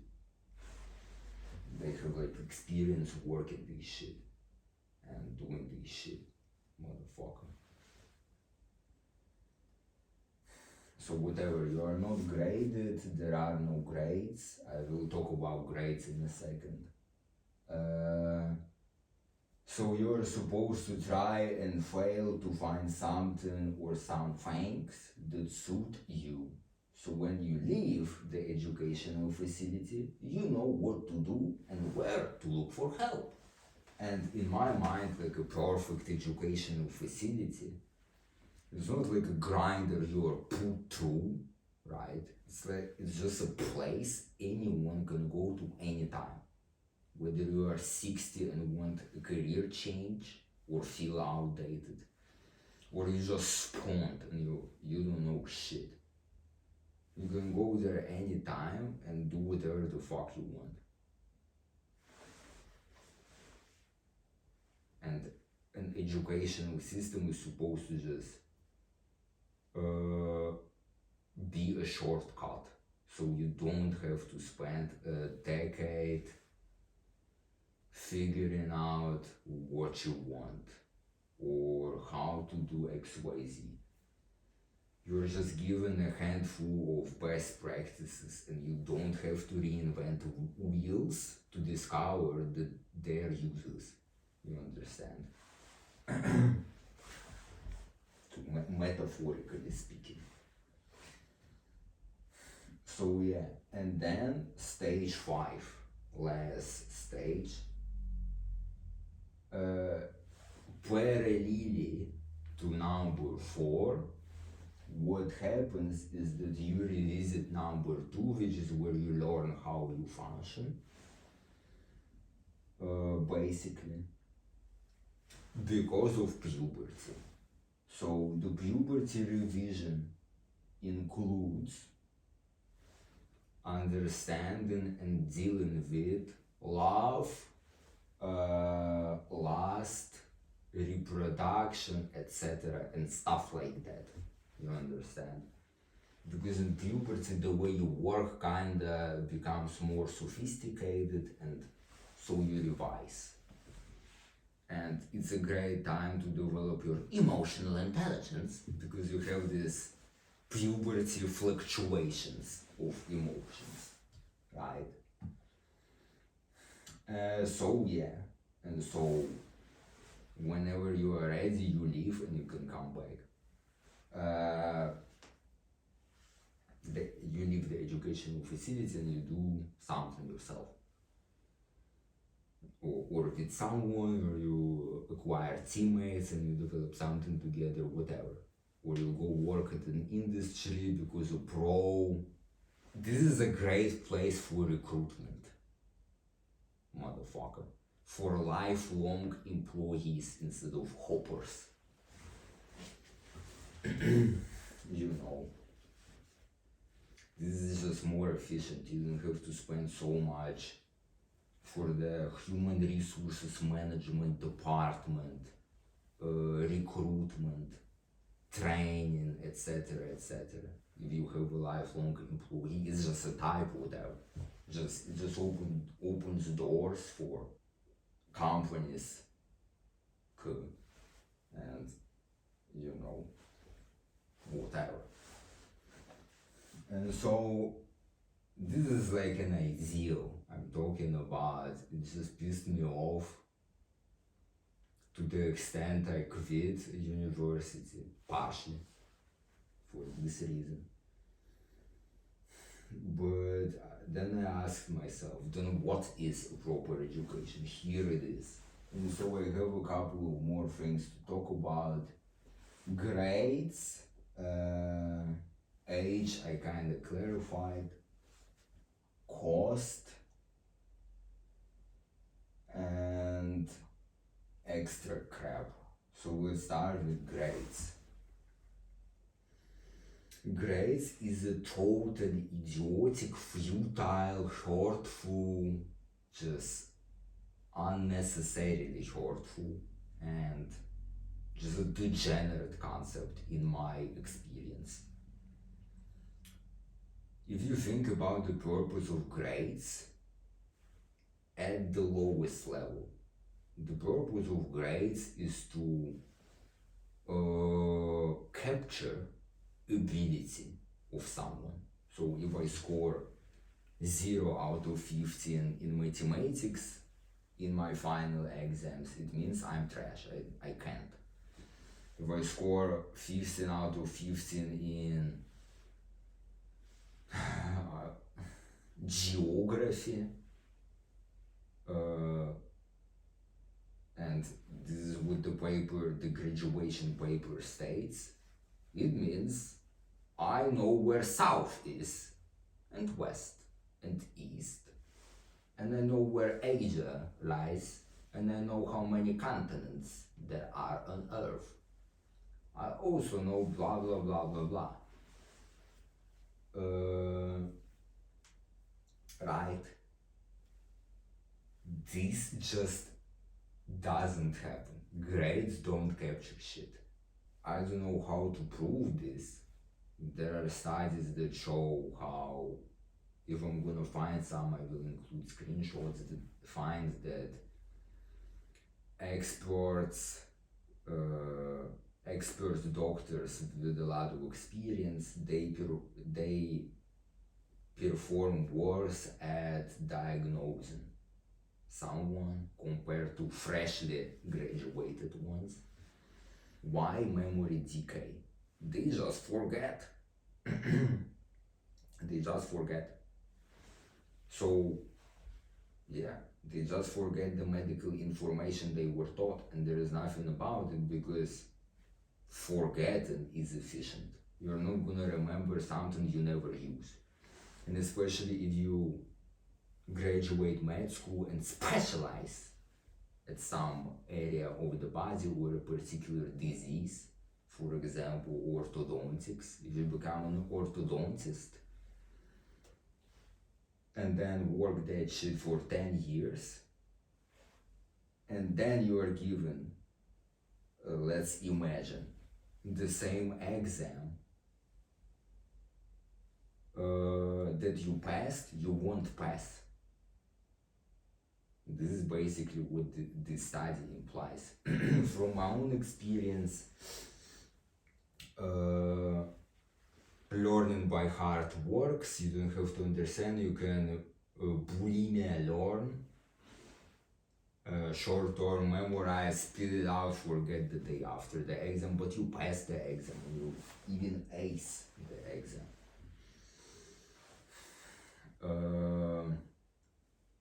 I don't know. the simplest proof of it being true that grades don't capture knowledge or aren't a proper way to display one's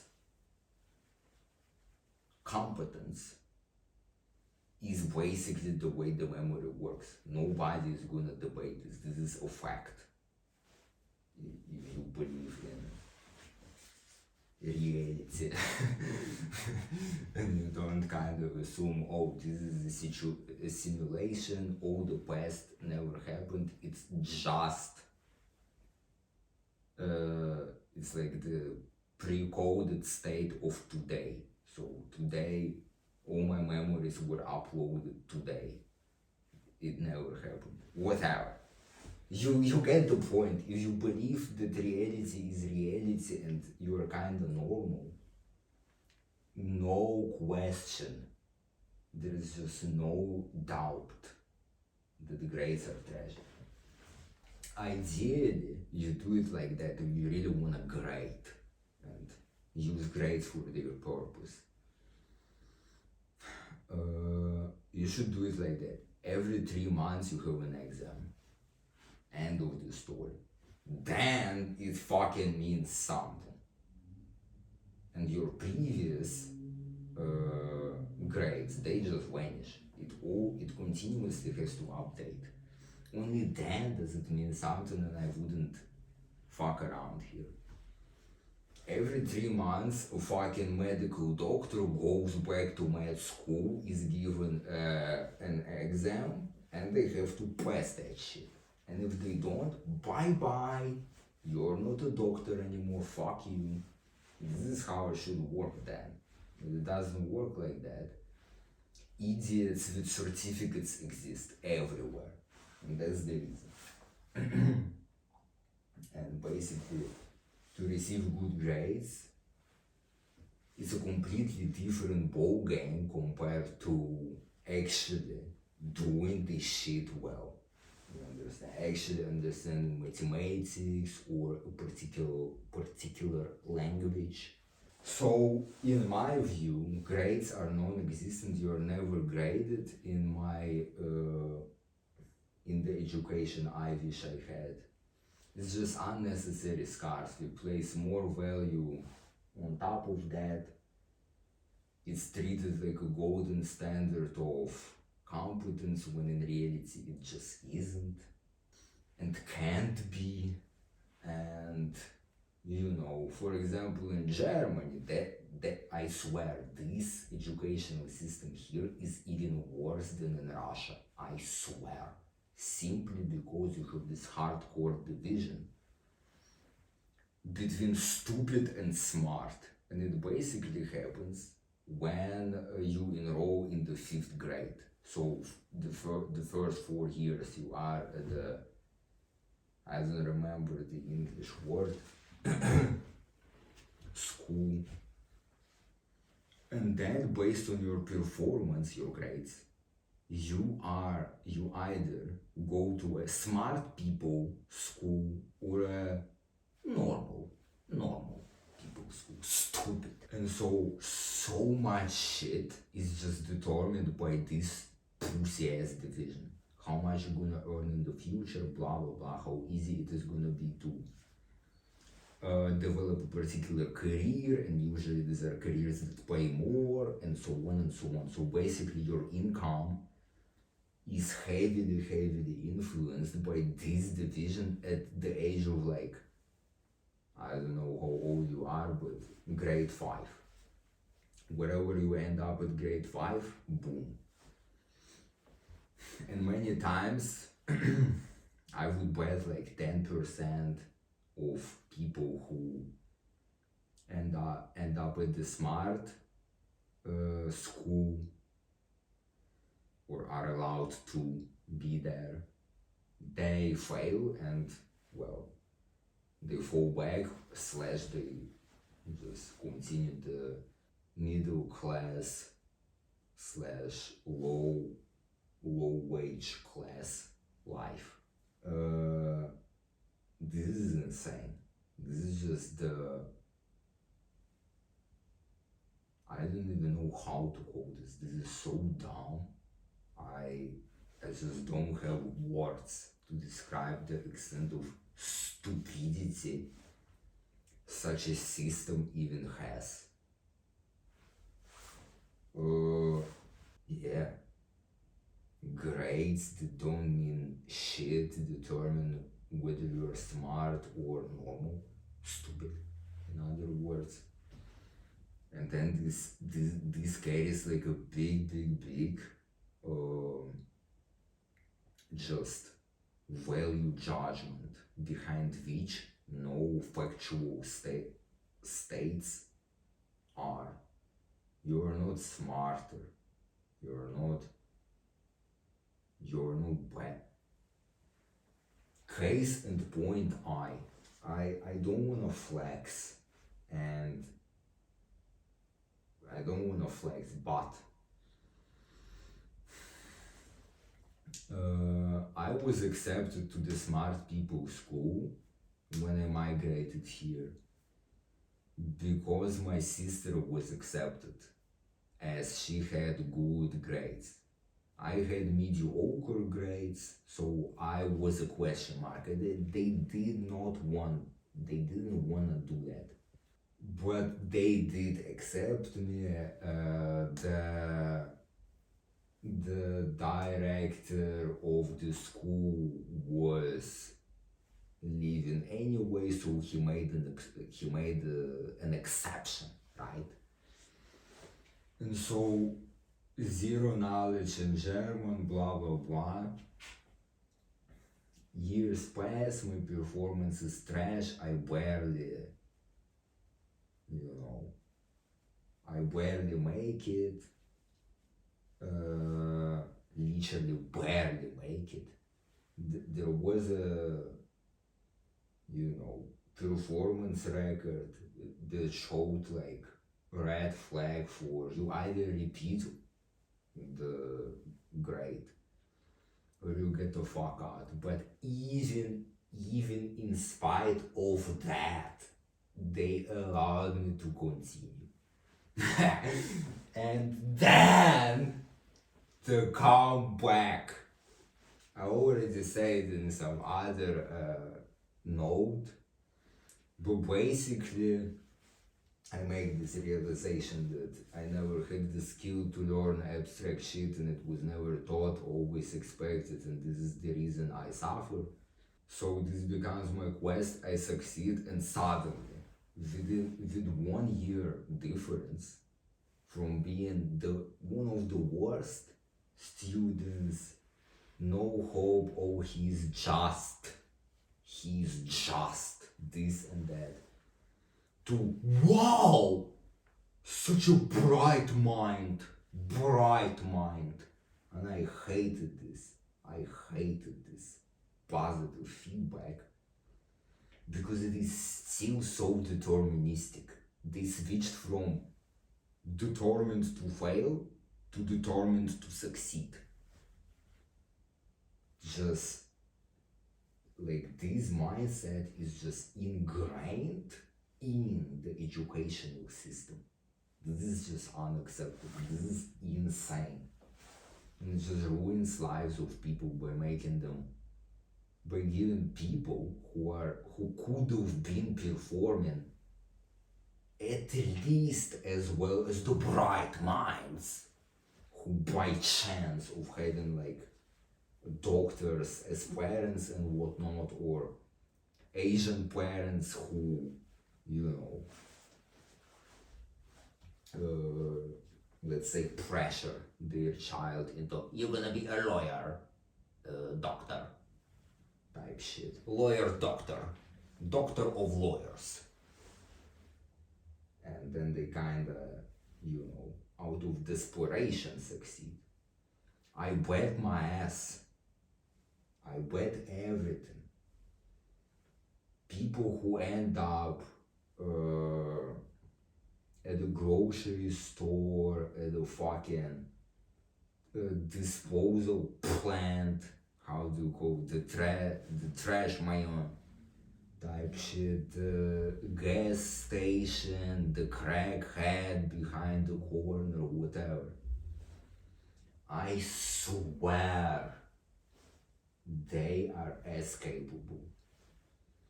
I am dumb and I still was above average of the smart people school. I performed above average, at least.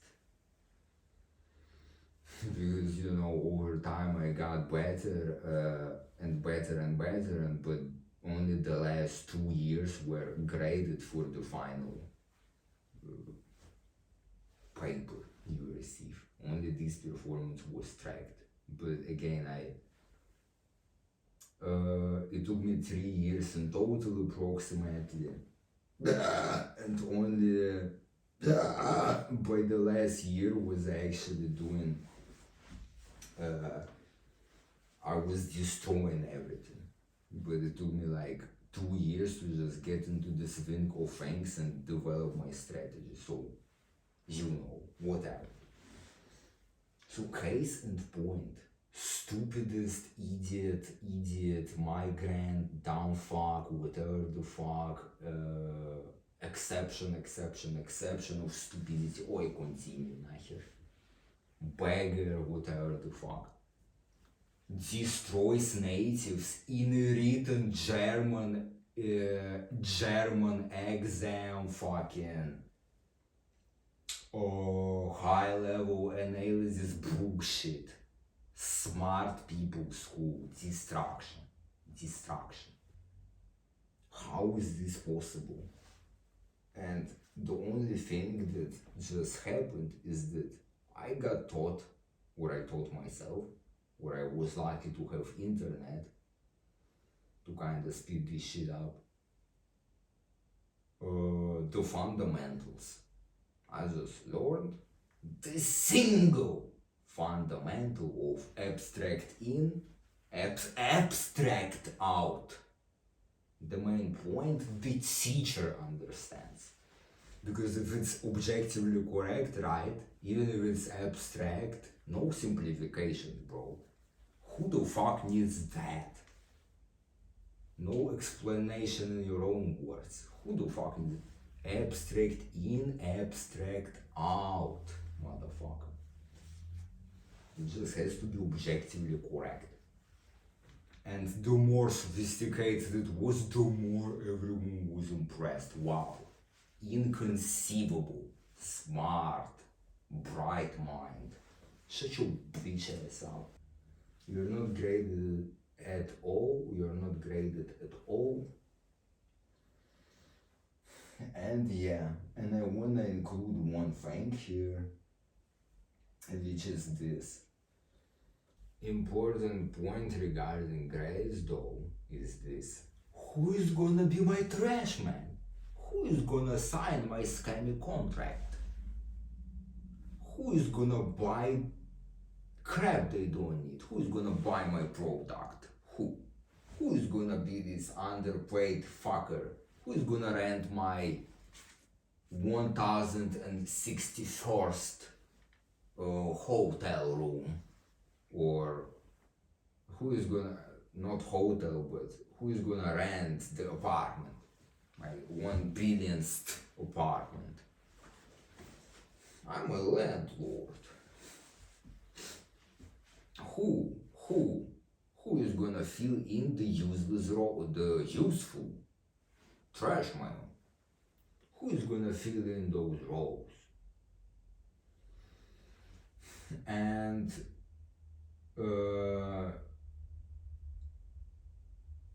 my answer to this is this.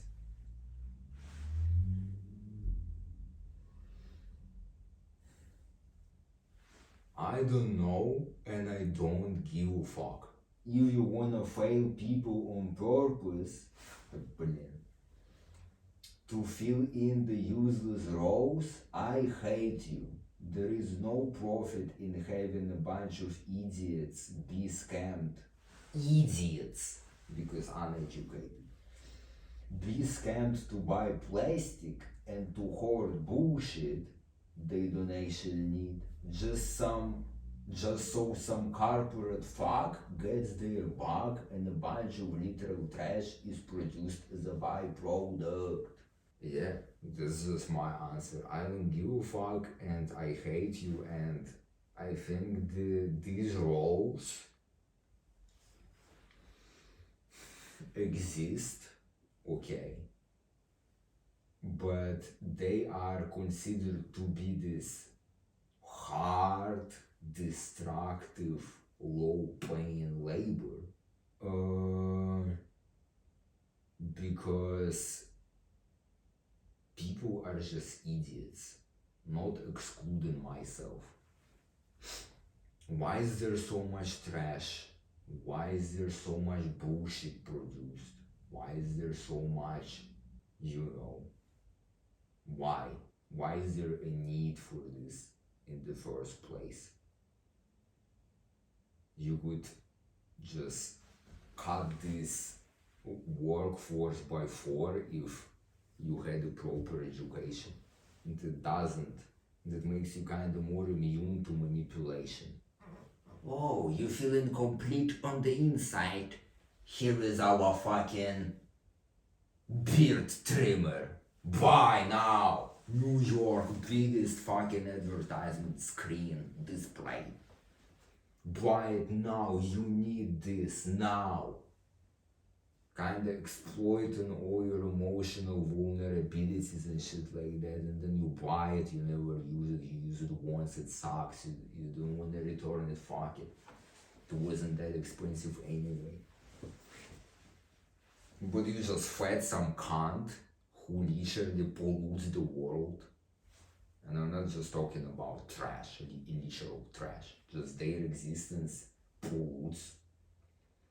And yeah, because the more money they get, the more bullshit of such they produce, and the more people they scam further. And so on and so on, just as a made up example. But I believe this is how it works. Okay. And the next point is cost. So how much would such a ideal education cost? I haven't talked about the how. I think all the hows already exist. You don't have to invent. You don't have to invent child-specific education.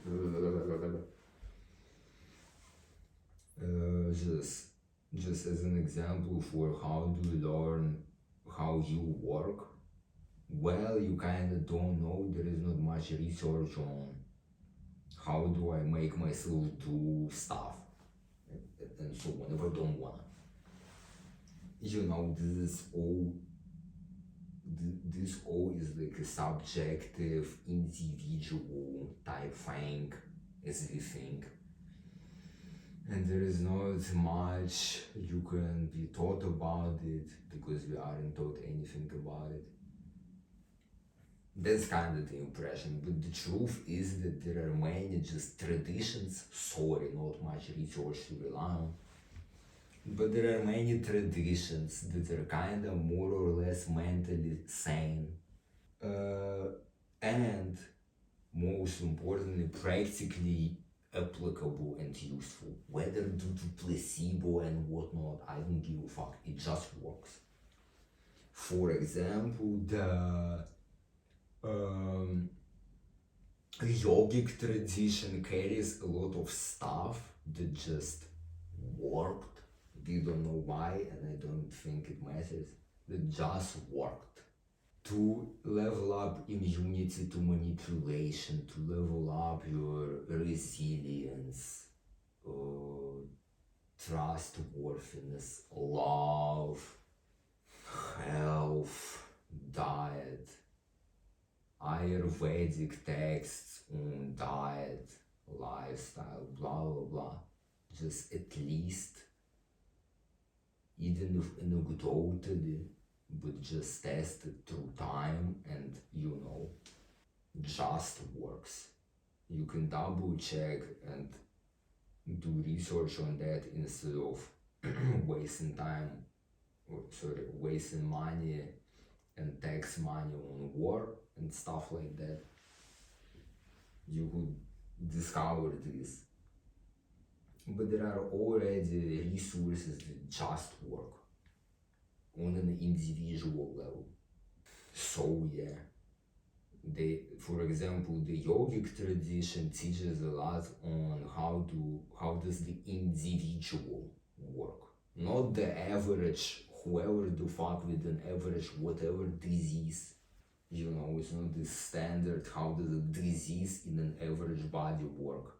It teaches how does you work, who are you, and what are you prone to, how to deal with this, what is a balance for you, for example. Whatever. So this is a side note. So I'm a citizen. Whether I want or not, I pay taxes. Taxes are used for what? Tax money is collected to make sure the society you live in kinda is harmonious. So I pay this amount of tax if I buy this, it goes to the state reinvents to education, right?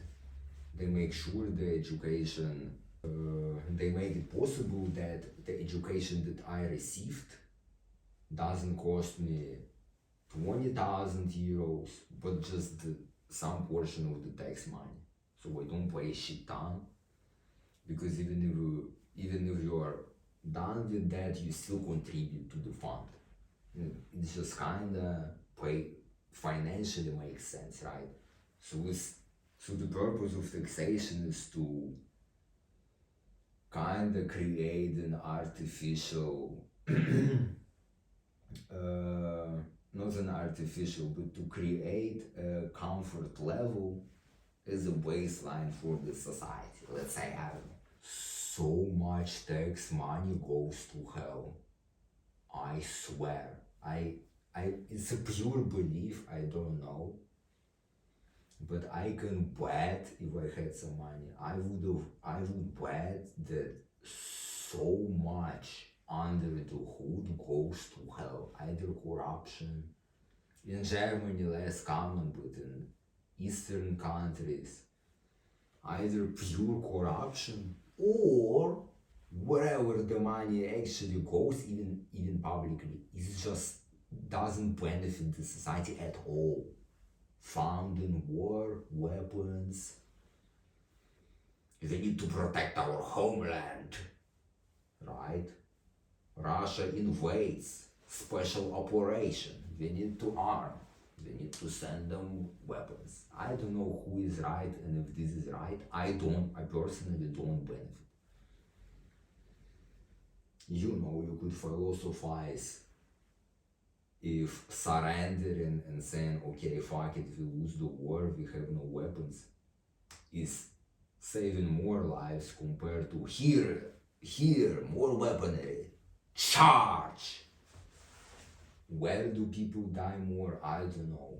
Globally, what benefits? I don't know. Just personally, it doesn't benefit me at all if the money that the state receives from the taxes that I pay goes to war, for example, or to this pussy-ass educational system, for example. Can you see? If we were to stop wasting tax money, we could have easily found my dream in terms of education. I bet it's financially not as much of a dream as it is possible. This is a pure assumption. I don't know how it works, but from what I know, any financial or just any economical act like purchasing water at a grocery store, I already pay tax with any economical activity. So yeah, and I swear you could find this. And the personal side note about all this is that more than a decade I've just spent to suffer because there is this value judgment attributed to grades. You are never taught how to play the game in the first place. The system is trash. You know, in Eastern Europe, like Ukraine or Russia, you are physically and mentally abused at school, literally. In the West, you get what? In the US, they drown in tuition fees. In Germany, they have this stupid branch at the 5th grade. I feel pure regret. Pure regret. Even if in the end I succeeded. But still, I consider all this time, I regret all this time, and I feel like it was a pure waste. It could have been used so much more productive. But what was I supposed to do? What was I supposed to do? I don't understand how people don't care about this at all. It's like there is a grinder, everyone is put through it, and for some reason there is just no change. For how many years has been the same crap? In Germany, at least in my region, they even stretch the curriculum, so it takes one year more to complete the smart people route, and then, you know, university, and then whatever the fuck. And imagine you have like Asian parents who make you believe you should become a doctor of lawyers, right? They stretch the curriculum. How old are you when you are done? How old are you when you realize, wow, I actually never thought about life. I've been so preoccupied with realizing these idiots' ambitions, learning this useless bullshit I vividly remember as being useless. Being fucking bullied, being bullied by parents. How old do you end up being? If you walk the most successful route, 40? Bullshit for smart people, med school, blah blah blah. You work a little bit and then you're financially well off, and you think to yourself, bro, half of my life is gone. I suffer. When the rat race kinda settles, right, when you have the money and you think and you see that, oh, I'm actually free to do anything, but and then you see the age of your main character.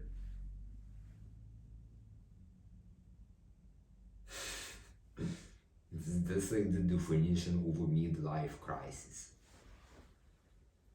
And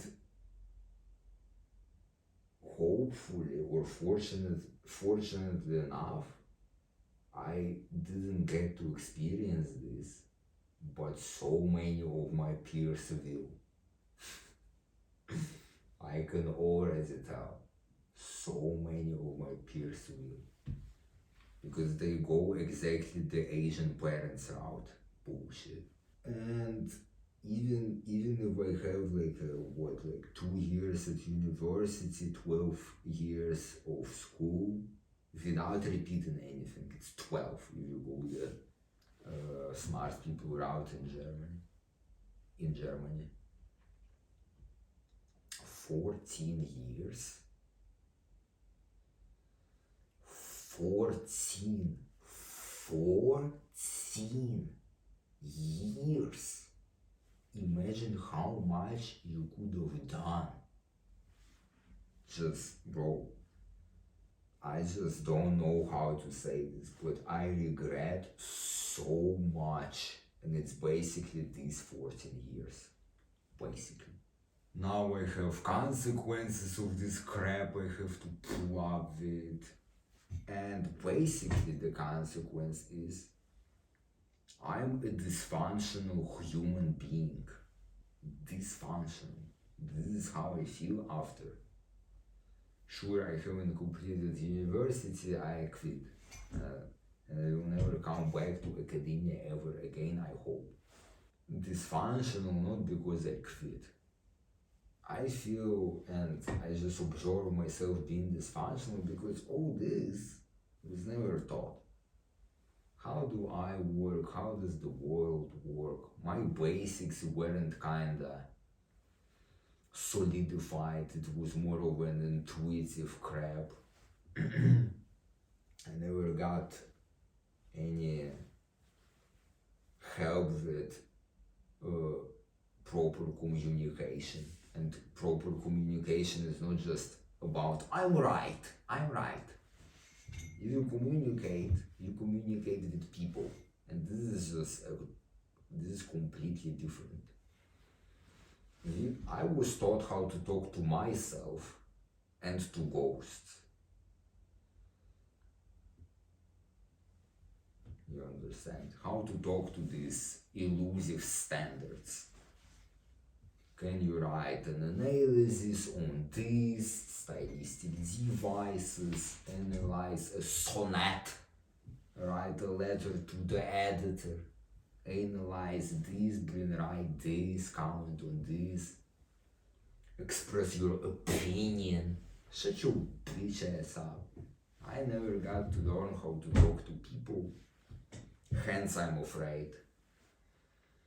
And I was taught everything but not what I needed. And now all I'm striving towards is fuck you, leave me the fuck alone. I don't want to participate in any of this. Okay, fine, I can't escape taxes. Fine, okay, sorry. But I don't want to participate. I would like to just have my solo businesses developed and just hopefully it is valuable enough so people pay me for this, and I simply disappear. I simply do this and nobody is gonna come to me and drag me into some bullshit, e.g. education, university, this migrate there, fucking talk to this person, hang out with those people, fuck you, just leave me the fuck alone. I'm not interested and fuck you. This is my goal, and yeah. And this is where when I get time and space to actually get the crap that I'm missing. I just establish a place where I am allowed to be like a child. I don't know shit. I'm clueless, I'm incapable of anything, and I don't have to be. And that's when I fucking throw money at problems. I pay this person to teach me this, I pick the fucking teachers myself, and I'm done. I'm only taught what I need. And you can go suck ass and waste your fucking life at this pussy ass world. And die. And I'll fucking die too, motherfucker. I'm decompose and revive, bitch. So I wanna say this. people are not anxious enough, and this makes the world just worse. I know that nowadays is just the classic to call out on your anxiety and say, crap, it's so bad, it impairs my life, I can't just XYZ. I went to a doctor and it's a consistent experience. I go, for example, to a doctor because I feel like I'm going insane. So I'll go to her, right? She's a doctor, sad, obese, wealthy, super confident, has her own practice, earns a shit ton of money. But when just the moment I appear in the office one-on-one, right, when I pass the security, how do you call it, reception, and I enter the office, I am shocked. Just, I didn't even know how to show you this shit. Like a fat mob. Imagine there is a computer over here and I have lights actually. Just imagine this shit. A fat mob sits like this behind a PC, and the first thing I experience is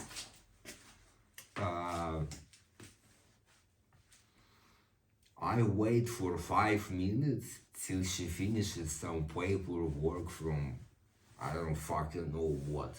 So she sits with her back towards me. I face this mob as I felt in this moment. And she didn't even turn around ever since I entered the room. Just, I thought to myself, bro, what the fuck is this? Not a single drop of anxiety in this mind. Not a single drop. This is just the embodiment of confidence. Sure, she's dismissive as a consequence, but bro, she's fucking confident as shit. And then the way she communicates with me is like, she rolls on the chair like, what can I do for you? I don't know how to say this, but I saw someone super confident and secure in themselves because there was no anxiety telling them, shit, I should set this work aside, somebody just came here, I should at least blah blah blah, or they're gonna think this about me. But confidence is like, you can think whatever you want about me, I am I. Sure, there is room for improvement and I'm gonna take your feedback, not personally, and learn from it, maybe. I just started to see that confidence is actually not a good thing. If you have to do a service to someone, e.g. any type of work, your anxiety actually makes you do a good job even if you don't feel like it. So what is better, a fucking mob or an anxious cocksucker? Well, I would prefer someone anxious to serve me because it's just a better service.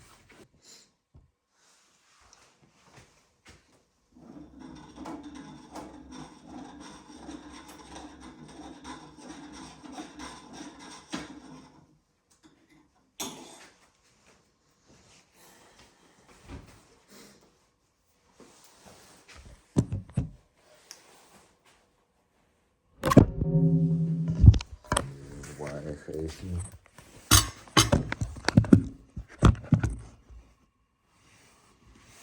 Recording. Okay, so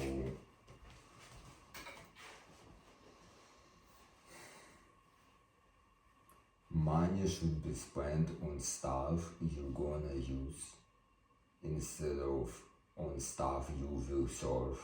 So for example, buying the latest iPhone for fucking insane money just do not use the features like in the Pro Max and so on and so on. This is just, it's obvious that it's dumb, but what ends up happening is that you buy something and you enslave yourself to that. So instead of the purchased thing serving you, you serve it. You start being super careful, you spend so much time fucking around. By the way, this phone was like 1,000 bucks because it's the iPhone 13 Pro Max, and I just, bro, it is really just half of that price is literally wasted. Half of that price is about paying for the insane camera, 120 hertz, bigger size. I don't need that shit. So yeah. Same applies to cars. When you buy an expensive car, what happens? What happens? If you tune a car, what happens? You start being the slave of the car. I think such things that are meant to be utilized instead of resold, they should be bought to be used. And use means you fucking use it instead of being afraid of using it simply because it's expensive. I don't know, is this like a poor people concept? I don't know, because only if you're poor you're gonna care about this. But in general, I'd rather buy a cheap car and not give a single shit if I scratch it. What do I get? A car that drives and brings me from A to B. End of the story. It doesn't have to have a sports engine, it doesn't have to be XYZ premium. Just when you look at prices, at certain price tags, the higher you go, the less you get. Proportionally to the gains you get at lower price ranges. And just your attachment increases to idiotic extents. Buy yourself a cheap car, buy yourself a cheap phone. I swear, most of the money that is spent is just spent to buy yourself anxiety, literally. And this is why you stay poor in the first place. So I just feel better when I buy Amazon Essentials clothes than going to pussy ass whatever the fuck stores to buy premium clothes. I literally feel better wearing brands that are fucking cheap as shit because I'm not afraid of stealing them. So I actually go and I actually move.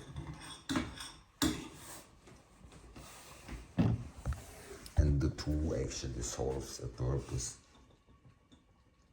and it brings you forward in life. When I know what I need to do and can't do it, it's usually because the step is too big. So you just have to break it down further. Don't go to the gym, stand up, take a breath, or put clothes on. Don't go to the gym. Dress. And if you still are not at the gym, fuck it. You have at least gotten closer to the gym compared to I need to go exercise. Fuck. And then you keep sitting. You have at least dressed or taken a breath. So yeah, that's how you do it. And then when you are dressed, how difficult is it to pack? And when you are packed and dressed, how difficult is it to open a door? And when the door is open, how difficult is it to step outside?